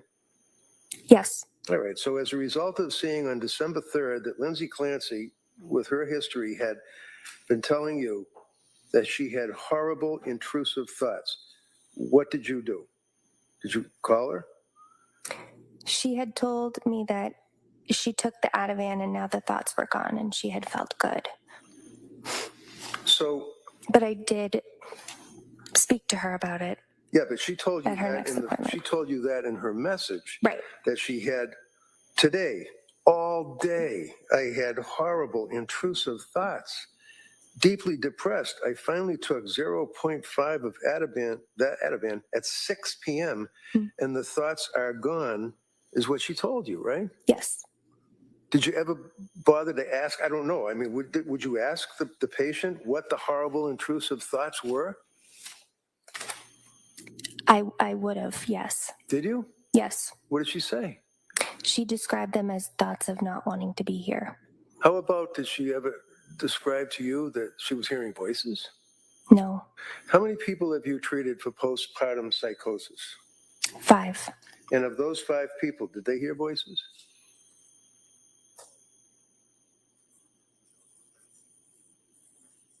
Not all of them. How about some of them? Some of them. And that's a real thing, isn't it? Yes. And visual hallucinations likewise? Not all. So with the voices, that would be an auditory hallucination. Yes. Visual hallucination, not all, but some. Yes. And that's a real thing. Yes. So when she had horrible intrusive thoughts, did she say where these happened? Like, was she in the yard? Was she in her car? Did you ask her where and what? Or was it just that she just didn't want to be here anymore? It was more that she didn't want to be here anymore. Okay, did you ask her what that meant? I did ask her if she had any plans or intent for suicide, which changed at different times during our treatment. So on December 2nd, you have received you sent a note to Lindsay and said it, meaning what she was telling you in a prior communication, it sounds more like depression than side effects. That would be of drugs, right? Correct. It is not uncommon for me to hear, and then you quote, I have never felt anything like this before, end quote, or quote, I just don't feel like myself. All of this sounds like postpartum depression. Is that correct? Correct. All right. So she was expressing all of the symptomology of depression, what you believe would have been side effects, and you indicated that at this point, while you're working through it, this sounds like postpartum depression, right? Correct. And what would the symptomology of, what does postpartum depression mean, and what is its effect on a patient? Postpartum depression is like depression at any time during a patient's life. However, there are some unique considerations. It typically occurs in the first 3 months after a person has a baby, but it can happen at any point in the first year. The considerations that are a little bit different than regular major depressive disorder are that there are significant hormone fluctuations that a person undergoes when they deliver a baby. Sometimes they breastfeed and they wean from breastfeeding, and that can set off additional hormone shifts. And it tends to be a very anxious presentation. And obsessive thoughts can occur with greater regularity in postpartum depression than they would with major depression outside of the postpartum period. So as a result of this information, you prescribed medication to her? After I sent her the information on the postpartum, would this still be December 2nd? Looking at the form that you have, it would be, yes, but I don't know if it's another date that there's a message underneath it. So let's look at the record where it says that on December 7th. 7th, Yes. okay. And that's where you talked about bipolar spectrum disorder, right? Yes. And that's where you talked about how people would have these feelings of goal-directed activity, overly talkative, racing thoughts, need for sleep, things of that nature, right? Yes. What was the end result of that? Did you prescribe medication for her? I did. And what was it? Seroquel. One of the things that you had mentioned is that you provided a mood chart, I think. Is that what you said, a mood chart? Is this it? Is that an indication just so the jurors know that it's in the records? It's a horrible film. That looks accurate, yes. Yeah. Yeah, there it is, right there. See on the very top it says mood chart? To the left? Yes. All right, and on the top it says daily mood chart. And then you also provided another chart on that date. What is that? That's another variation of it? It's the weekly mood chart. Okay. So did you tell her to fill this out? I suggested that she fill it out so we could keep track of her symptoms. Okay. Do you remember if she filled it out when she spoke to you? She did not. speak to me about filling it out. After that, she did say she printed it out. Okay. Did you ever ask to see it? I don't recall. Okay. On December 1st, you met with her, is that right? Oh, no, wait a minute. Christine Zappi. Who's Christina Zappi? I believe she's also someone that works at South Shore Medical Center. All right. Do you know that she saw Christine Zappi on December 1st? Christina. I'm sorry. It says Christina. I'm not sure if she saw her for a visit that day. Okay. Have you seen in the pool of records that you have that she did see this individual and noted that she had been dealing with the problems, the insomnia symptomology, for over a month and a half, and medications keep changing, and it doesn't seem like much is helping? Did you ever see that? That does sound familiar. Okay, so she was somewhat this is almost hand in glove with saying, I'm not being hurt, right? Same Yes. idea. Did you see her on December 2nd, the next day? I spoke to her on December 2nd. Okay.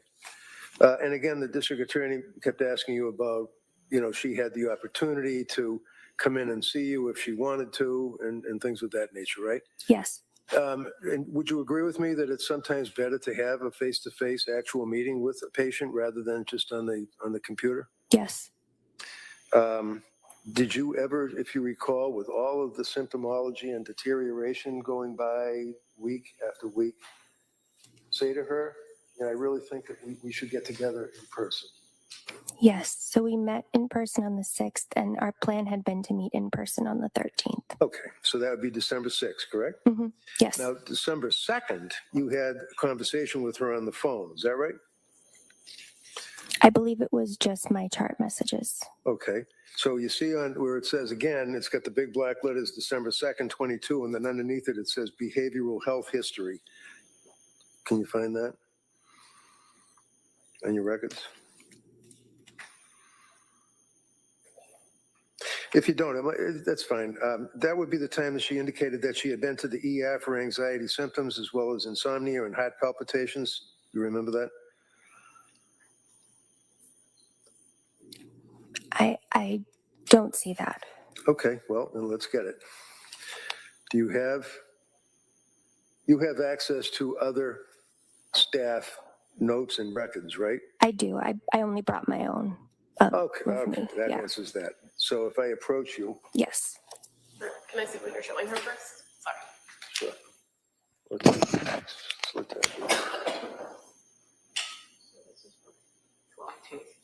yeah. Latasha Dukes. Who's Latasha Dukes? Letitia Dukes was a clinician at our program at the time. All right. So am I looking at Letitia Dukes, MSW, what does that mean? Master of Social Work. All right. And does that indicate a date that Ms. Dukes saw Lindsay?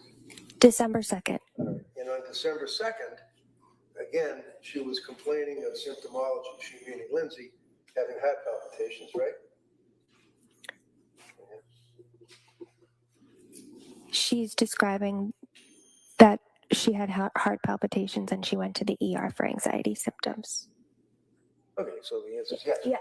Okay, so Yes. and that she then went to the ER, and per a patient's report, she has an addiction to Ativan, and that's why she can't sleep. And she also noted had weight loss, right?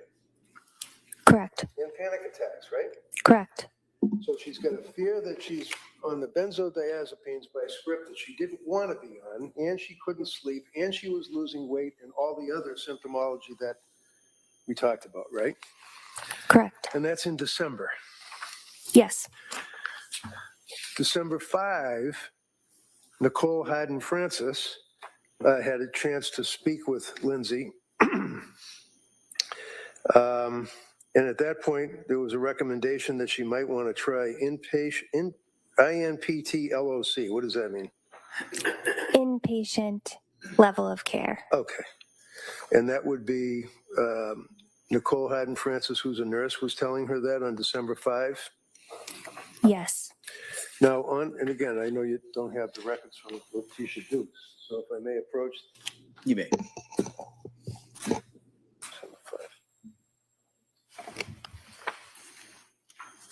On December 5, and you correct me if I'm reading these wrong, this would be Letitia Dukes, December 5, right? Correct. Okay. And on that occasion, Letitia Dukes notes that she called Aspire Crisis Support, she meaning Lindsay, right?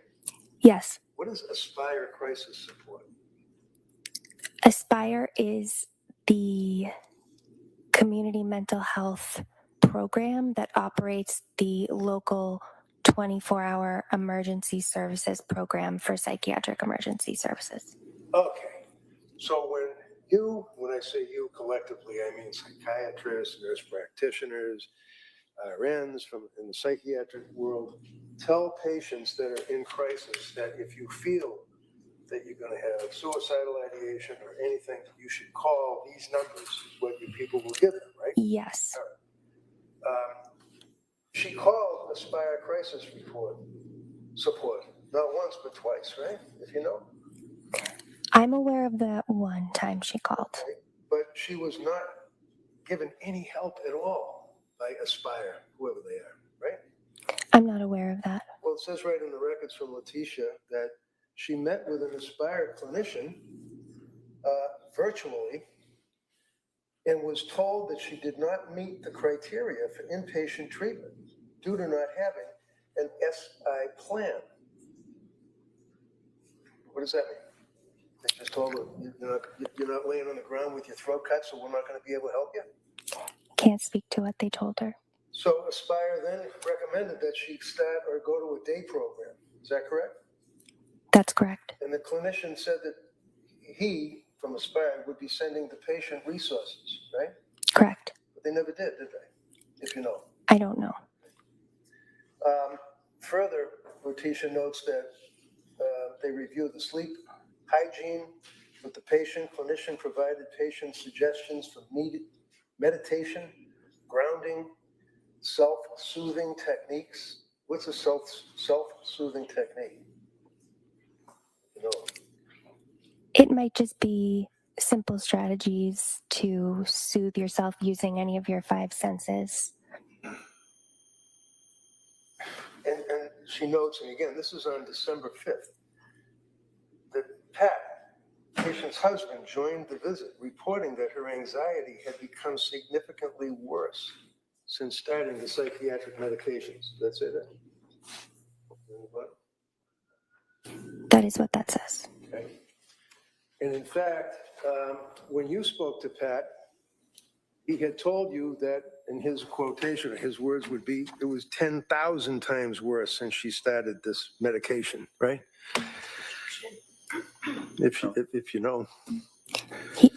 I don't recall him using that phrase. But he was upset about the medication, wasn't he?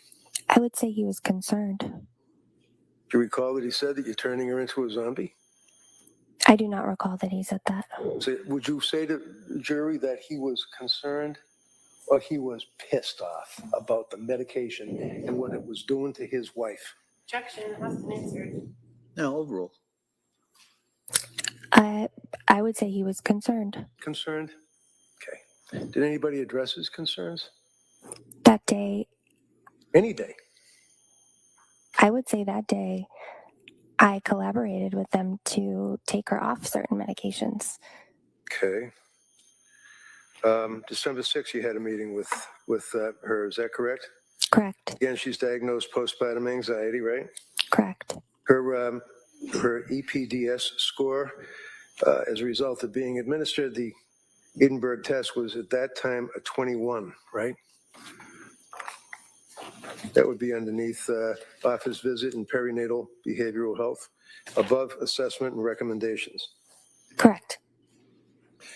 And 21, how would you grade that? Severe. Severe what? Severe signs of postpartum depression. To know that she had lost over 15 pounds by that point? I was aware she had lost some weight. I was not aware that it was 15 pounds. Okay. So then there was another patient message on December 7th where she again was expressing concern about the drugs, and you indicated, either way, I continue to recommend the Valium taper, right? Correct. There was a period of time that she indicated that she wanted to get off the medication and get off the drugs, and you indicated, as you told us, that you were on vacation that week, right? Yes. You basically told her to tough it out and just hit me up when I come back from vacation, right? No. Did you tell her to call you when you came back from vacation? No, I asked that she try to hold off and wait for me to come back from vacation for the taper. She had wanted to taper it sooner. All right. Do you have somebody that covers for you if you're on vacation? Yes. Does somebody cover? She said that she was going to follow up with her other psychiatrist for the taper, but she did reach out to our program while I was on vacation. Sorry, I couldn't understand you. I'm sorry. I know that she said that she had an appointment with her psychiatrist who would do work on the taper with her. And I do know that she was in contact with other providers at our program, including Letitia Dukes, while I was on vacation. And Letitia Dukes is a social worker, is that right? Yes. Okay. December 9th, there was another telephone encounter, it's called, right?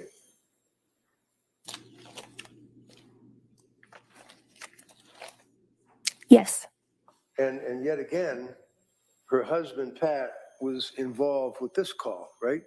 Yes. So does this put Patrick up to around 4 times, maybe 5 times that he had been involved either in person with your business or on the telephone or on the telemetry or whatever it is, computer?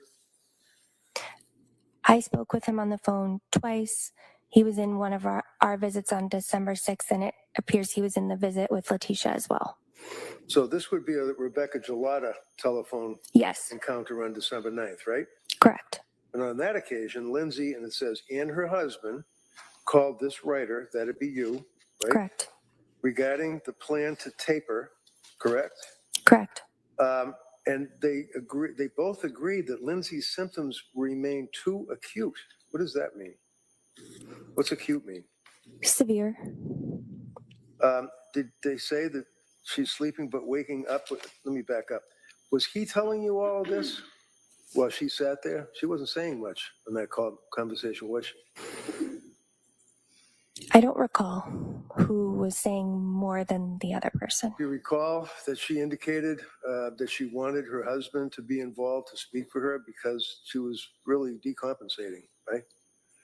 She wasn't self-reporting and self-advocating too well for herself at that point, was she? I just know she did have her husband on the call, and he did speak on the call. They indicated that she was waking up with panic symptoms,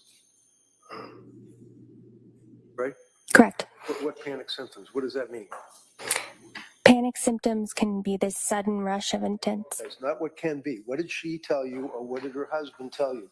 Her Panic symptoms. Panic symptoms. What were they? Panic symptoms are racing heart, intense fear. Those are panic symptoms. Sudden rushes of intense anxiety that seem to come out of nowhere. Okay.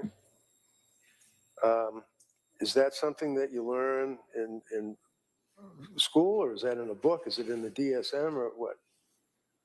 So we all have our own opinion as to what panic symptoms might be, but from a medical standpoint. Those are what panic symptoms are. Would you agree that Patrick, in this conversation, also indicated that she was having intrusive thoughts yet again? Right? Correct. What were the intrusive thoughts that she was having when she wakes up with panic symptoms?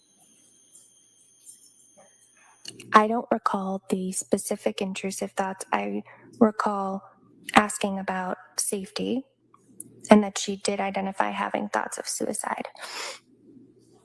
Well, Patrick told you that she has thoughts of suicide, right? Lindsay as well. Okay, so I'm asking you what you, as an invested healthcare provider, told this woman to advise her what your investigation revealed. If you have a patient tell you, I'm having intrusive thoughts, what were they? I recall that they were intrusive suicidal thoughts. And is this a frequent theme that you noted? I don't know if it was a frequent theme that I noted, but I know that it was documented several times throughout her course of treatment with providers in my program. So at this point, with all the providers of your program and her indications, as well as her husband's, about the number of times that she had suicidal ideation, did you prescribe more drugs for her? At this occasion, I prescribed Valium. You bumped her up to Seroquel to 400 milligrams, didn't you? Yes. Did that help? How'd that work out? At 200 milligrams, she was able to sleep. So I felt that the manic symptoms in her mixed presentation were alleviated at 200. So on December 12th, she sent you one of those messages. Thank you, Rebecca. December 12th. She says, for the last 3 nights, I've taken 2.5 milligrams of Valium and 200 of Seroquel. I have to say, I do like the way it makes me sleep deeply and soundly for about 7 or 8 hours. I don't like the way I feel in the morning. That you read that to the jury for the DA, right? Yes. But then the rest of the sentence is incredibly depressed and unmotivated to do anything at all. Do you remember her saying that? Yes. Now, you'd agree with me that that's one of the observations that you make, or symptomology of a person that's suffering significantly from postpartum anxiety, depression. She's incredibly depressed and unmotivated to do anything, right? What Correct. does that mean? What does she mean by that? I'm not sure I understand the question. When she says that she's unmotivated and is incredibly depressed, was she able to go shopping? Could she get in the car and drive? Did you know that she stopped driving? I was not aware of that. On December 12th, she saw Letitia Dukes. Patients reporting thoughts of SI, suicidal ideation, but no plan. She contacted Crisis over the weekend and will be starting a PHP in Norwell. What does that mean? Partial hospitalization program? Okay, and that's because, yet again, she's reporting the suicidal ideation, correct? Correct. And there's a difference between suicidal ideation and having thoughts of suicide, right?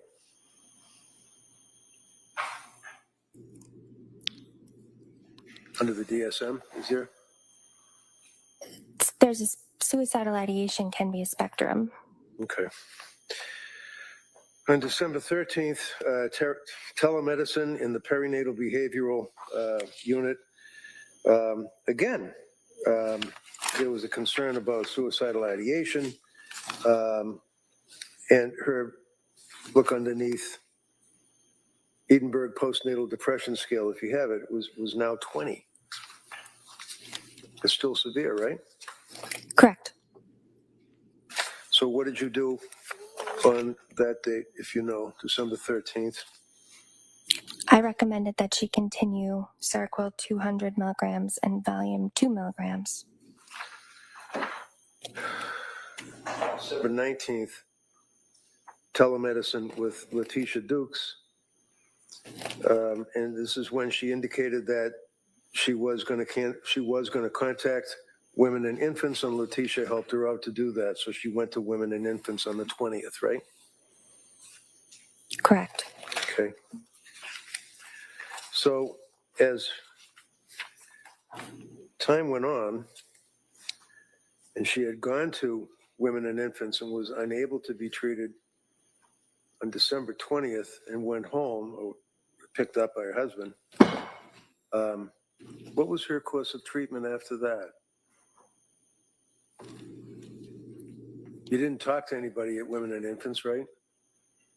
At that time, I did not talk to anybody at Women and Infants, but I do know that we re-referred her in a few I days. know you already told us you re-referred it. My question is real simple, and I don't mean to be bully. I just want to ask you, Yes, did you talk to anyone at Women and Infants? no,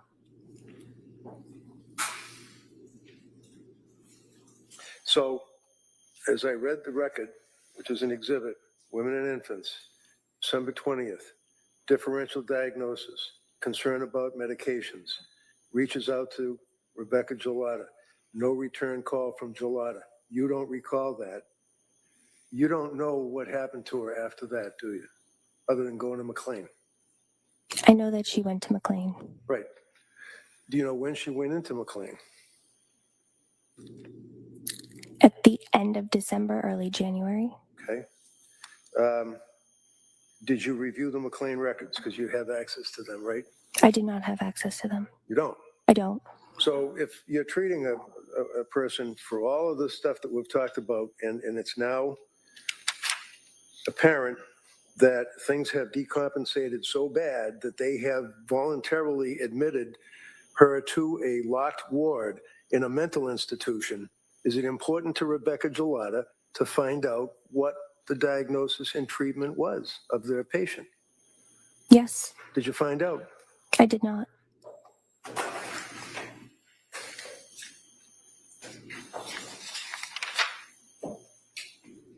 And anytime you called it an ROI, anytime you needed a release of information, such as a HIPAA release, she would have signed it, right? Objection. Overrule. Would have. You have no reason, Speculation. well, not hardly. All right, I'm going to allow that. The jury can weigh that. You can explore that on a cross-examination. Redirect, I'm sorry. From your treatment of Lindsay and her efforts to be a good patient and tell you all what her symptoms were and third-party contacts and everything, to your opinion, she would have signed a release for you to get access to pretty much anything you wanted, right? I'm not sure if she signed a release for McLean to be able to speak with us. Did anybody ask her? Did you ever ask her to sign a release? I did not.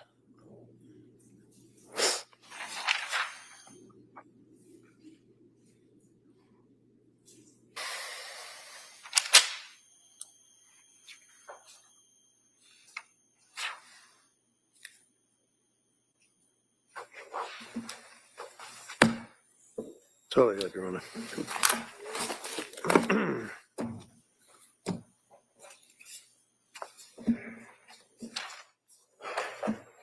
All right, Attorney Buckingham?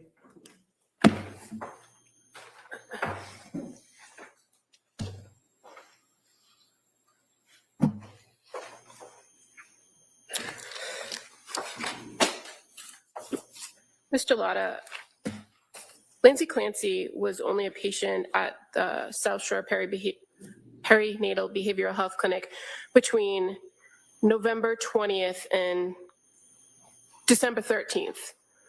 Fair to say? Meaning November 20th is the first contact she had with Julie Paul, right? Yes. And December 13th is the last time that you met with her.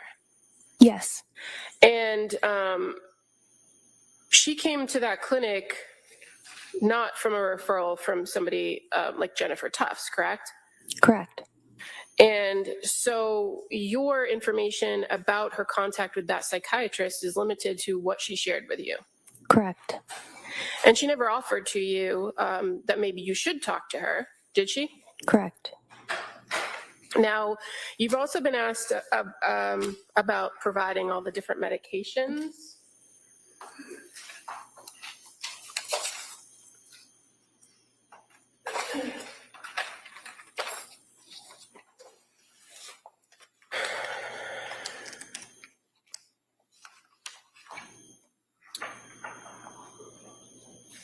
And if I may approach with You may. Exhibit 1, please. Yes, you may. I'm going to show you the second page there. I know it's kind of small, but take your time to take a look at it.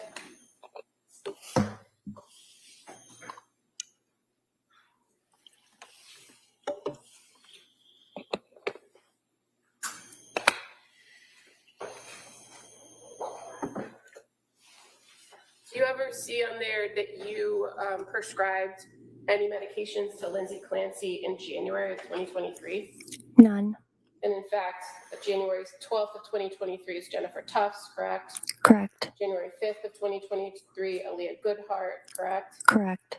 January 16th, Jennifer Tufts. Correct. Jennifer Tufts for diazepam. Jennifer Tufts for diazepam. So your last prescription filled is December 22nd, 2022. Correct.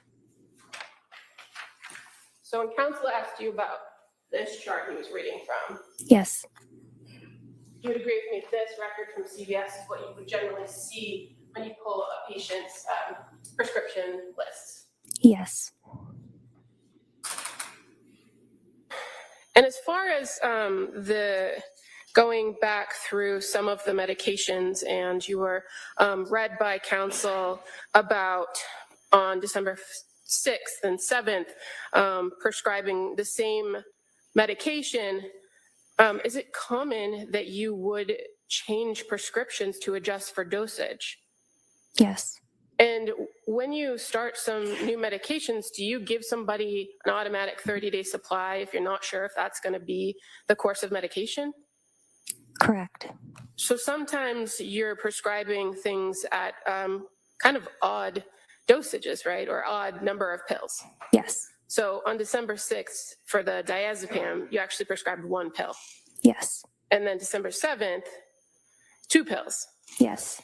And then December 9th, a 5 milligram dose, 8 pills. Yes. And then on December 30th, I think it is, 2 milligram dose, 7 pills. Yes. And then the Seroquel as well. On November 30th, when you first prescribed that at that low 25 milligram dose for insomnia, she was given 30 pills. Yes. And then when you changed the plan as of December 7th, you had to give her a new prescription for a higher dose, didn't you? Yes. So that's the 100 milligrams at 22 pills. Correct. Now, when you adjust the dosages or adjust the number of pills, do you give specific instructions on how to take the medication going forward? Yes. Do you expect the patient to follow those instructions and disregard the previous prescriptions? Yes.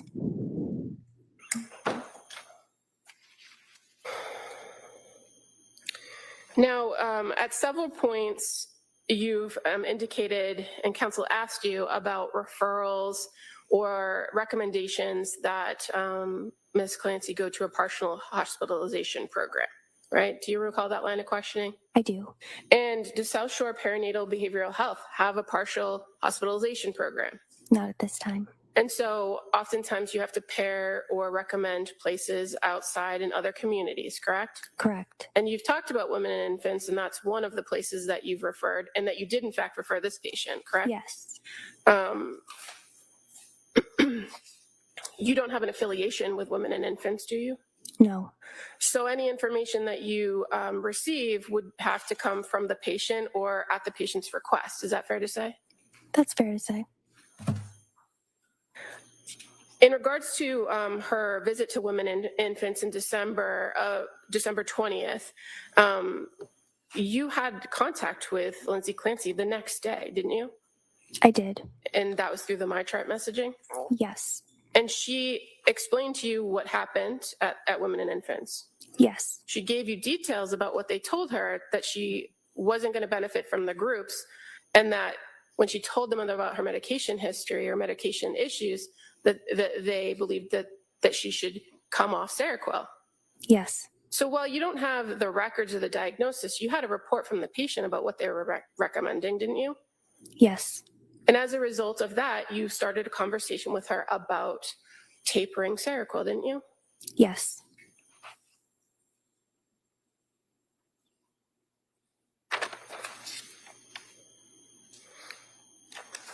Council bounced around a little bit with the dates, but as far as some of the communications and contact with her,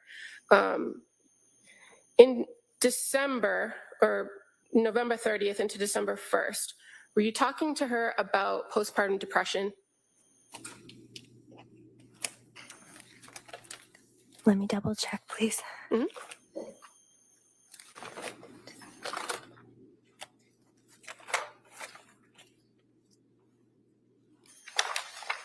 I was.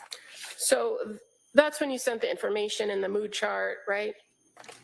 Yes. So that's November 30th, December 1st. And now by the time you get to December 7th, after having pretty significant back and forth communication with her, now you're talking with her and giving her some information about bipolar, correct? Correct. So upon her presentation at the clinic and her initial focus of treatment, it was for postpartum depression and anxiety, was it not? Yes. And as you began to have more contact with her, as you began to trial different medication regimens, is that when your differential diagnosis started to emerge? Yes. And you responded to that appropriately with the medication you recommended, right? Yes. That's why the titrating of Seroquel became a conversation. Is that fair to say? Yes.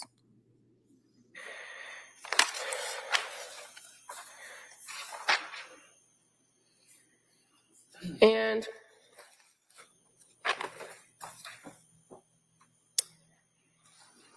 when you, after the Women and Infants program on December 20th, you didn't see Lindsay Clancy again in the clinic, did you? Either telehealth or in person. No. And the only contact you had with her was through the messages about the plan for tapering, correct? Correct. And while you were going to be away and not available to her, you still gave her a plan and a prescription to assist with tapering, didn't you? I did. Was your clinic or your colleagues still available for her if she needed it? Yes. Did she reach out? I believe that either she or Patrick did reach out on December 30th. And that was for a higher level of care recommendations, right? Correct. But as far as issues with the taper, did she reach out to you or your colleagues about issues with the taper? No. Now, counsel went through with you a call in which Patrick and Lindsay, or Lindsay indicated to you that she was having panic symptoms and intrusive thoughts. Do you recall that? Yes. In that call, did you contract for safety? Yes. What does that mean? It means assessing immediate safety. For example, not to speak in hypothetical, but if somebody was saying, I have a plan to kill myself, I have a knife, I am calling 911, I am sectioning that person. If somebody's saying, I'm having thoughts of suicide, okay, what are they? Do you have a plan? Do you have intent? What I recall from Lindsay is she was having thoughts of suicide. She did not disclose a plan, no intent, and her husband was aware of this as well. He was on the call. And in fact, in any of the times that you met with or had messages with Lindsay Clancy and she talked about intrusive thoughts or suicidal thoughts, did she ever articulate that she ever had a plan? No. Or that she ever actually had any intent of completing the act? No. And you're aware that she did have support in the way of her husband and her family, didn't you? I was aware of that. And again, intrusive thoughts, when a person tells you, a postpartum mom tells you they're having intrusive thoughts in your training experience, in the times that you've treated moms with postpartum depression or anxiety or even psychosis, that's a fairly common complaint, right? Yes. And again, depressed and unmotivated, fairly common to hear those from new moms. Yes. And in your experience in treating individuals with postpartum psychosis, whether they hear voices or not, did you ever have any concerns based on your contact with Lindsay Clancy that she was suffering from postpartum psychosis? I did not. I have nothing further. Well, it appears as though she was, doesn't it? Objection. Hold on, why don't we do this? Why don't you get over there, Mr. Barrington, if you can, go ahead, let me ask you a question.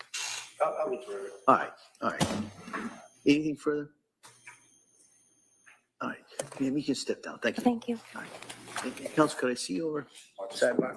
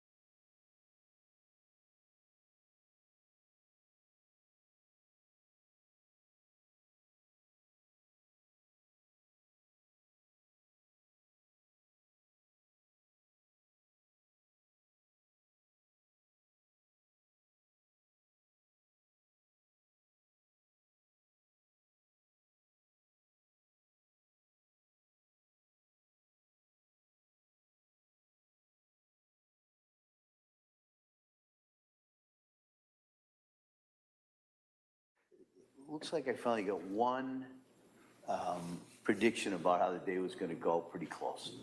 So we're going to break for the day at this point. And so what I'm going to ask you to do is come back tomorrow at 9 o'clock. The hope would be kind of a similar schedule that we can follow tomorrow as well. And then I'm told that we are well on schedule and perhaps somewhat ahead of schedule. So just for purposes, I don't want to jinx us, but that's kind of where we are. So I'm going to excuse you till tomorrow. Remember those instructions. Don't read anything about this case or any similar cases. Don't do any research. Don't talk about anything. Don't take any field trips. Those don't happen to be dry. All righty, squad. Well, that was pretty eventful, wasn't it? All righty, squad. Well, that was pretty. I'm the worst at remembering to do that. Yeah, it is weird how we're not talking about the children at all. And we're not talking about how all of this was affecting them. I have a lot of questions about that, about how the kids were impacted by mom's mental health status. Because through this period now, they don't have a nanny anymore. And Lindsay is really struggling and trying to care for these 3 kids. It's a lot. It's really a lot. And that's something we have to remember. Is that they're central to this case. They are the ones who are the victims here.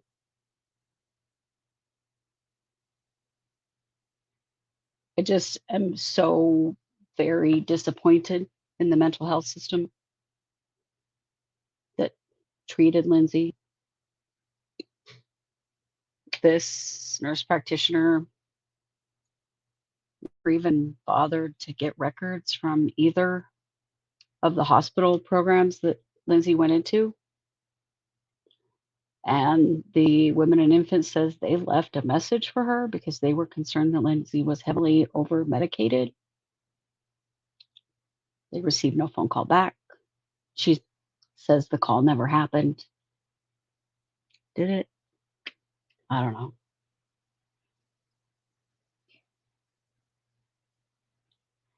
Right, Gabriel, I hear you. It is very tiring just to hear this, that this is the obstacles that she was up against trying to get help. And one of the things that the prosecution keeps doing is implying that it was Lindsay's responsibility to get these records or to tell the doctor, and as though these providers didn't have any responsibility at all to be talking with the other providers. And that's just not true. They do. And it's surprising to me that records weren't sent because this clinic is who referred her. Why weren't there records sent back? I mean, here, in my experience with the mental health system, if a clinic refers someone into a hospital, that's an automatic that those records are going to go back to that provider.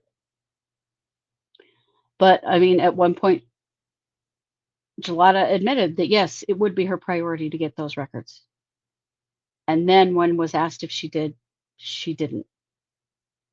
I don't really understand what happened after the McLean hospitalization with Jollotta. She just sort of fell off this case.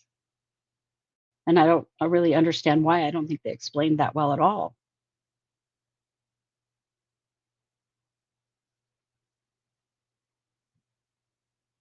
It's just confusing as hell, but you can see it's stressful just to hear it. Can you imagine living it?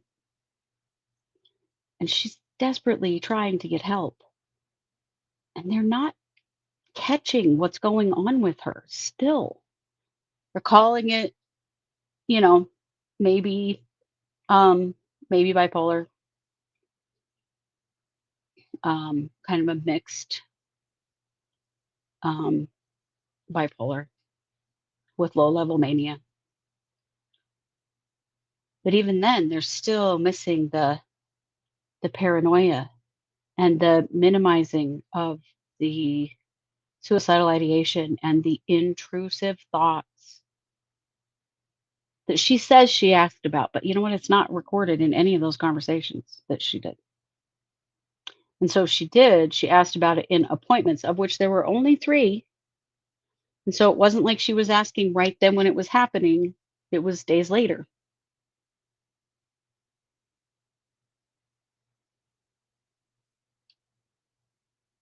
So I don't know, man. Somebody asked us why we see there's more of an excuse for this case than others when it comes to mental health. Well, it is because they're using a mental health defense. And so all of the information about a person's diagnosis and treatment and medication comes out in a trial like this. Unlike other trials where there's, it seems pretty apparent that the defendant may have a mental illness, but if they're not using it as a defense, it changes other stuff. Jim, I think at this point, nobody's saying she isn't. She's not saying she isn't. I think the point here is that she doesn't need to go to a prison. She needs to go to a hospital.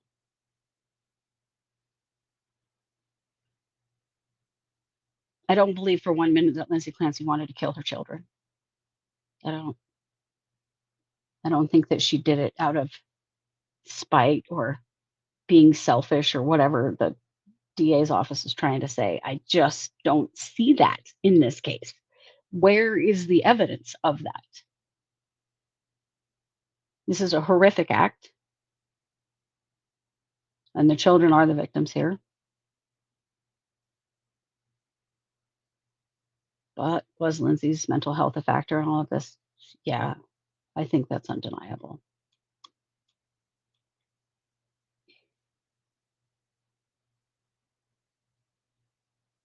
I know. I'm tired. I feel like I could go take a nap. Actually, I have another show. So over at 3 p.m. Mountain, over on our main channel, True Crime Squad, we'll be there with our usual Tuesday show. And we're going to be covering the LaTarsha Sanders case, which is the case that was just overturned by the Massachusetts Supreme Court. Very similar case to Lindsay Clancy. And her conviction has been overturned due to error made by Judge Sullivan, the same judge as in the Lindsay Clancy case right now. So pretty interesting. Pretty interesting that this is happening right now in the middle of this trial. So we're going to talk about that. I'm going to tell you the story. And it does make you wonder, like, how is Judge Sullivan viewing this trial based on being overturned for excluding mental health records in another similar trial? Pretty interesting. So come join us over there. It's at 3 p.m. Mountain. It's just regular True Crime Squad. That's our main channel. So come join us. It's going to be an interesting conversation. Thanks for joining me today. I'll be back here also at 9 a.m. Mountain tomorrow for day 12 of the Lindsay Clancy trial. All righty. Well, you know it. I'm Christy with True Crime Squad Trials.